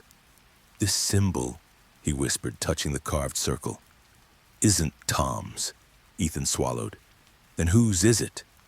Caleb turned toward the shelves. Look. Ethan followed his gaze toward a dusty, half-open binder on the floor. He picked it up. The handwriting inside wasn't Tom's. It wasn't Vale's. It was much older, thin, elegant cursive. The first page read, Bartholomew Founding Records, 1953. Ethan's pulse spiked. Caleb whispered, Tom didn't build the darkness in this building, he just inherited it. Whitaker's face hardened. We're shutting this entire structure down, every inch of it. But Ethan shook his head. No, he said softly. We need to go deeper. Caleb frowned. What do you mean? Ethan pointed at the final line of the binder's first page, a chilling sentence written in faded ink. Sub-level 2, containment rooms, keep sealed, for the sake of the living. Whitaker stiffened. There's another level? He whispered. Caleb exhaled. Oh, God. Ethan stood, gripping the binder tightly. The building doesn't just have secrets, he whispered. It has a past. And as if responding to the words, the floor beneath their feet rumbled, softly, slowly, like something deep below had just moved and awakened. For a long, frozen moment, no one spoke. The rumble beneath their feet was faint, but it wasn't mechanical. It wasn't plumbing. It wasn't the natural settling of an old foundation. It felt alive. Sheriff Whitaker raised his flashlight, voice low and tight. Everyone back, slow! Now! But Ethan didn't move. His eyes were locked on the faded words. Sub-level 2, containment rooms. Keep sealed, for the sake of the living. His breath trembled. Containment rooms, he whispered. For what? Caleb stepped beside him, voice uneasy in a way Ethan had never heard before. Tom wasn't the beginning of this story. He swallowed. He was just continuing it. Whitaker motioned to the deputies. Search the walls. Look for any elevator shafts, lifts, hatches, anything that drops lower. The deputies fanned out. Ethan walked deeper into the far corner, his flashlight cutting through shadows thick as smoke. Talia mentioned tunnels, Ethan murmured. She said the building breathes, carries sound, moves things. Caleb nodded. She survived because she learned the rhythm of the walls. Whitaker frowned. What rhythm? Caleb hesitated, then he pointed downward. That. The floor rumbled again, soft like a heartbeat through stone. Ethan crouched, placing his palm on the ground. It vibrated, steady, slow, purposeful, like something was moving far beneath them, pacing in a lower level never mapped, never inspected, never questioned. Caleb's mouth tightened. I've felt that before, he whispered. Years ago, I thought it was pipes. I didn't want to believe. Whitaker glared at him. You knew something was down here and you didn't report it? I had no proof, Caleb snapped. You think anyone listens to a cop who lost his badge? Whitaker looked away, jaw clenched. One deputy called out suddenly, Sheriff, I think I found something. They rushed over. At the far wall, behind a row of metal crates, a section of paneling sat slightly crooked. The deputy tapped it. A hollow echo. Another panel. Solid. Another. Solid. The crooked one. Hollow. Whitaker stepped forward. Move those crates. They dragged the crates aside, dust swirling like ash. Behind them was a rusted steel hatch door bolted flat into the wall. A circular wheel lock embedded in the center, identical to the one upstairs. Caleb breathed out. Another sealed door. Ethan whispered, This one goes down. Whitaker examined the bolts. Old original construction, this wasn't Tom's work. This is the Bartholomew's blueprint. Caleb stepped back, shaking his head slowly. You don't hide something this deep unless you're trying to bury history. Ethan ran his hand over the cold steel. It hummed beneath his touch, a low vibration like distant machinery. Or movement. He whispered, "What's behind this?" Whitaker braced a crowbar under one of the bolts. "We're about to find out." But Caleb grabbed his arm. "Sheriff, don't!" Whitaker looked stunned. "You're stopping this? After everything you told us?" Caleb stepped in front of the door, face pale. "You don't understand. I lived here for 8 years. I patrolled this building at night. I heard things. Voices that weren't voices, footsteps where no one was walking, doors opening behind walls." He swallowed. "And every time it came from below." Whitaker stared, anger mixing with confusion. "You think some ghost story is going to stop us?" "This is not a ghost story," Caleb snapped. "This is worse. Something was happening down there long before Tom, long before any of us." Ethan's hand trembled. "I felt it too," he whispered. "When I first moved in, the walls moved like breath." Whitaker closed his eyes, steadying himself. "Listen to yourselves." But before he could finish, the hatch wheel turned. On its own, everyone froze. The wheel spun slowly, metal groaning. Bolts unlocking one by one. The deputies raised their guns instantly. "What the hell?" one gasped. Whitaker stepped back, gun raised. "Who's there? Show yourself!" But no reply came. Only the sound of metal grinding. The final bolt snapped open. The hatch swung outward, hissing, as cold air blasted into the room like a winter breath. The smell hit them next. Damp, metallic, old. A smell like underground water and rusted memories. The stairwell beyond the hatch descended into absolute black. No lights, no sound, no sign of anything living, yet the air felt crowded. As if something had been waiting. Ethan's flashlight beam scraped across the stone steps. They disappeared into a darkness so dense it swallowed the light. A whisper drifted out. Not speech, not breath. Something like scraping. Caleb stepped back, voice barely audible. "That wasn't Tom." Whitaker readied his gun. "Flashlights up," he ordered, though his voice shook. "We're going in." Ethan swallowed. "No, we're not." Everyone turned to him. Ethan stared down into the abyss. The world beneath the floor, the place no tenant had ever seen. The place the founders themselves sealed for the sake of the living. He whispered, "Whatever's down there." Tom wasn't keeping it hidden. The floor shuddered again. The scraping got louder, closer. It was keeping Tom hidden. And then, from the darkness below, a second voice whispered, soft, female, old. "Hello?" Ethan's blood ran cold. Caleb's eyes widened. Whitaker choked out, "She's alive?" Ethan whispered, "That's not a living voice." It whispered again, "Is someone there? I've been waiting." The words felt wrong, too calm, too patient, too echoing, like they were spoken not by one mouth, but by walls. Ethan took a step back. "Sheriff," he whispered urgently, "close the door." Whitaker didn't argue. "Everyone out!" They scrambled back as the scraping grew louder, like dozens of fingernails running along stone. The metal hatch vibrated, shook, as if something was climbing the steps. Whitaker and the deputies shoved it shut. Slam! The metal wheel spun automatically, trying to reopen.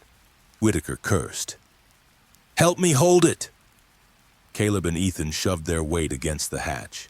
The wheel kept spinning, jerking, forcing itself open with unnatural strength. Ethan shouted, "Lock it!" Whitaker jammed a crowbar into the wheel spokes.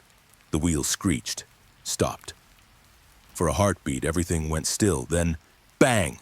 Something slammed against the other side. The entire wall shook. Ethan staggered. Caleb shouted, "Again, hold it!" Another slam, harder. The bolts shook in their sockets. Sheriff Whitaker yelled, "Get me another bar! Now!" A deputy tossed him a metal rod. Whitaker jammed it under the hatch, forcing the door shut. The slamming continued, again, until the entire basement rattled, and then silence. Horrible silence. Ethan felt his heart pounding against his ribs. Caleb whispered, "We should never open this again." Whitaker backed away slowly, breathing hard. "We seal this." He looked at the deputies. "We weld it, concrete over it, and nobody ever comes down here again." Ethan whispered, "What was that voice?" Caleb answered softly, "Whoever she was, she's been down there for a very, very long time." Ethan exhaled, "And she's not alone." Because from the other side of the steel, a soft, barely there whisper crawled through the cracks. "See you soon." The air turned icy. The deputies froze. Even Whitaker paled. Caleb whispered, "We need to warn Talia. She heard the walls too." Ethan nodded, dread building in his chest. "Yeah," he said quietly. "We need to go. Now." And as they hurried out of the basement, the final whisper followed them up the stairs, soft as a lullaby and twice as haunting. "Don't leave me alone down here." Aftermath of the walls. The further they climbed the basement stairs, the lighter the air became. But Ethan didn't feel lighter at all. He felt watched, followed, as if something down there had marked them, as if the whisper wasn't finished. Caleb kept glancing back over his shoulder every few steps, one hand still on his gun, his jaw tight like a man who'd seen something his mind wasn't ready to digest. Sheriff Whitaker moved quickly, voice firm but shaking underneath. "No one goes down there again," he said. "No one even mentions that place in a report. This investigation stays above the floor." But Ethan whispered, "You can't bury something like that, whatever that voice is. Tut. It's part of this building." Whitaker shot him a look. "And I intend to keep it in the building." Ethan didn't argue, but the dread twisting inside him said Whitaker was wrong. Whatever was beneath the floor didn't sound like something that stayed where you put it. So they emerged into the main hallway of the Bartholomew, where EMTs swarmed around frightened tenants. Police tape cut through the corridors like bright yellow scars. Officers escorted Catherine toward an ambulance. She looked small beneath the weight of everything she'd revealed. She saw Ethan, tears streaking down her face. "Is he?" "Talia's safe," Ethan said gently. "She's upstairs. With a medic." Catherine sagged in relief, covering her face. "God, thank God." Ethan held her until her breathing steadied. Whitaker motioned to a deputy. "Get her accompanied to the station after medical clears her. She's the lead witness." Catherine nodded weakly, but before she left, she gripped Ethan's arm. "Ethan, whatever you found downstairs," her voice shook. "Don't tell me. I can't handle more secrets." Ethan nodded softly. Some truths didn't belong to the living. Caleb led Ethan toward the emergency stairwell. "Talia should be with the paramedics," he said. "She needs someone she trusts to talk to." Ethan nodded. "She trusts you too," he said. Caleb paused mid-step. A strange, wounded expression flickered across his face. "No," he said quietly.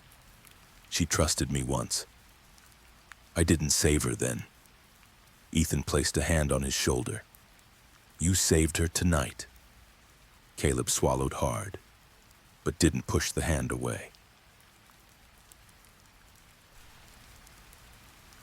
On the second floor, a small group of officers and EMTs were gathered near a bench. Talia sat in the middle of them, wrapped in a thick blanket, her knees pulled to her chest, her hair tangled, her eyes huge with shock. When she saw Ethan, she stood instantly, not rushed, not panicked, just needing him near. He approached slowly. "Talia," he whispered. She pressed her face into his chest, hands clutching his jacket like she was afraid he'd disappear. "Did you leave me?" she whispered shakily. "Never." Her voice trembled like a cord pulled too tight. "I heard the steps, the screaming, and then everything went quiet." She shook. I thought he took you too." "No," Ethan whispered, tightening his arms around her. "He's gone. He's in cuffs, and he'll never get you again." She pressed closer, her breath shaking. "I don't know how to be not scared." Ethan's chest tightened. "Then you don't have to be alone," he whispered. "Not anymore." She nodded against him, tears seeping into his shirt. A medic stepped closer. "Mr. Cole, we need to take her for trauma evaluation." Talia instantly clung harder, fingers digging into Ethan's sleeve. "Hey, hey," Ethan whispered, brushing her hair gently. "I'm not leaving. I'll stay. You can hold my hand the whole time." Her grip loosened just slightly. "Okay." Caleb approached, eyes softening when he saw her. "Talia, I'm glad you're safe." She looked at him, her voice cracked. "Thank you for coming back." He nodded, throat tight. "We both did," Caleb said, glancing at Ethan. "You called for us. That's what saved everything." Talia lowered her head. "I didn't think anyone would hear." Ethan knelt so he could meet her eyes.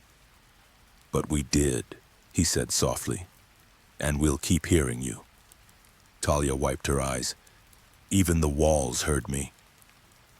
Ethan stiffened slightly. "Hey, don't think about the walls right now, you're safe." But she shook her head slowly.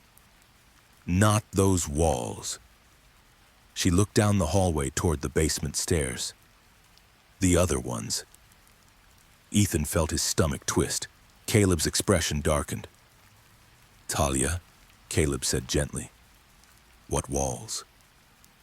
She whispered, "The ones that whisper back." Ethan's breath caught. "Talia," he said softly, "did you ever go lower? Below the level where Tom kept you?" She shook her head quickly. "No," he said, "that part was not for me." He said, "It was for them."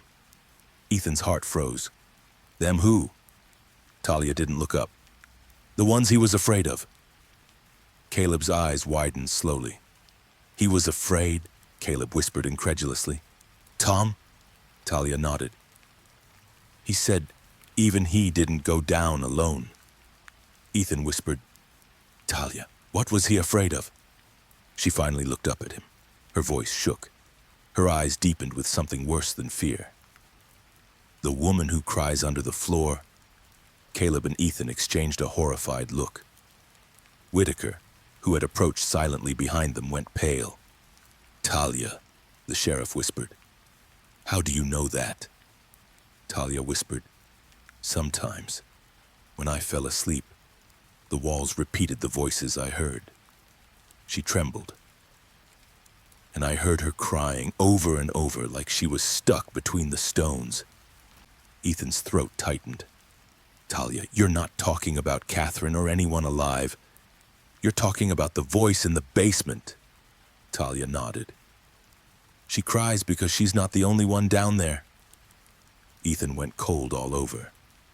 "There are more," he whispered. Talia stared straight at him, not shaking now, but suddenly calm. A strange, eerie calm. "They're waiting," she said.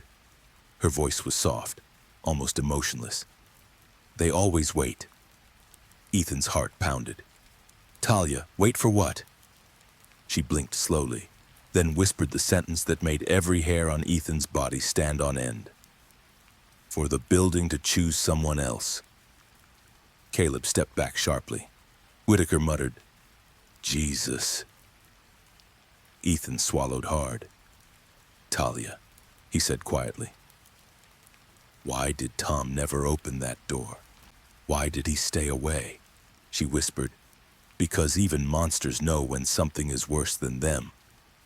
The hallway air grew colder, unnaturally cold, somewhere deep beneath the floor. The faintest sound echoed, a tap, tap, tap, tap. Ethan recognized the pattern. He whispered, barely breathing, "Someone's knocking." And Talia leaned close to him, her breath trembling as she whispered, "It's not someone, Ethan, it's them."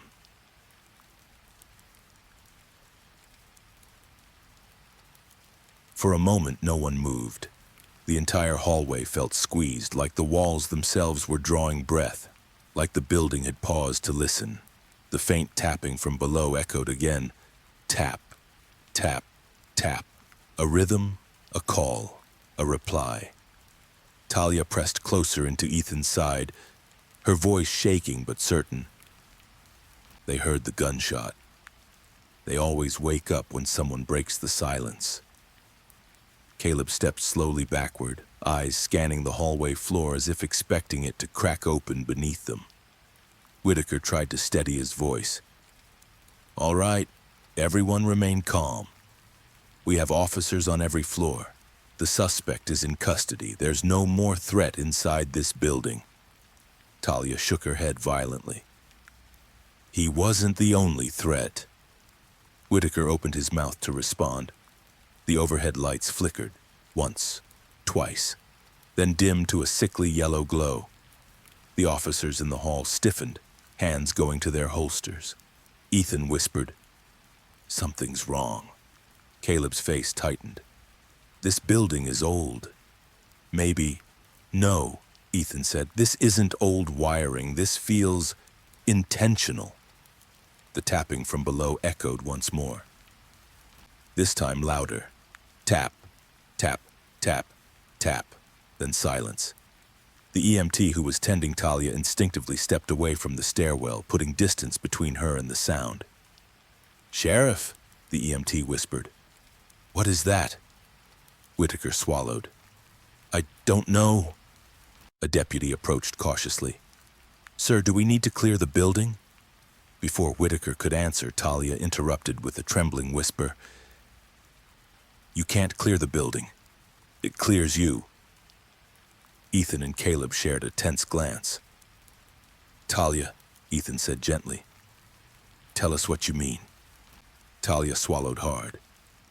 "The walls talk to each other. They tell each other when someone is gone, when someone new arrives, when someone doesn't belong." Her gaze lifted to Ethan. Her voice softened. "They already know you're leaving." Ethan felt ice slide down his spine. "Leaving?" he whispered. Talia nodded. "That's why they're awake." Whitaker stepped between them, trying to take control of the situation. "All right, that's enough," he said, forcing authority into his tone. "We're all tired.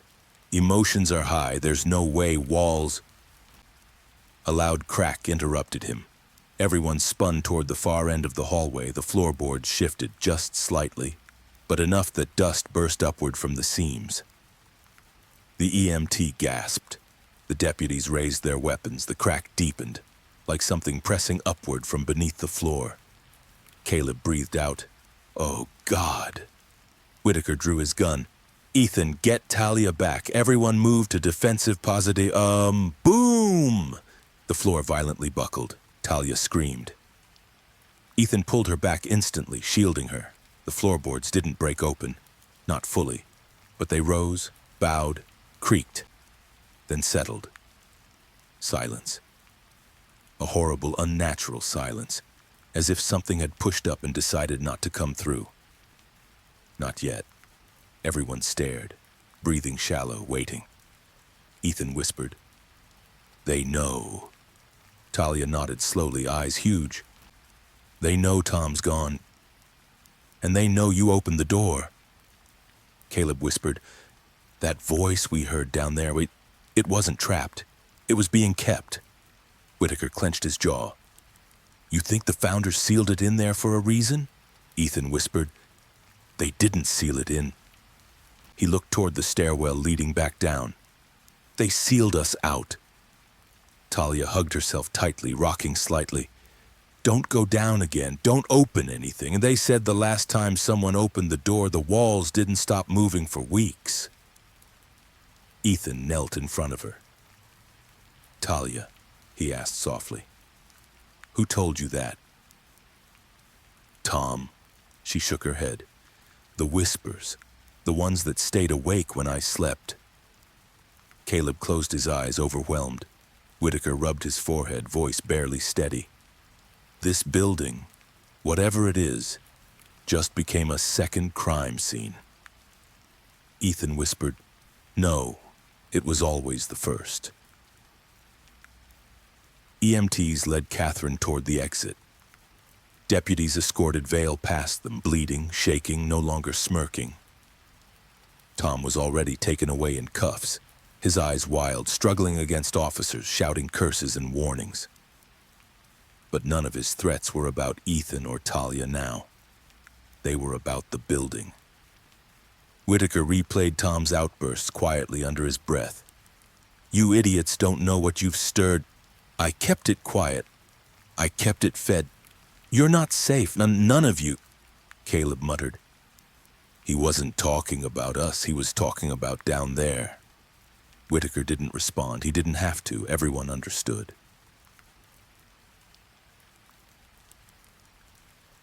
Talia's fingers tightened around Ethan's sleeve. Can we leave now? Please. Yes, Ethan whispered, when we're leaving. Right now. He guided her gently toward the exit, Caleb and Whitaker close behind. But as they reached the doorway, Talia stopped suddenly, frozen, staring at the floor near the front lobby. Her voice trembled. The whisper followed us. Ethan's breath hitched. What whisper? Talia pointed at the tiles. At first, Ethan saw nothing. Then, one tile shifted. Just the slightest bit. As if pushed up from underneath, like something was crawling through the building's veins. Caleb whispered, we need to go. Right now. Whitaker nodded sharply. Everyone out! They moved fast, guiding Catherine, Talia, and the remaining officers out the front doors into the cold night air. The moment Ethan stepped out, the building behind him creaked, groaned, like a massive beast stretching its ribs. Talia didn't look back. She pressed her face into Ethan's shoulder and whispered, don't go back in. Not ever. And Ethan believed her. Because as the police lights flashed against the Bartholomew's old brick, something inside the building tapped one last time. A farewell, a warning, a promise. Tap, tap, tap, tap. Ethan whispered. They followed the noise. Caleb swallowed hard. And now the question is, his eyes lifted to the building. What do they want next? And the cold night air should have felt relieving, fresh, open, clean after everything they had just escaped. But to Ethan, to Talia, to Caleb, and even to hardened Sheriff Whitaker, the air outside felt wrong, too still, too quiet, like the world was holding its breath, as if the Bartholomew wasn't just a building behind them, but something with eyes watching from every brick, something that didn't like being disturbed, something that wasn't done. Police cars lined the street. Blue and red lights pulsed over the sidewalk, over Catherine's trembling frame as she sat wrapped in a foil blanket, over the officers carrying boxes of evidence, over Vale being shoved into the back of a cruiser, over everyone except Ethan because he couldn't take his eyes off the structure he had just walked out of. The Bartholomew stood tall, silent, its top windows dark as if sealed by shadows. But Ethan saw what no one else did. The curtains in one window moved, not by wind, not by a resident, but as if something behind the glass had gently pushed them aside to look out. Talia clutched his sleeve stronger. Don't look, she whispered. It doesn't like when you stare. Ethan lowered his gaze slowly. Okay, he whispered back. I won't. Caleb stepped beside them, arms crossed tightly, eyes fixed on the building. Forced breathing to calm himself. You feel that? Caleb said quietly. Ethan nodded. Yeah. Whitaker walked over, looking heavier than before, like tonight had added 20 years to his shoulders. We're sealing the building immediately, he said. Code red lockout. No one goes in or out until this place is inspected top to bottom. Talia shook her head instantly, panic erupting across her face. No, no. You can't trap them inside. Whitaker frowned. Them? Talia pointed toward the brick foundation. The ones underneath. They don't stay quiet when new walls go up. Caleb stepped closer to Whitaker. She's right. Whitaker stared, incredulous. You want me to leave the doors open? Caleb nodded slowly. If you lock everything down, you're sealing whatever is down there in with your men. Whitaker didn't respond, but the look on his face said he'd felt the same dread they all had. We'll keep it open, he muttered. Rounds only. Never alone. He walked away as if escaping his own thoughts.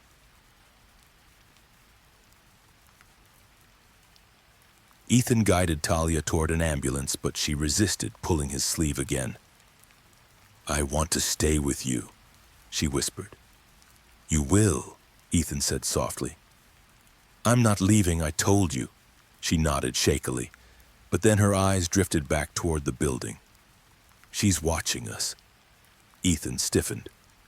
Who? Talia swallowed. The crying woman. Caleb turned sharply. You heard her again? Talia nodded. Right before we stepped out, and she said, Don't leave me behind. Ethan's heartbeat tightened. Caleb whispered, That voice, that wasn't human. It mimicked speech, it didn't speak it. Talia whispered, She said she remembers your voice, Caleb. Caleb froze. The color left his face. Whitaker, overhearing, walked back with concern. What's going on? Caleb didn't answer. He couldn't. Because from the open doorway of the Bartholomew, in the darkness just beyond the threshold, a low, faint moan drifted out. Not loud, not threatening, but lonely. Caleb stumbled back a step. Jesus Christ, he whispered. Whitaker shouted to the officers, Check the entry now. But the officers hesitated. Talia's voice cracked. Don't go in. She calls people she wants to keep. Whitaker rubbed his temples. This night just keeps getting worse. Ethan stepped between Talia and the building. Look at me, he whispered gently. You're safe now. Talia nodded, tears forming again. But then she whispered something that made Ethan's blood freeze. You're not. He blinked. What? She pointed to Ethan's chest, right over his heart, where his jacket was torn from Tom grabbing him.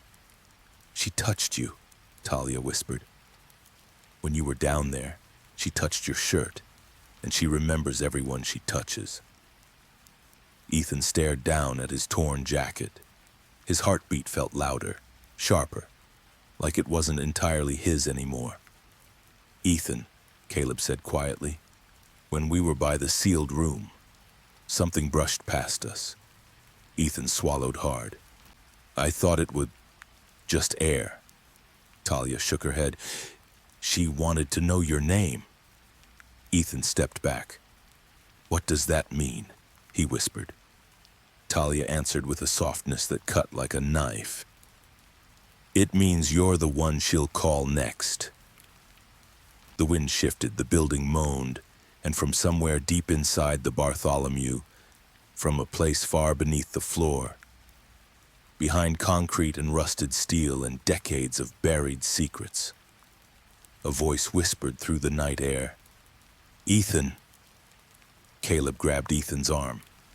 Whitaker shouted for everyone to back up. Talia began to cry. Not from fear of Tom now, but from fear of something far older.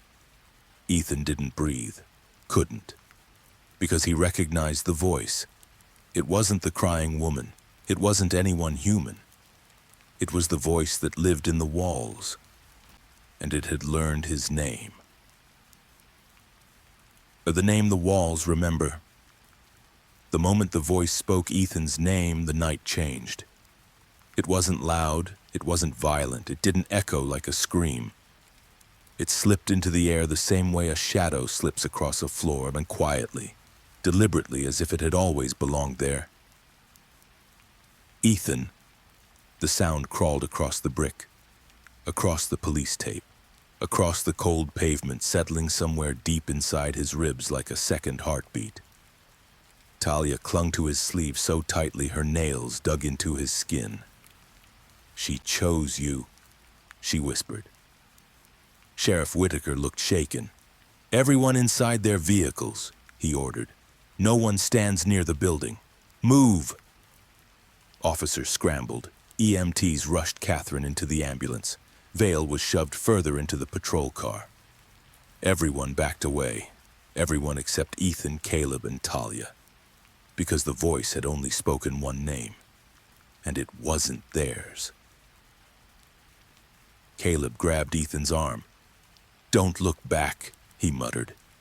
"Keep your eyes on me, not the windows, not the walls." But Ethan couldn't move. He felt it. The building wasn't just watching. It was waiting. He took a shaky breath. "What does it want?" Ethan whispered. Talia answered instantly, almost mechanically. "Someone to fill the space. Someone to hear the cries. Someone who listens when others pretend not to." Caleb froze. "Talia, how do you know that?" She blinked slowly, eyes unfocused. "Because she told me." Ethan stared. "Talia, when?" Her lip quivered. "When I fell asleep in the walls." She whispered through the stones, and she said she needed someone. Someone who wouldn't leave her like the others. Ethan's blood ran cold. Caleb whispered, "The crying woman. The one sealed under sub-level 2. Talia nodded. "She remembers every voice, but she only calls the ones who hear her back." Ethan swallowed. "And she chose me?" Talia met his eyes. Her voice was soft, broken, terrifying. "Because you listened to me, and that means you'll listen to her, too." A chill crawled down Ethan's spine. What does she want from me? Talia slowly looked over her shoulder toward the building. Her voice trembled. To finish what she started. A deputy rushed toward the sheriff. "Sir, we've got movement on the security cams," Whitaker snapped. "What movement?" The deputy held up the tablet. "Sir, multiple sensors on the first floor are going off. Doors opening on their own, lights flickering, hall closets unlocking." Caleb muttered, "She's moving through the building." Talia flinched. "She's looking for you." Ethan's breath caught. "What? Why?" Talia whispered, "Because when you crawled into the walls, you touched her world, and she touched you back." Ethan looked at his torn jacket, at the dust on his shirt, at the scratches he'd dismissed earlier. A faint smear of grayish-white powder, not dust, not plaster, stone residue, the same stone that made the lower tunnels. "Ethan," Caleb breathed, "she marked you." The wind shifted. That same cold, creeping breeze that had blown through the basement door slid across Ethan's shoulders. And then, crack! A window on the second floor shattered from the inside. Glass rained onto the pavement. Police officers jumped back, weapons raised. Whitaker shouted, "Stay clear! Stay clear!" Another window cracked, then another. The building groaned deeply, a sound like stone grinding bone. Ethan whispered, "She's angry." Talia shook her head. Not angry, awake. The front door of the Bartholomew creaked open, slowly, like a yawning mouth. Whitaker raised his gun. Everyone back! But Talia stepped in front of Ethan, hands shaking, eyes wide. Don't run. She likes when people run, Ethan whispered. Talia, what happens if I don't go inside? Talia stared up at him. Her voice was barely a breath. She'll come out. A cold realization hit Ethan. She's not trapped in the basement. Talia shook her head. She never was. Ethan felt the ground vibrate beneath his feet like something was climbing upward through layers of foundation and concrete. Caleb whispered, Ethan, we need to leave. Now. But Talia reached out and grabbed both their hands. You can't leave her alone again. Not after she called your name. Ethan's voice cracked. Talia, who is she? Talia's eyes filled with terrified understanding. The first girl who disappeared, before the building was even finished. The one the founders sealed away. The one who cried until the walls learned her voice. She swallowed. The one who still cries because she wants someone else to cry with her. Ethan stepped back. No, I'm not. But then, right behind him, a whisper slid across the night air. A whisper so soft, so close, so cold that he felt it move the tiny hairs on the back of his neck. Ethan. Ethan froze. Caleb yanked him behind a patrol car. Don't turn around, Caleb shouted. Officers pointed guns at the entrance. The building doors swung wider, wood splintering, hinges bending, darkness pouring out like smoke. In that darkness, shaped like a doorway, stood a figure, not fully formed, not fully seen. A woman-shaped void. Long hair drifting like it was underwater. Bare feet, arms limp at her side, her head tilted unnaturally slow as if her neck remembered breaking.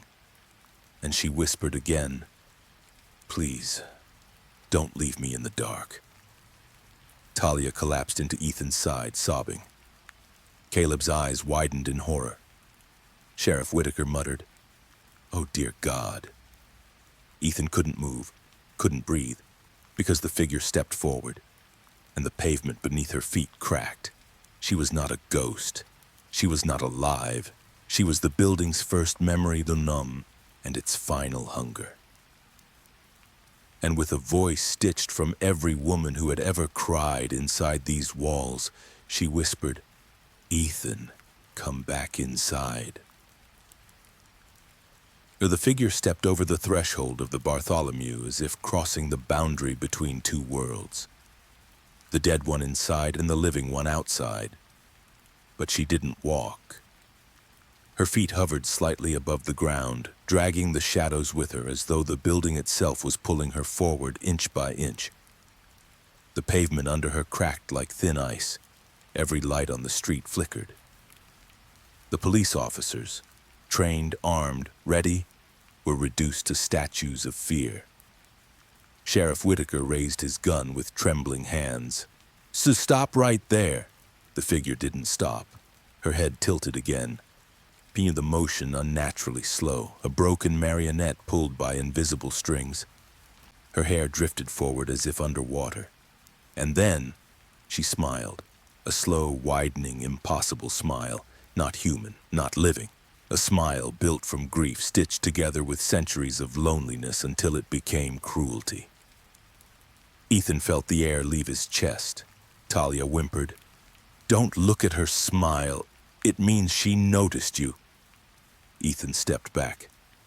It's okay, he whispered, putting himself between Talia and the figure. I'm not going anywhere near her. Talia shook her head desperately. She doesn't want you near her. She wants you with her. The figure whispered again, soft but echoing inside their skulls. Come inside, Ethan. You heard me. You listened. Please. Let me show you where the others went. Ethan's heartbeat thudded painfully. Caleb shouted, Ethan, don't answer her. Don't speak. Don't acknowledge. But Ethan couldn't help it. His voice cracked. What are you? The figure stopped. She floated there in the middle of the sidewalk, head tilted, shadows snaking around her feet like vines. and then very, very slowly, she raised her hand and pointed directly at him. I am the first one who cried in the dark, and the one who never stopped. Talia grabbed his arm desperately. Don't let her touch you. If she touches you, you become a part of the walls. Caleb froze. What do you mean, part of? Talia shook harder. The walls remember everyone they take. Everyone who dies in silence becomes another voice, another whisper, another piece of her. The figure's head snapped toward Talia. The smile vanished. You, the figure whispered. You were supposed to stay with me. Talia's breath hitched. No, no, no, no. The figure twitched, faster now, more violent, as if the building behind her was pulling invisible threads, trying to reel her back or push her forward. Ethan stepped protectively in front of Talia.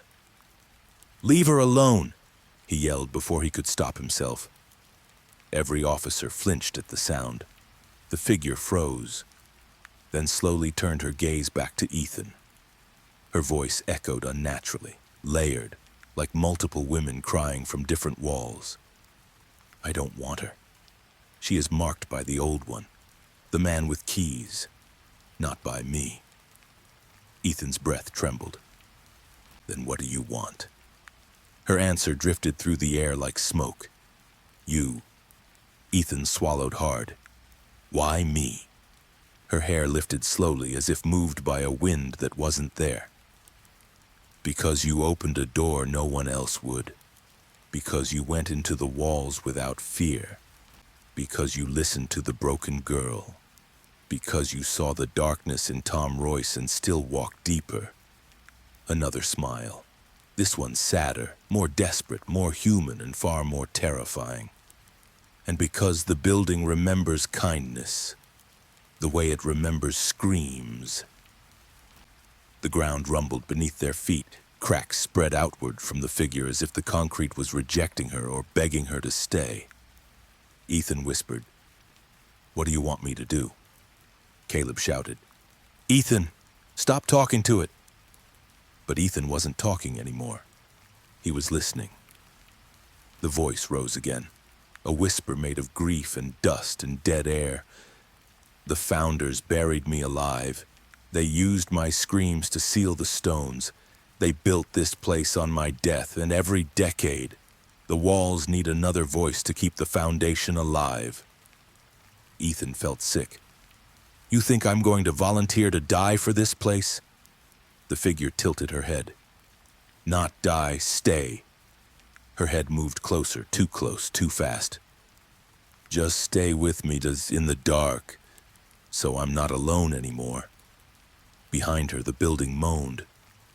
A low, miserable sound like an enormous creature waking up. The figure reached out her hand. Ethan staggered backward, breathing fast. Talia screamed, "Oh, don't touch him!" Every officer raised their weapon. Whitaker shouted, "Open fire!" Gunshots erupted. Bullets tore through the air, shattering windows, sparking off metal, tearing holes in the shadow-wrapped figure. But the bullets passed through her like smoke. Her shape flickered.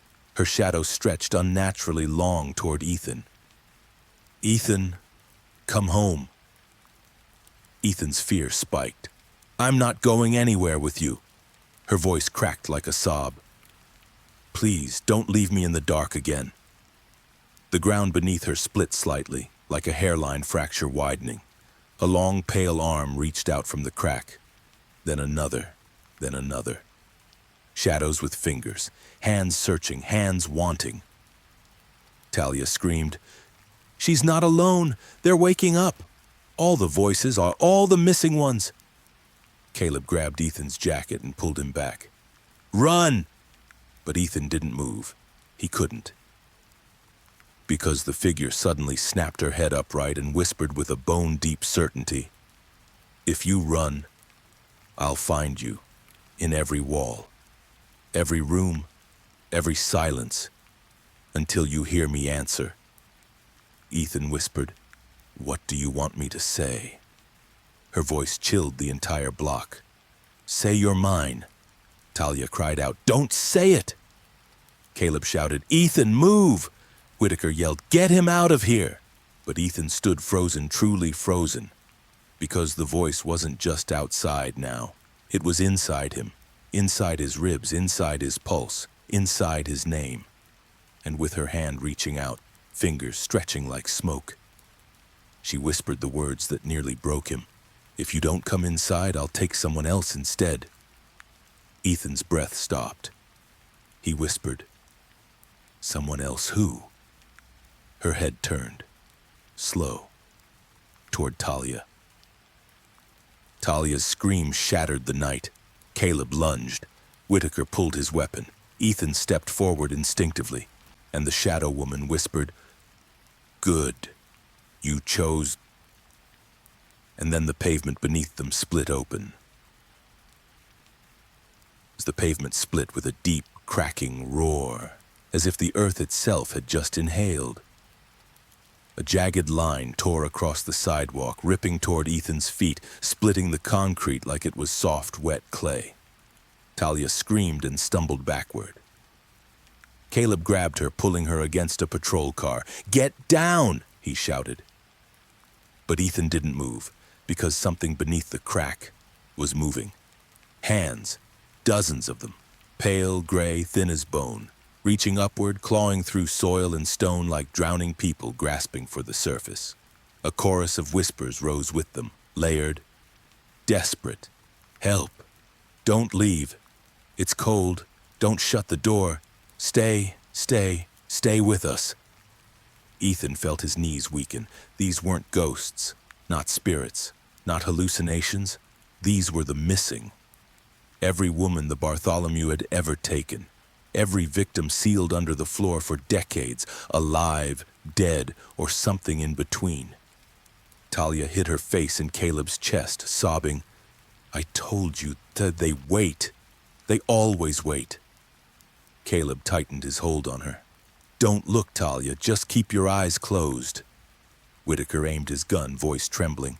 "Everyone fall back! Move! Move! Move!" Officers ran. EMTs dragged Catherine into the ambulance. Police sirens wailed louder. But Ethan stood alone, feet inches from the crack, facing the thing that had chosen him. The shadow woman drifted closer, hair floating like strands in dark water, face shifting between pain and longing. "Ethan," she whispered, her voice layered with too many voices. "You heard us when no one else did?" She raised her hand again, her fingers stretched, elongating, reaching, seeking, not to harm him, but to hold him. "You can end the crying, if you stay, if you keep us company." Ethan's breath shook. "I'm not dying for you," he whispered. Her expression flickered. Sadness, anger, disappointment, hope, all fighting in a face that no longer remembered how to be human. "Not dying. Just staying." She tilted her head. "You won't feel time. You won't feel anything, just quiet, just dark, just us."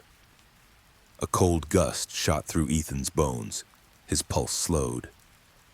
Caleb shouted from behind the cruiser, "Ethan, don't listen. Move your feet right now." Talia cried, "Please, please, don't let her take you too." The figure turned sharply toward Talia. Her face twisted. Her voice cracked with fury. "She took my place. She survived where I didn't. She stole the years meant for me," Talia screamed. Ethan lunged forward, shouting, "Stop! Take me, not her!" Silence. Instant.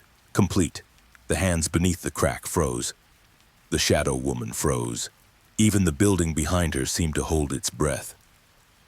Slowly, slowly, slowly, the figure turned back toward Ethan. "Yes," she whispered. "That is what I wanted to hear." Her hands lowered toward him, not grabbing, not attacking. Almost gently, like a mother welcoming a child home. But before she could reach him, boom! A deafening blast tore through the air. Dust exploded around them. Debris flew. Whitaker had fired his shotgun straight into the pavement. The shockwave slammed into the crack. The hands recoiled. The voices shrieked in pain. The shadow woman reeled backward, her form flickering violently like a torn film reel. Her scream tore across the block, a distorted shriek of rage and loneliness.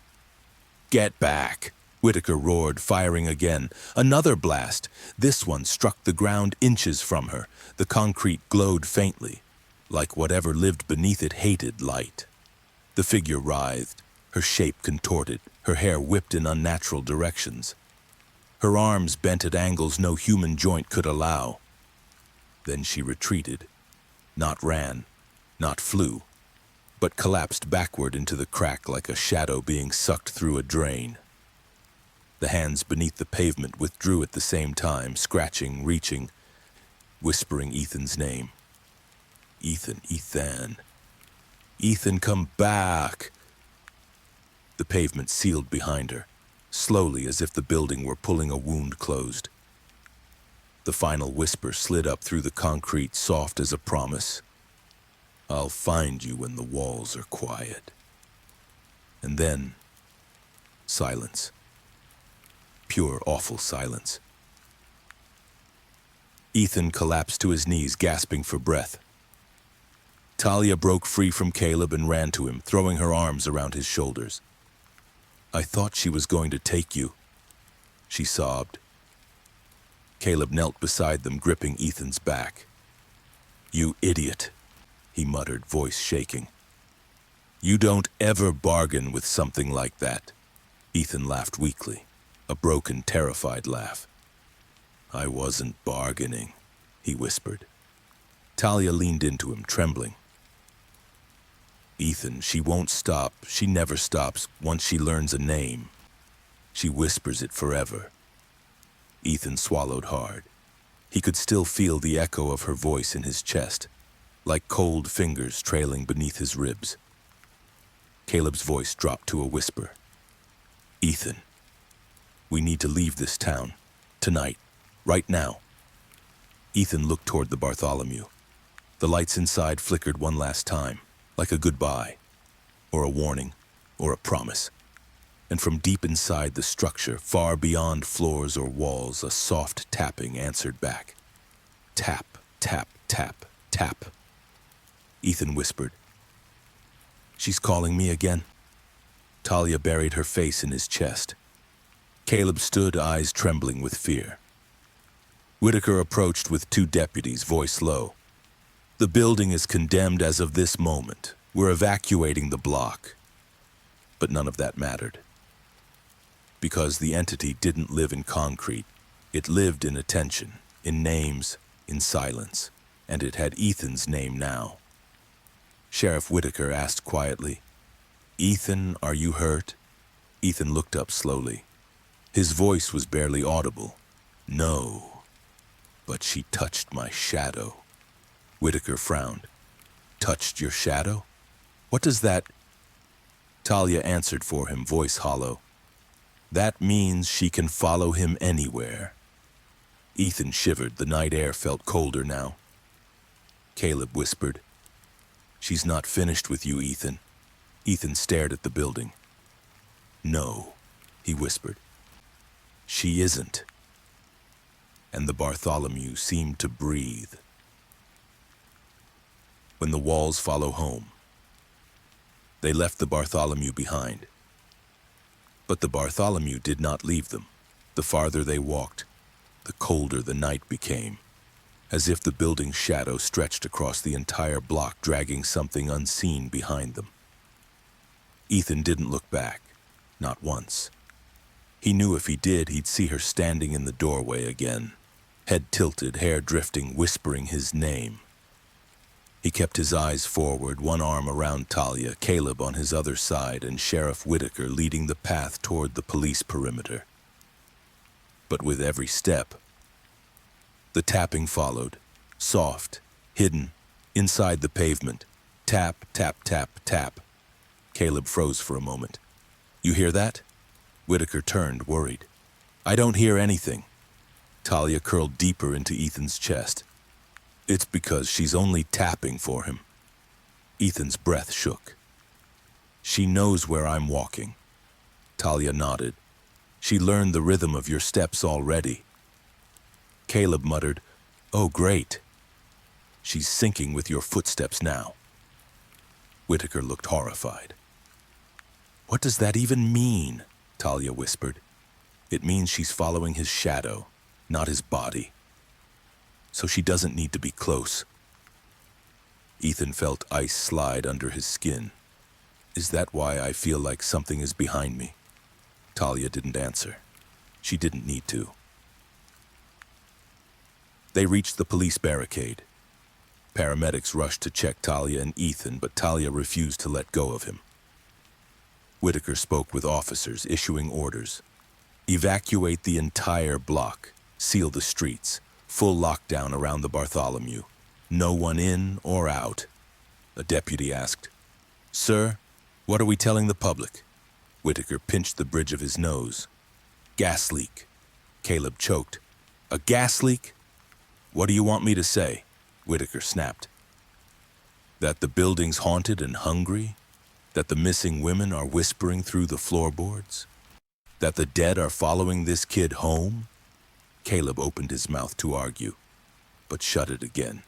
Talia whispered, "The dead don't follow him." Ethan looked down at her. "They don't?" She lifted her head slightly. Her eyes were wet, trembling.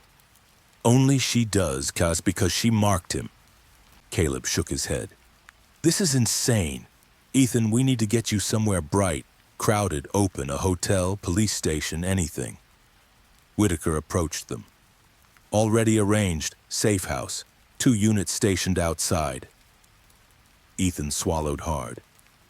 "And you think a safe house stops her?" Whitaker looked trapped. "I don't know what stops something like that," Talia whispered. "Nothing stops her, but sometimes distance slows her down." Ethan grabbed onto that. "How far do I need to go?" Talia paused. "Farther than she's ever reached." Caleb frowned. "And how far is that?" Talia pointed toward Ethan's shadow on the pavement. "As far as your shadow goes." Ethan's heart dropped. "You're saying she can cross the world if your shadow crosses it too?" Ethan felt the weight of those words crush something inside him. Caleb tried logic. "Talia, shadows don't travel on their own." But she shook her head. "Her world touches every place where darkness lives, every crack, every quiet corner, every room where someone sleeps alone." She swallowed. "She doesn't chase Ethan with legs. She chases him with silence." Whitaker muttered, "Jesus." A sudden shout came from behind them. A deputy yelled, "Sir, camera feed, look at this!" Whitaker rushed over to the patrol car screen. Caleb and Ethan followed. On the screen was footage from a drone hovering near the Bartholomew's top floor. At first, the windows looked normal, dark, still, empty. Then one curtain slid open. A pale hand pressed against the glass. A woman's silhouette leaned forward, hair hanging. Caleb whispered, "That's her." The figure leaned closer until her face was nearly against the window. But her face wasn't one face. It shifted, blurred, melted into different shapes. A crying woman, then Tom's missing tenant, then someone older, then someone younger, then faintly, Talia's face. Talia whimpered and hid her eyes. Caleb grabbed Ethan's arm. "She's showing you she can become anyone." But Ethan's gaze stayed locked on the screen, because the shifting faces finally settled into one he never expected. His own. His reflection stared back at him, but distorted, empty-eyed, smiling too wide. Ethan staggered back. "She's copying me," Talia cried, "because she wants to wear your shape, so she can walk where you walk." Ethan whispered, "She wants to follow me out." Talia nodded. "She already has."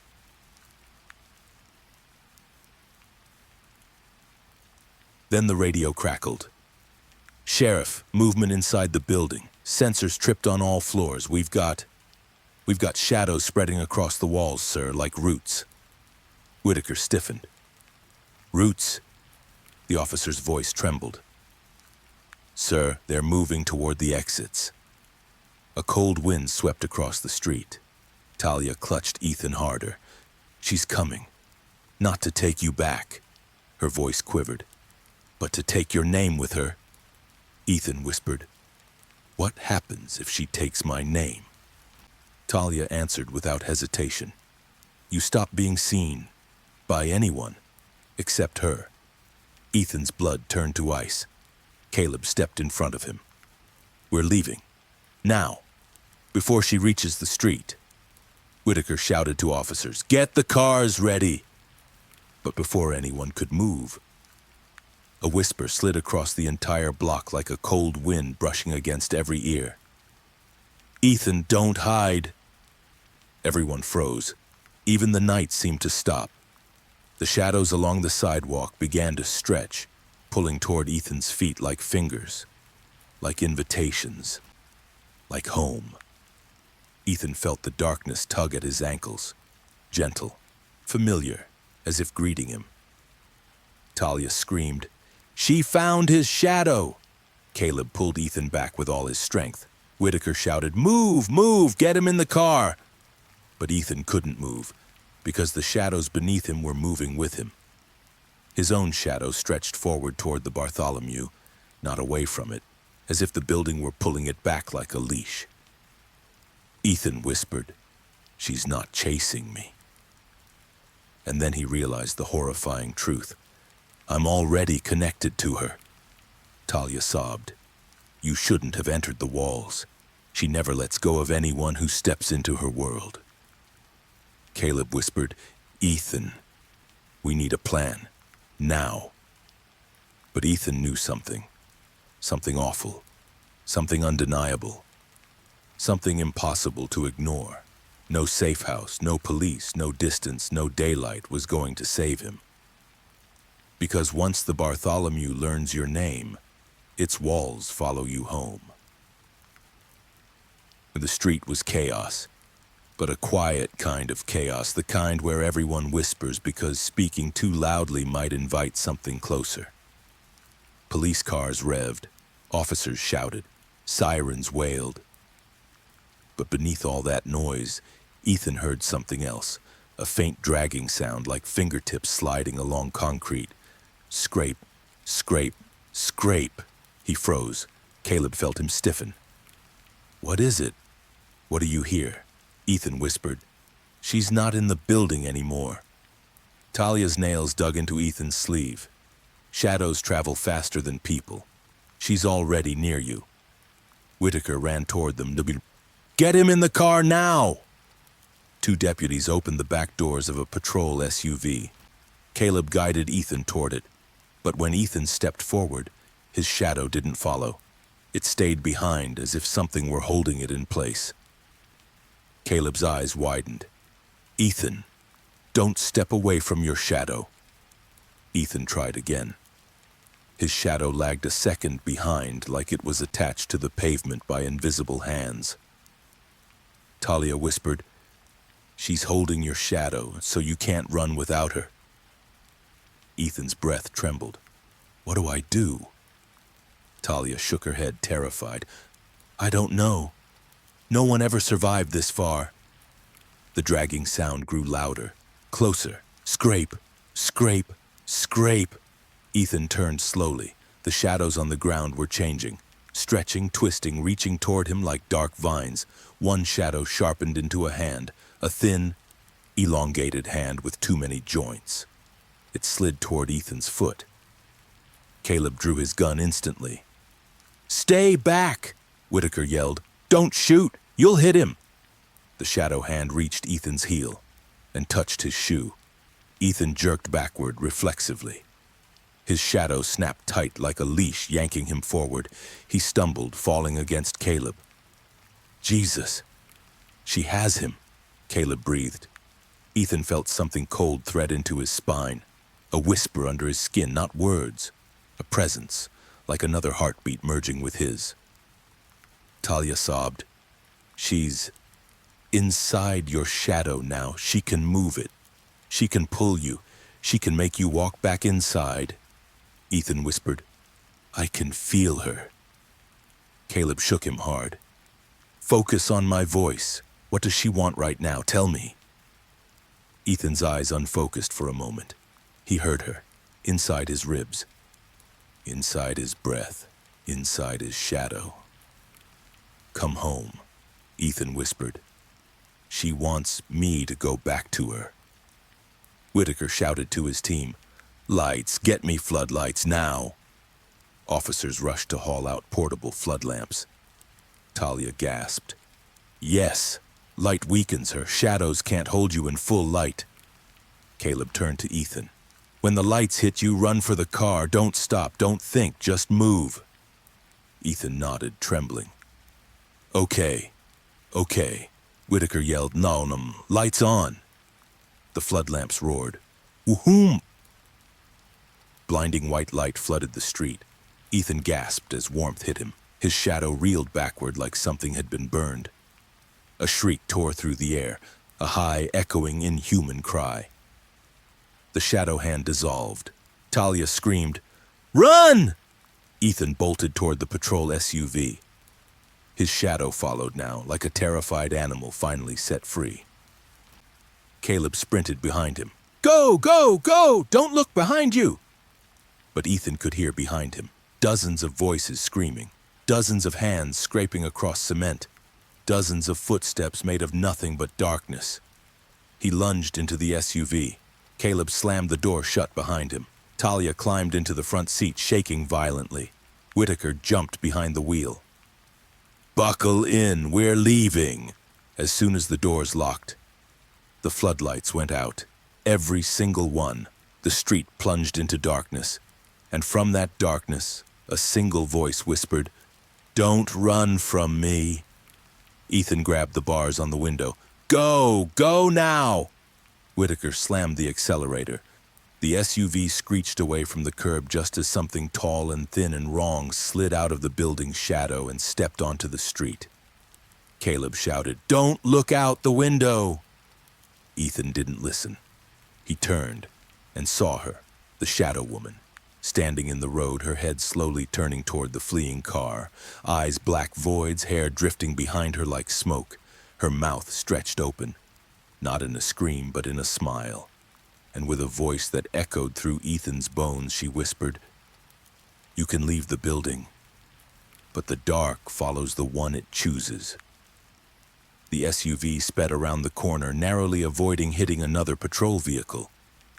But even from a block away, Ethan still heard her, not outside, inside his chest, inside his heartbeat, inside his shadow.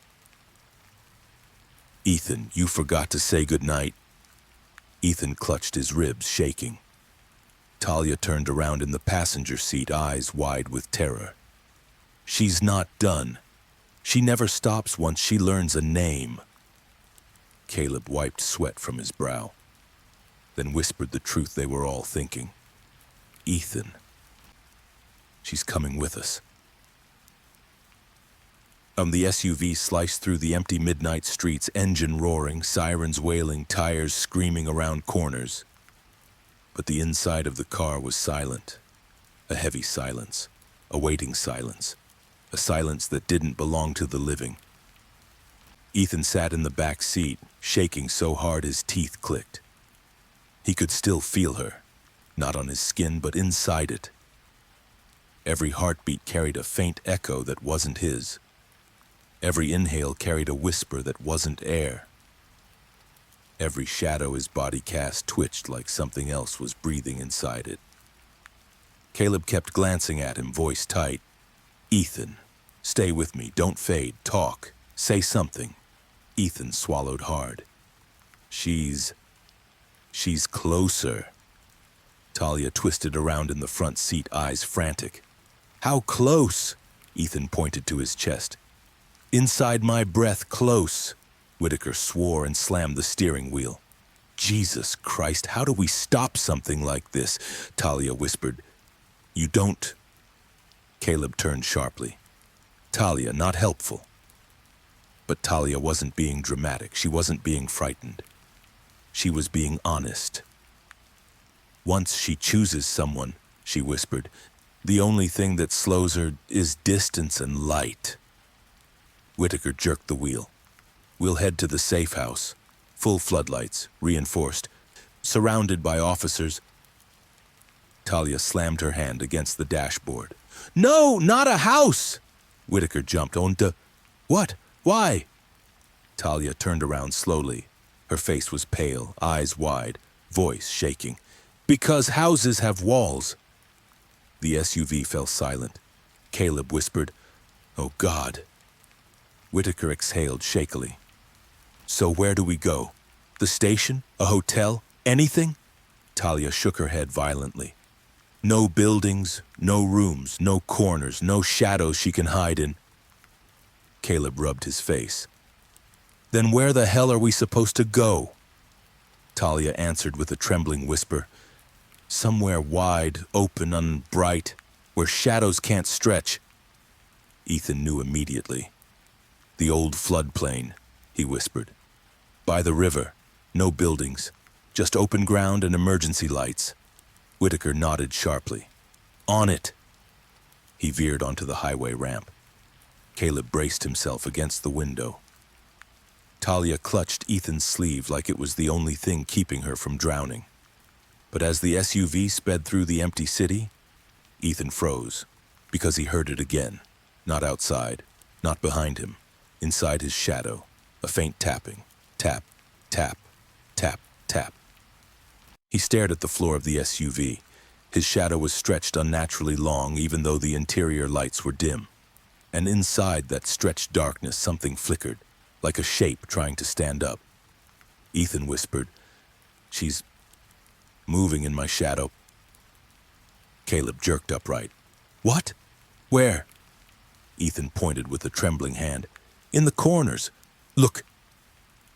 The shadow on the floor twitched, then moved, then rose slightly, tsananum, like something underneath it was pushing upward. Caleb swore loudly. Sheriff, drive faster. Whitaker floored the gas. The SUV rocketed down the highway, but the shadow didn't stop moving. It pulled toward Ethan, like a magnet, like gravity. Talia screamed, Turn on the interior light! Caleb slapped the switch. Click, bright white light flooded the SUV. Ethan's shadow shrank sharply. The flicker inside it withdrew, hissing like something burned. A pained whisper crawled into Ethan's ear. Don't hide in the light! Ethan pressed his hands to his ears. Stop! Stop! Caleb grabbed his shoulders. Stay with me! Look at me! Look at me! Ethan forced his eyes open. I can hear her in my blood, he whispered. She's using my shadow like a doorway. Talia squeezed his arm. Shadows remember the first darkness that touched them, and she touched yours. Whitaker yelled from the front, Do I keep the lights on? Talia nodded urgently. Yes, yes, as bright as possible. Caleb leaned forward. Sheriff, as soon as we hit the floodplain, surround us with patrol cars, headlights on full blast, no shadows anywhere. Whitaker nodded sharply. Done. The SUV sped down the last stretch of highway, engines screaming, wind blasting through a crack in the window. They reached the open floodplain, a wide, empty field beside the river, nothing but dirt and tall grass and moonlight. Whitaker shouted into the radio, All units, surround the area. Form a circle. Lights on, high beam, now. Cars peeled in from every direction. Headlights roared to life one by one, blinding, white, burning away shadows. Talia grabbed Ethan's hand. Don't step out until the lights fully cover everything. Ethan nodded shakily. Caleb looked out the window. Okay, he whispered. We're surrounded. No shadows, we move now. Whitaker threw the SUV into park. Caleb opened the back door. A wave of cold air hit them so sharp it stole their breath. Talia grabbed Ethan's arm again. She hates light, so she'll stay low. She'll hide in the smallest crack she can find. Ethan stepped out into a circle of blinding headlights. No shadows anywhere, nothing to hide in, nothing to crawl through. Ethan finally breathed, for the first time since the building, but then the wind stopped. Completely, the grass stopped swaying, the river stopped rippling, the air stopped moving. Caleb whispered, "That's not possible." Talia's eyes widened. "She's here," Ethan spun. "Where? Where is she?"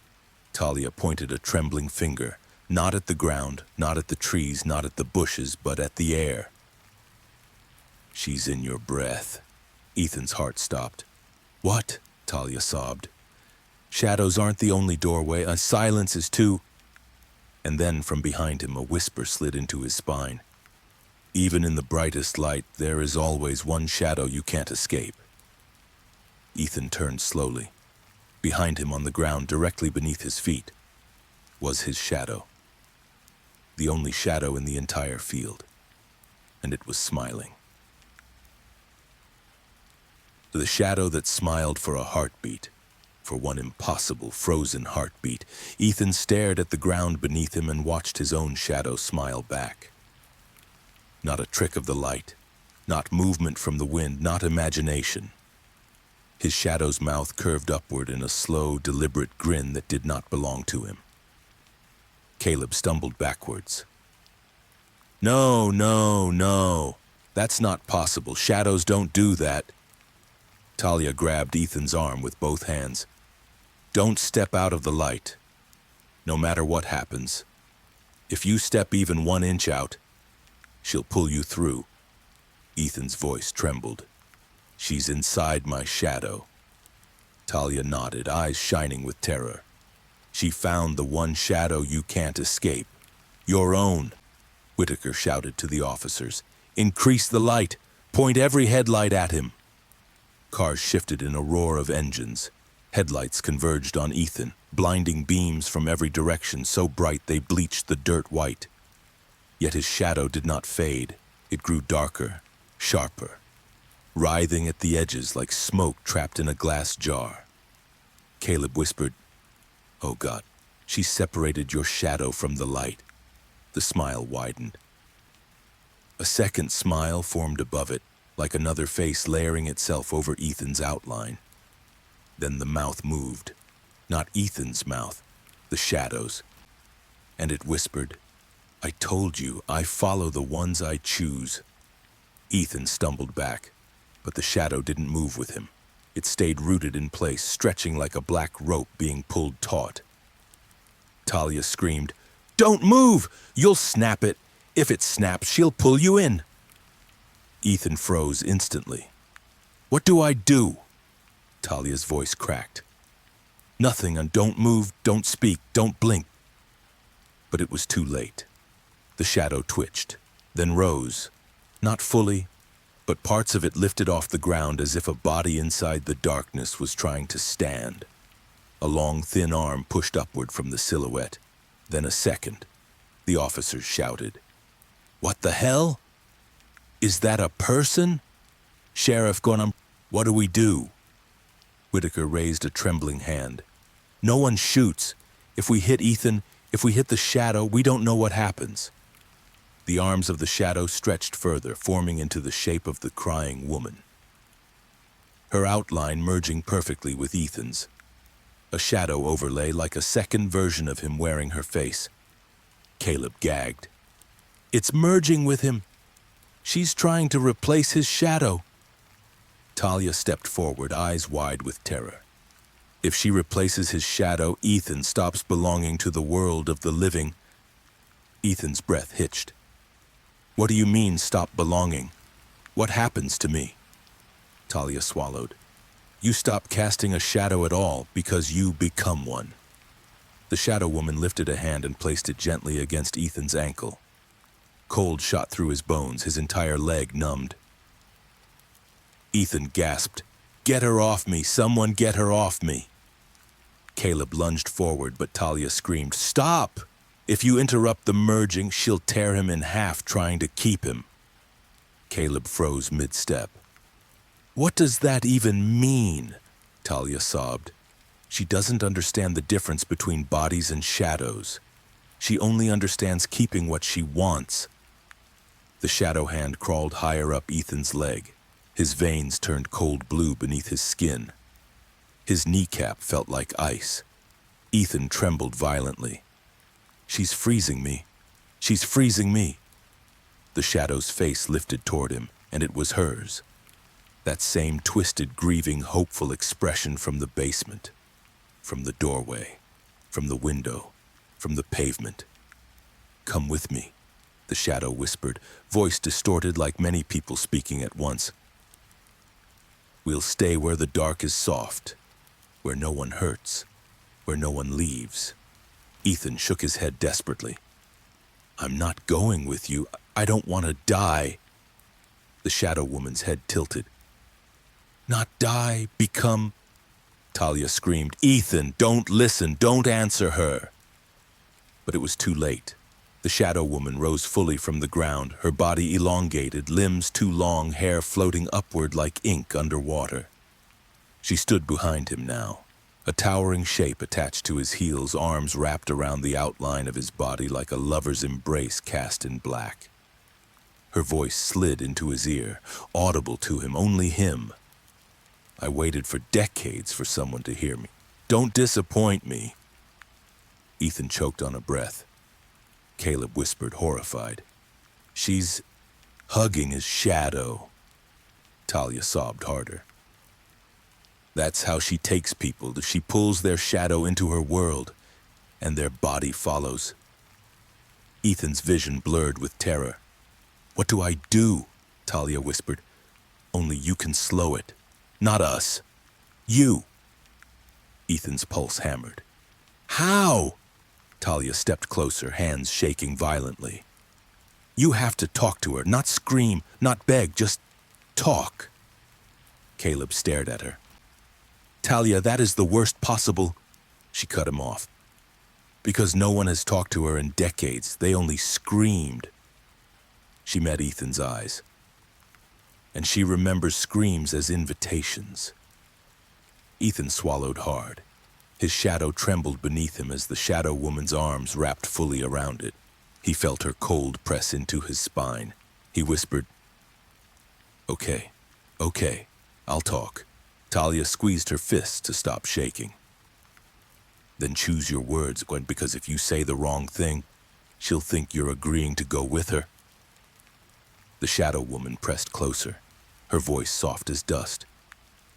Ethan, say you'll stay. Ethan's breath hitched. He whispered, I can't stay. The shadow stiffened. The woman's head tilted slowly like cracking stone. Why? Ethan swallowed hard. Because I'm not from your world. The shadow twitched.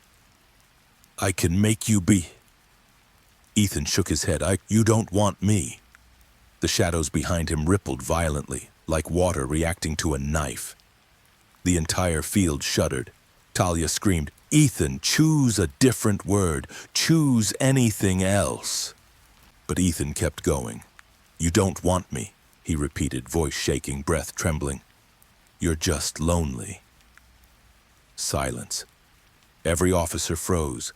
Every engine fell quiet. Even the river stopped moving. The shadow woman's voice cracked. Lonely? Ethan nodded. Yes. You were buried alive. You screamed until your voice broke. You cried until the walls memorized it. You want someone to stay so you don't cry alone anymore. The shadow woman's fingers loosened, just slightly. Yes, she whispered.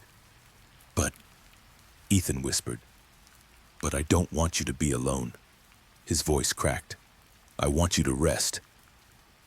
The shadow woman froze. Nothing moved. Nothing breathed. Her voice trembled. Rest! Ethan nodded, tears in his eyes. You've been crying in the dark for so long, but you deserve rest. Not another prisoner, not another shadow, not me. The shadow woman lifted her head. Her face changed. Less monstrous, less twisted, more human. Her whisper turned soft, breaking apart. No one ever said that to me. Ethan's voice cracked. I'm saying it now. Her hands loosened completely. Her grip on his shadow weakened. She whispered, I'm so tired. Ethan nodded.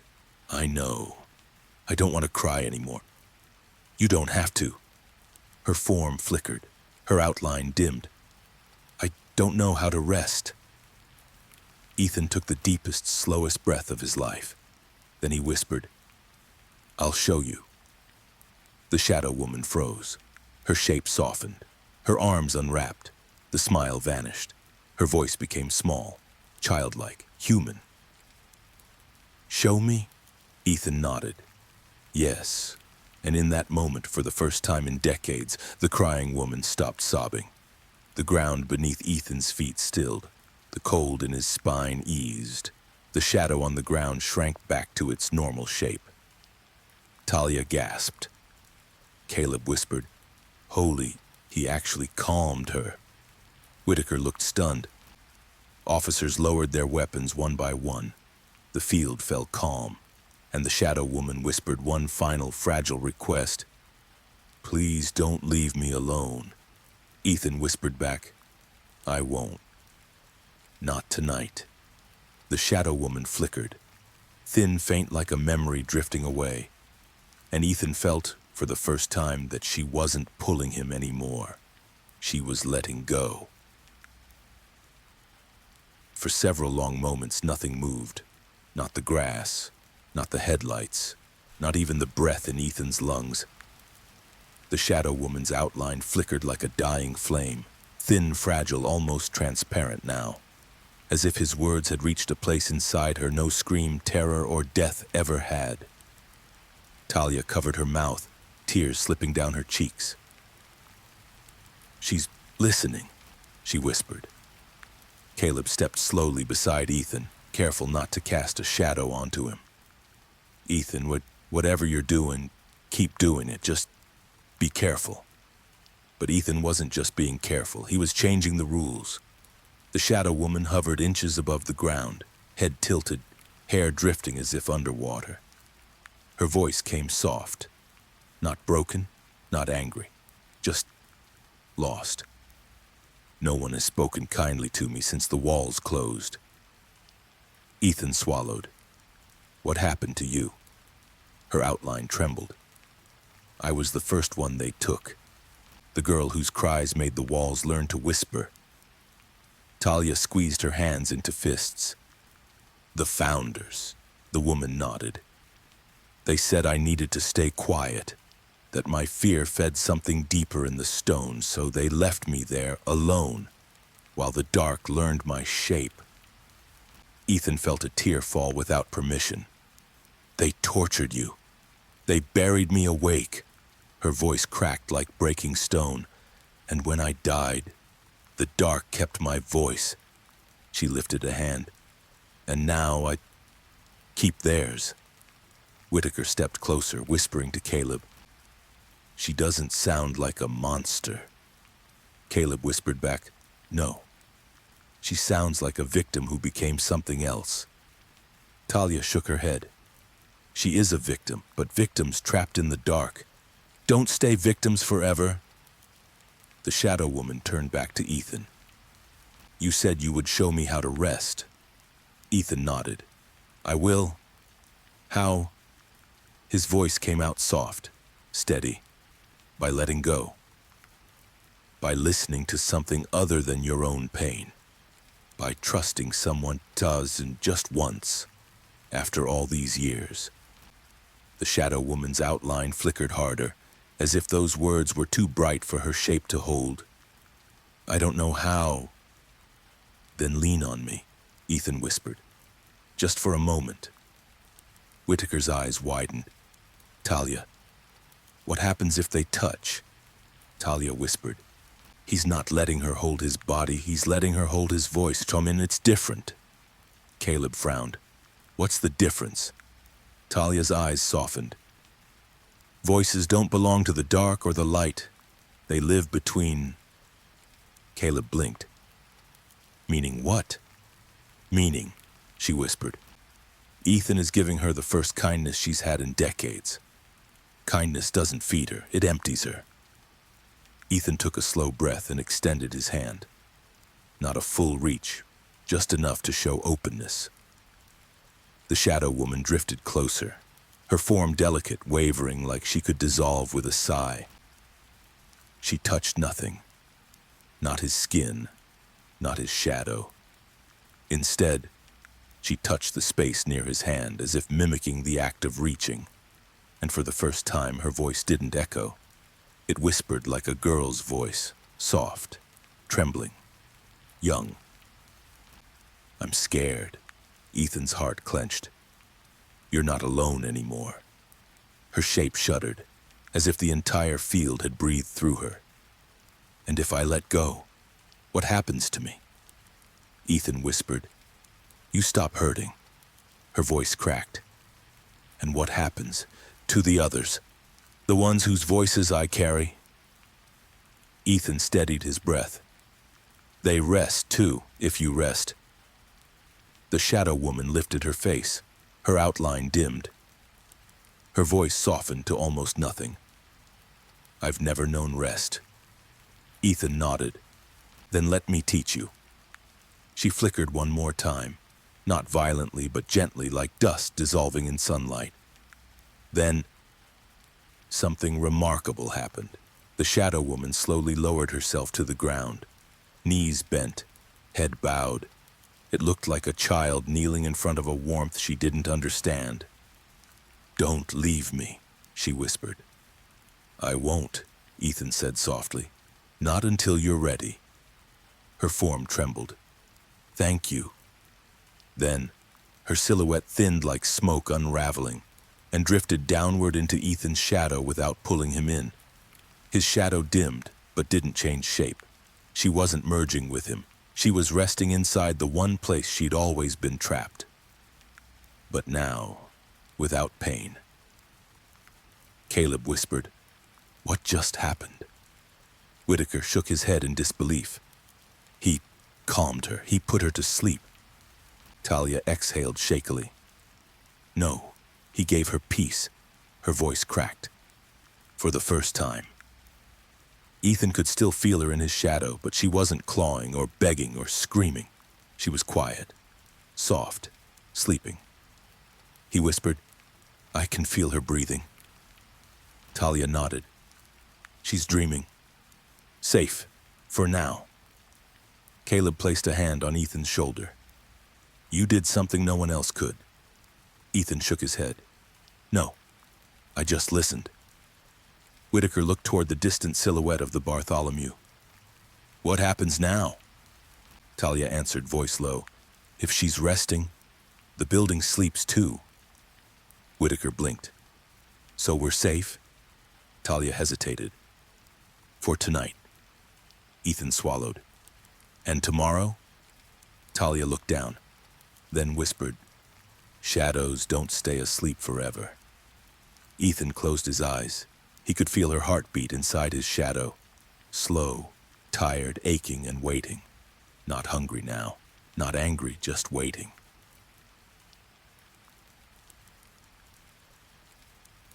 When the dead dream of the living, the sun had not yet risen, but the sky had begun to pale. A thin silver line stretched across the horizon, the kind of light that didn't warm anything, just reminded the world that time was still moving. Ethan sat in the center of the floodplain, in that ring of headlights that kept the darkness from swallowing him. Talia sat beside him, knees pulled up, arms wrapped around herself, watching him like she was terrified he might blink and vanish. Caleb stood nearby, hands on his hips, pacing circles around them. Angry, restless, scared in the way only a man who can't protect the people he cares about ever gets scared. Whitaker was on the radio with his officers, but his voice trembled under every order. Nothing about tonight could be written in a police report. Nothing about tonight would ever be believed. And nothing about tonight had actually ended. Because Ethan's shadow was still breathing, quietly, slowly, sleeping. but definitely alive. He could feel her there. The crying woman, the first victim, the voice of the walls. Not as a threat now, but as something tired and lost and holding on to him because he was the first flicker of kindness in decades of silent darkness. He didn't speak. He didn't move. He just sat there with the weight of her sadness pressed gently into his chest like a second heartbeat. Talia finally whispered, "She's dreaming." Ethan turned to her. "How do you know?"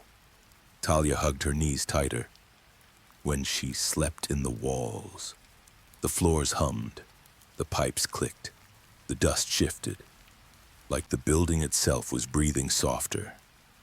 Ethan swallowed.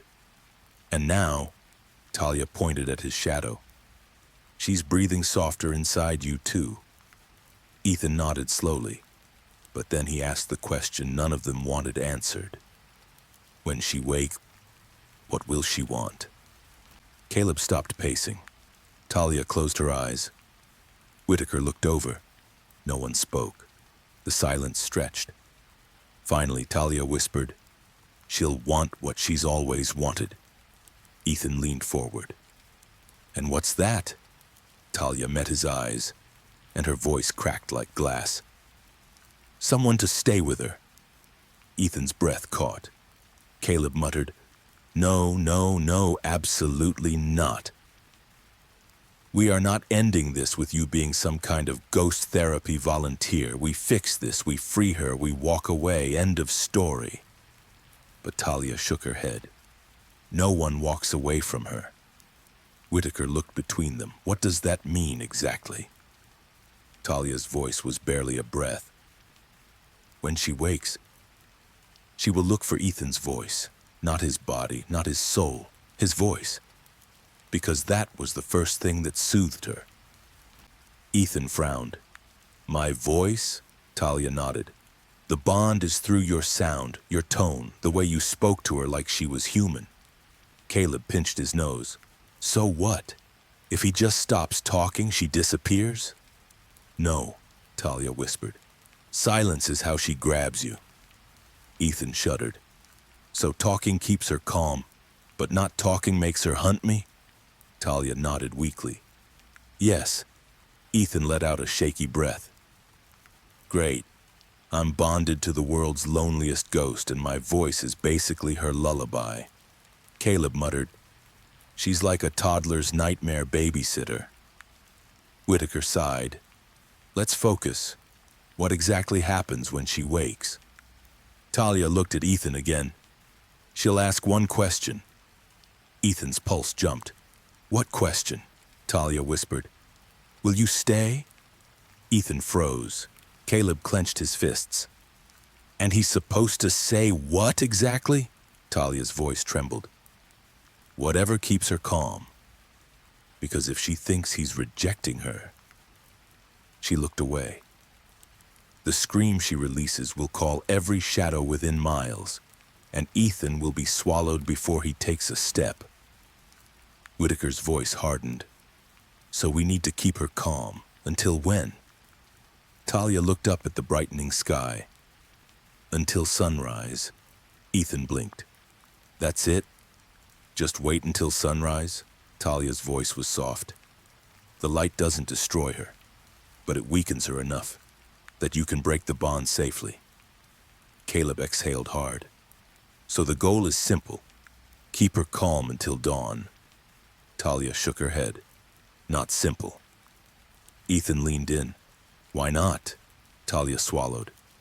"Because when she wakes from a dream, she wakes confused, scared, and crying, and she will reach for the first voice she remembers." Ethan's stomach dropped. "Mine." Talia nodded slowly. "Yes. And what do I say to her?" Talia hesitated. "You say what you said before."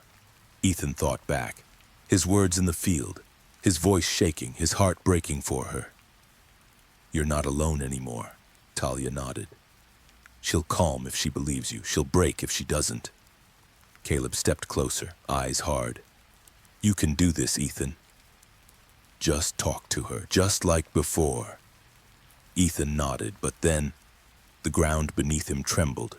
Talia gasped. "Ethan, she's waking!" The headlights flickered, the engines sputtered.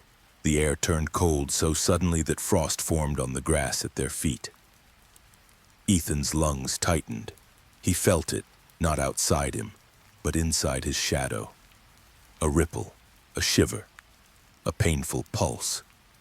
Caleb shouted, "Keep the lights on, nobody move!" Whitaker yelled into the radio. "All units, increase light output now!" But Ethan didn't hear them. He heard her, a small, trembling sob inside his chest. Then another. Then her voice. Weaker, scared, childlike. "Ethan! Ethan, where did you go?" Ethan's vision blurred, his breath shook. "She's scared!" Talia grabbed his hands.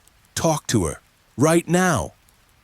Ethan nodded, closed his eyes, and spoke softly into the dawn. "I'm here." The shadow beneath him rippled. The headlights flickered. A broken, aching whisper drifted out. Don't leave me in the dark again." Ethan swallowed hard. "I'm not leaving." The sobbing eased slightly, but then her voice returned, faint as dust. "But the light hurts me." Talia whispered, "Don't let her think you're choosing the light over her." Ethan nodded. "It's okay," he whispered. "The light isn't hurting you. It's showing you you're safe." The sobbing slowed. "Safe?" "Yes," Ethan whispered. "I'm right here. I'm not running. I'm not afraid of you." The shadow trembled, like a small hand unclenching. "You're not afraid?" "No," Ethan whispered. "I'm with you until sunrise." A long silence. Then her voice changed, softer, warmer, almost human. "Stay with me until the light comes." Ethan's throat tightened. "I will." Behind him, Talia squeezed Caleb's arm. Whitaker let out a breath he didn't realize he'd been holding. The shadow settled. Her voice faded to a whisper. "Then I won't cry." And for the first time in decades, the woman in the dark waited calmly for morning. The sky was changing. The black had softened into deep blue, and along the far horizon, the first hint of orange was bleeding slowly upward like a bruise healing in reverse. Morning wasn't here yet, but it was coming, and that meant their time was running out. Ethan could feel it, not just in the air, not just in the way the cold was slowly loosening its grip, but in his shadow. She felt it too. Every time the horizon brightened by a shade, his shadow shifted, tensing slightly like a sleeping animal sensing a storm. Her voice, quiet inside him, brushed against his thoughts. "It's getting brighter." He swallowed. "Yes." "Will it hurt again?" He exhaled slowly. "It'll feel strange," he whispered, "but it won't hurt the way it used to. You're not alone this time." A small pause, then quietly, "You're still here." "Yes," he said, "I told you I would be."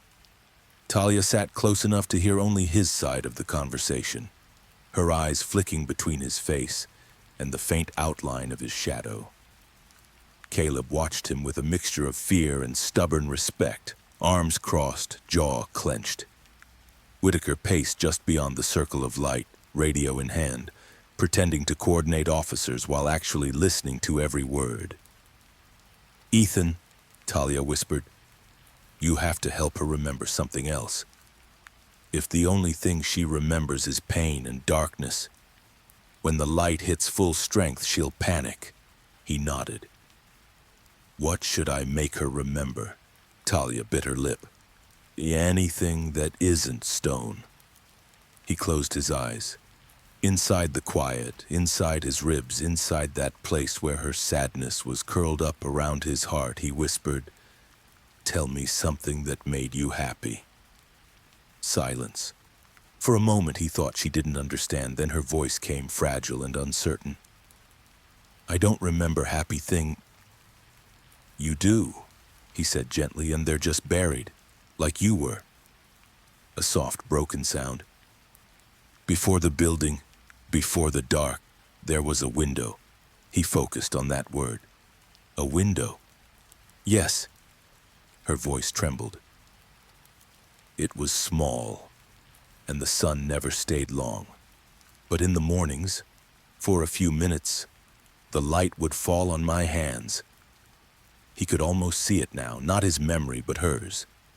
A much younger girl sitting on a thin mattress, hands outstretched into a rectangle of pale sun, like someone trying to catch warmth before it disappears. My mother, she whispered softly. She used to say the morning light was proof that nothing stays dark forever. Ethan's throat tightened. What was your name? He asked. Silence, then so faint he barely heard it. I don't remember. The words hit him like a blow. She remembered screams, stones, shadows, being buried, but not her own name. He felt something angry coil in his chest, not at her, but at the people who made her this way.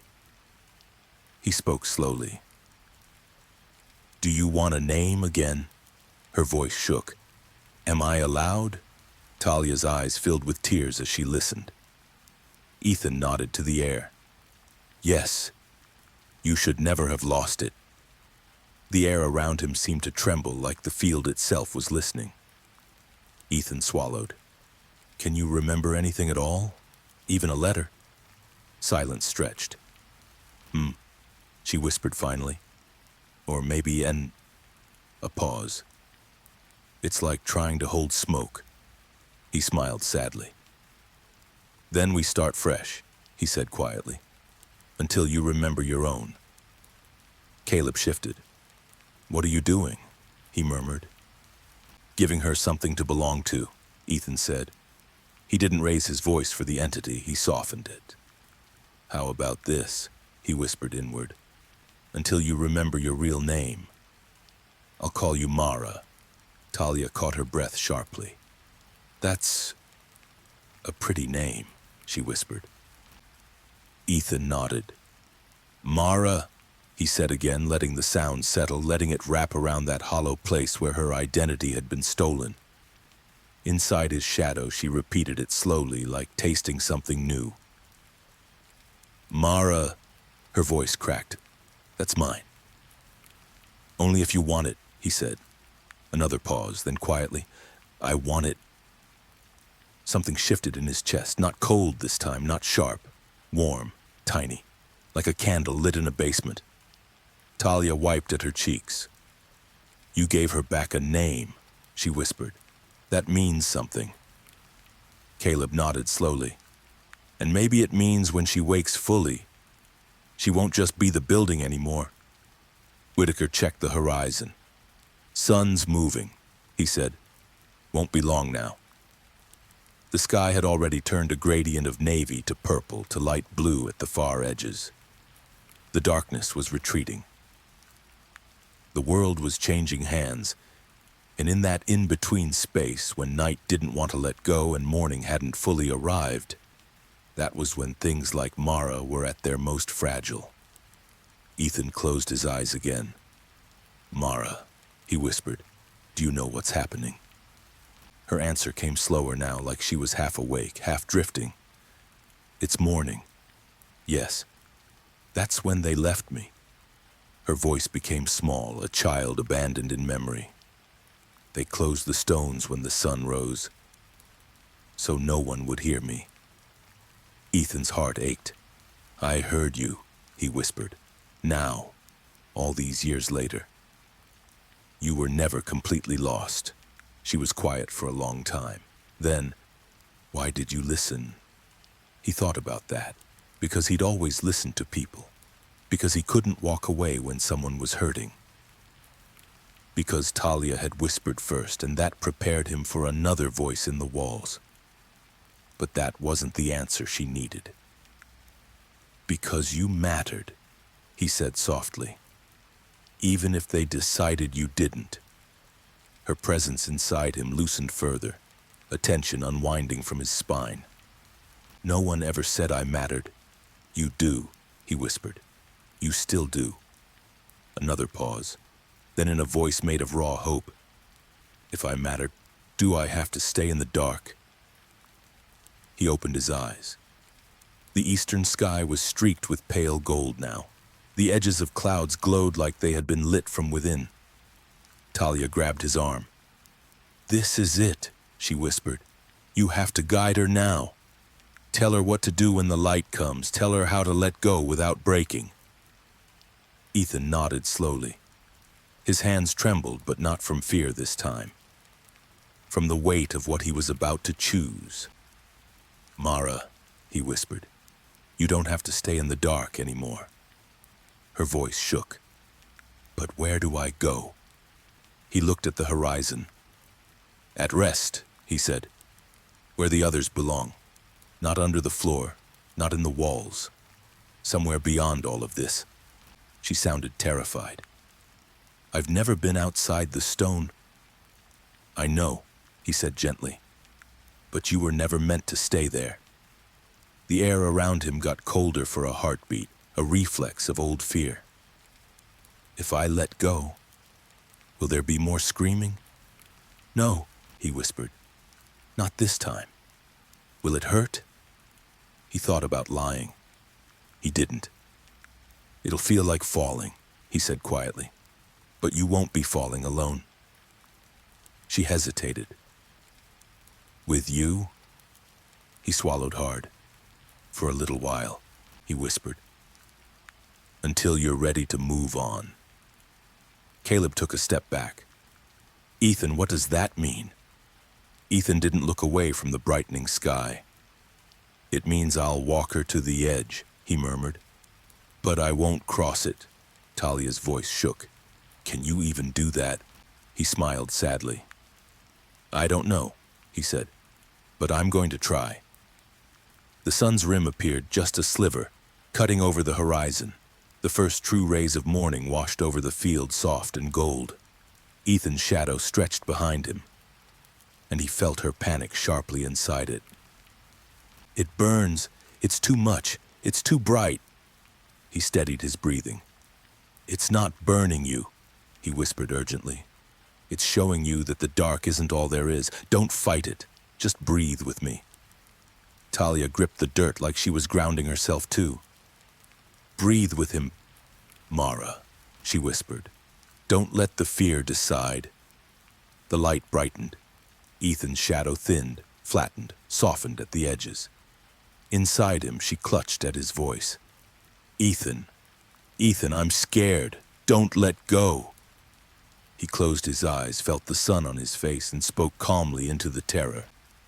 I'm right here. Feel my voice. Stay with that.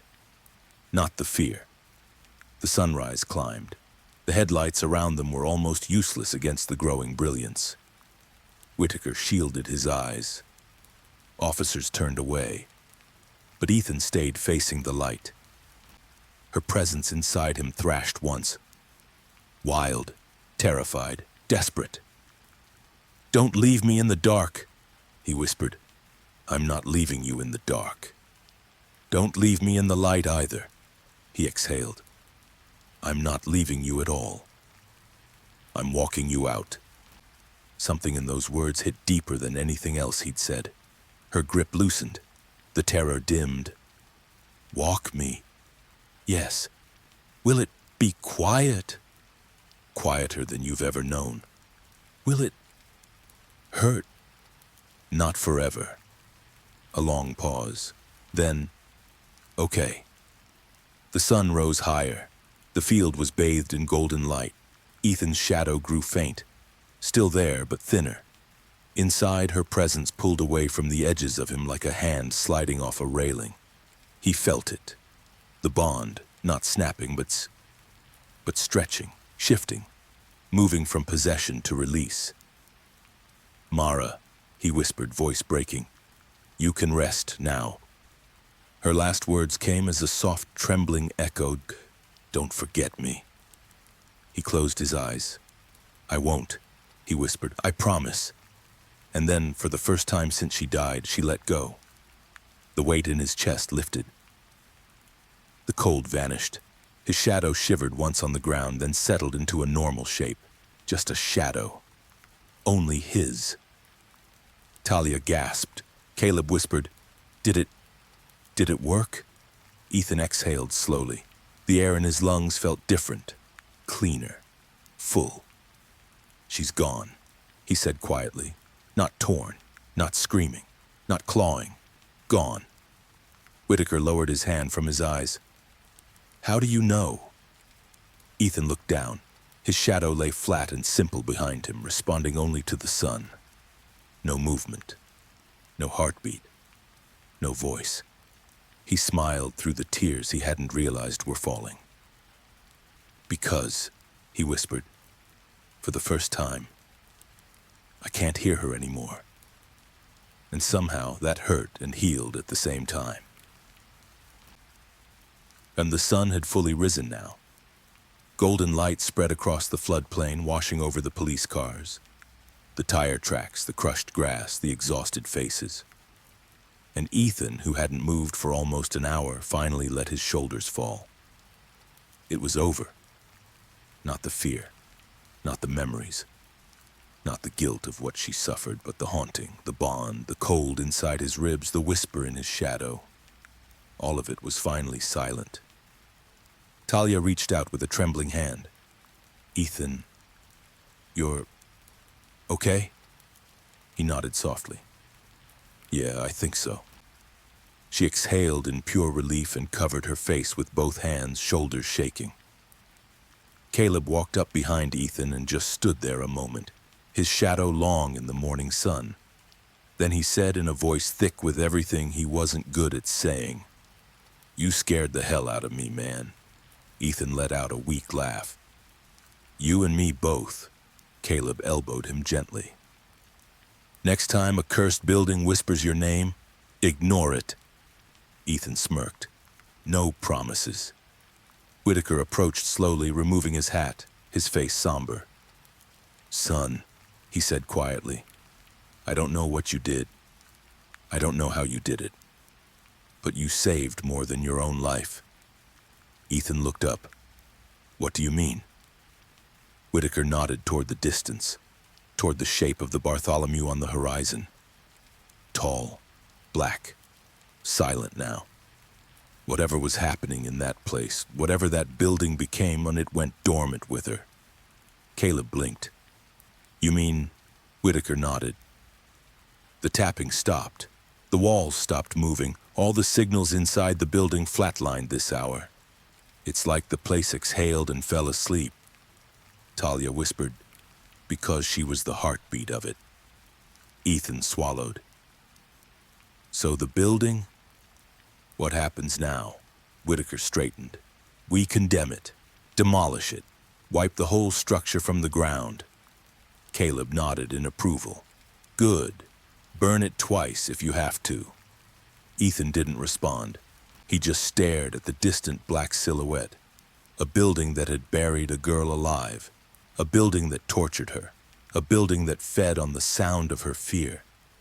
She wasn't screaming now, not begging, not clinging. She was simply gone. Set free by the one thing she hadn't expected, kindness. Talia whispered, Are you sad? Ethan didn't flinch. Yes. Why? He took a long breath. Because she never got to leave that place alive, he said softly. She never got a sunrise. She never got her name back. Talia touched his arm gently. You gave her one. Ethan smiled faintly. Mara, Talia nodded. That name will be hers until her real one finds her.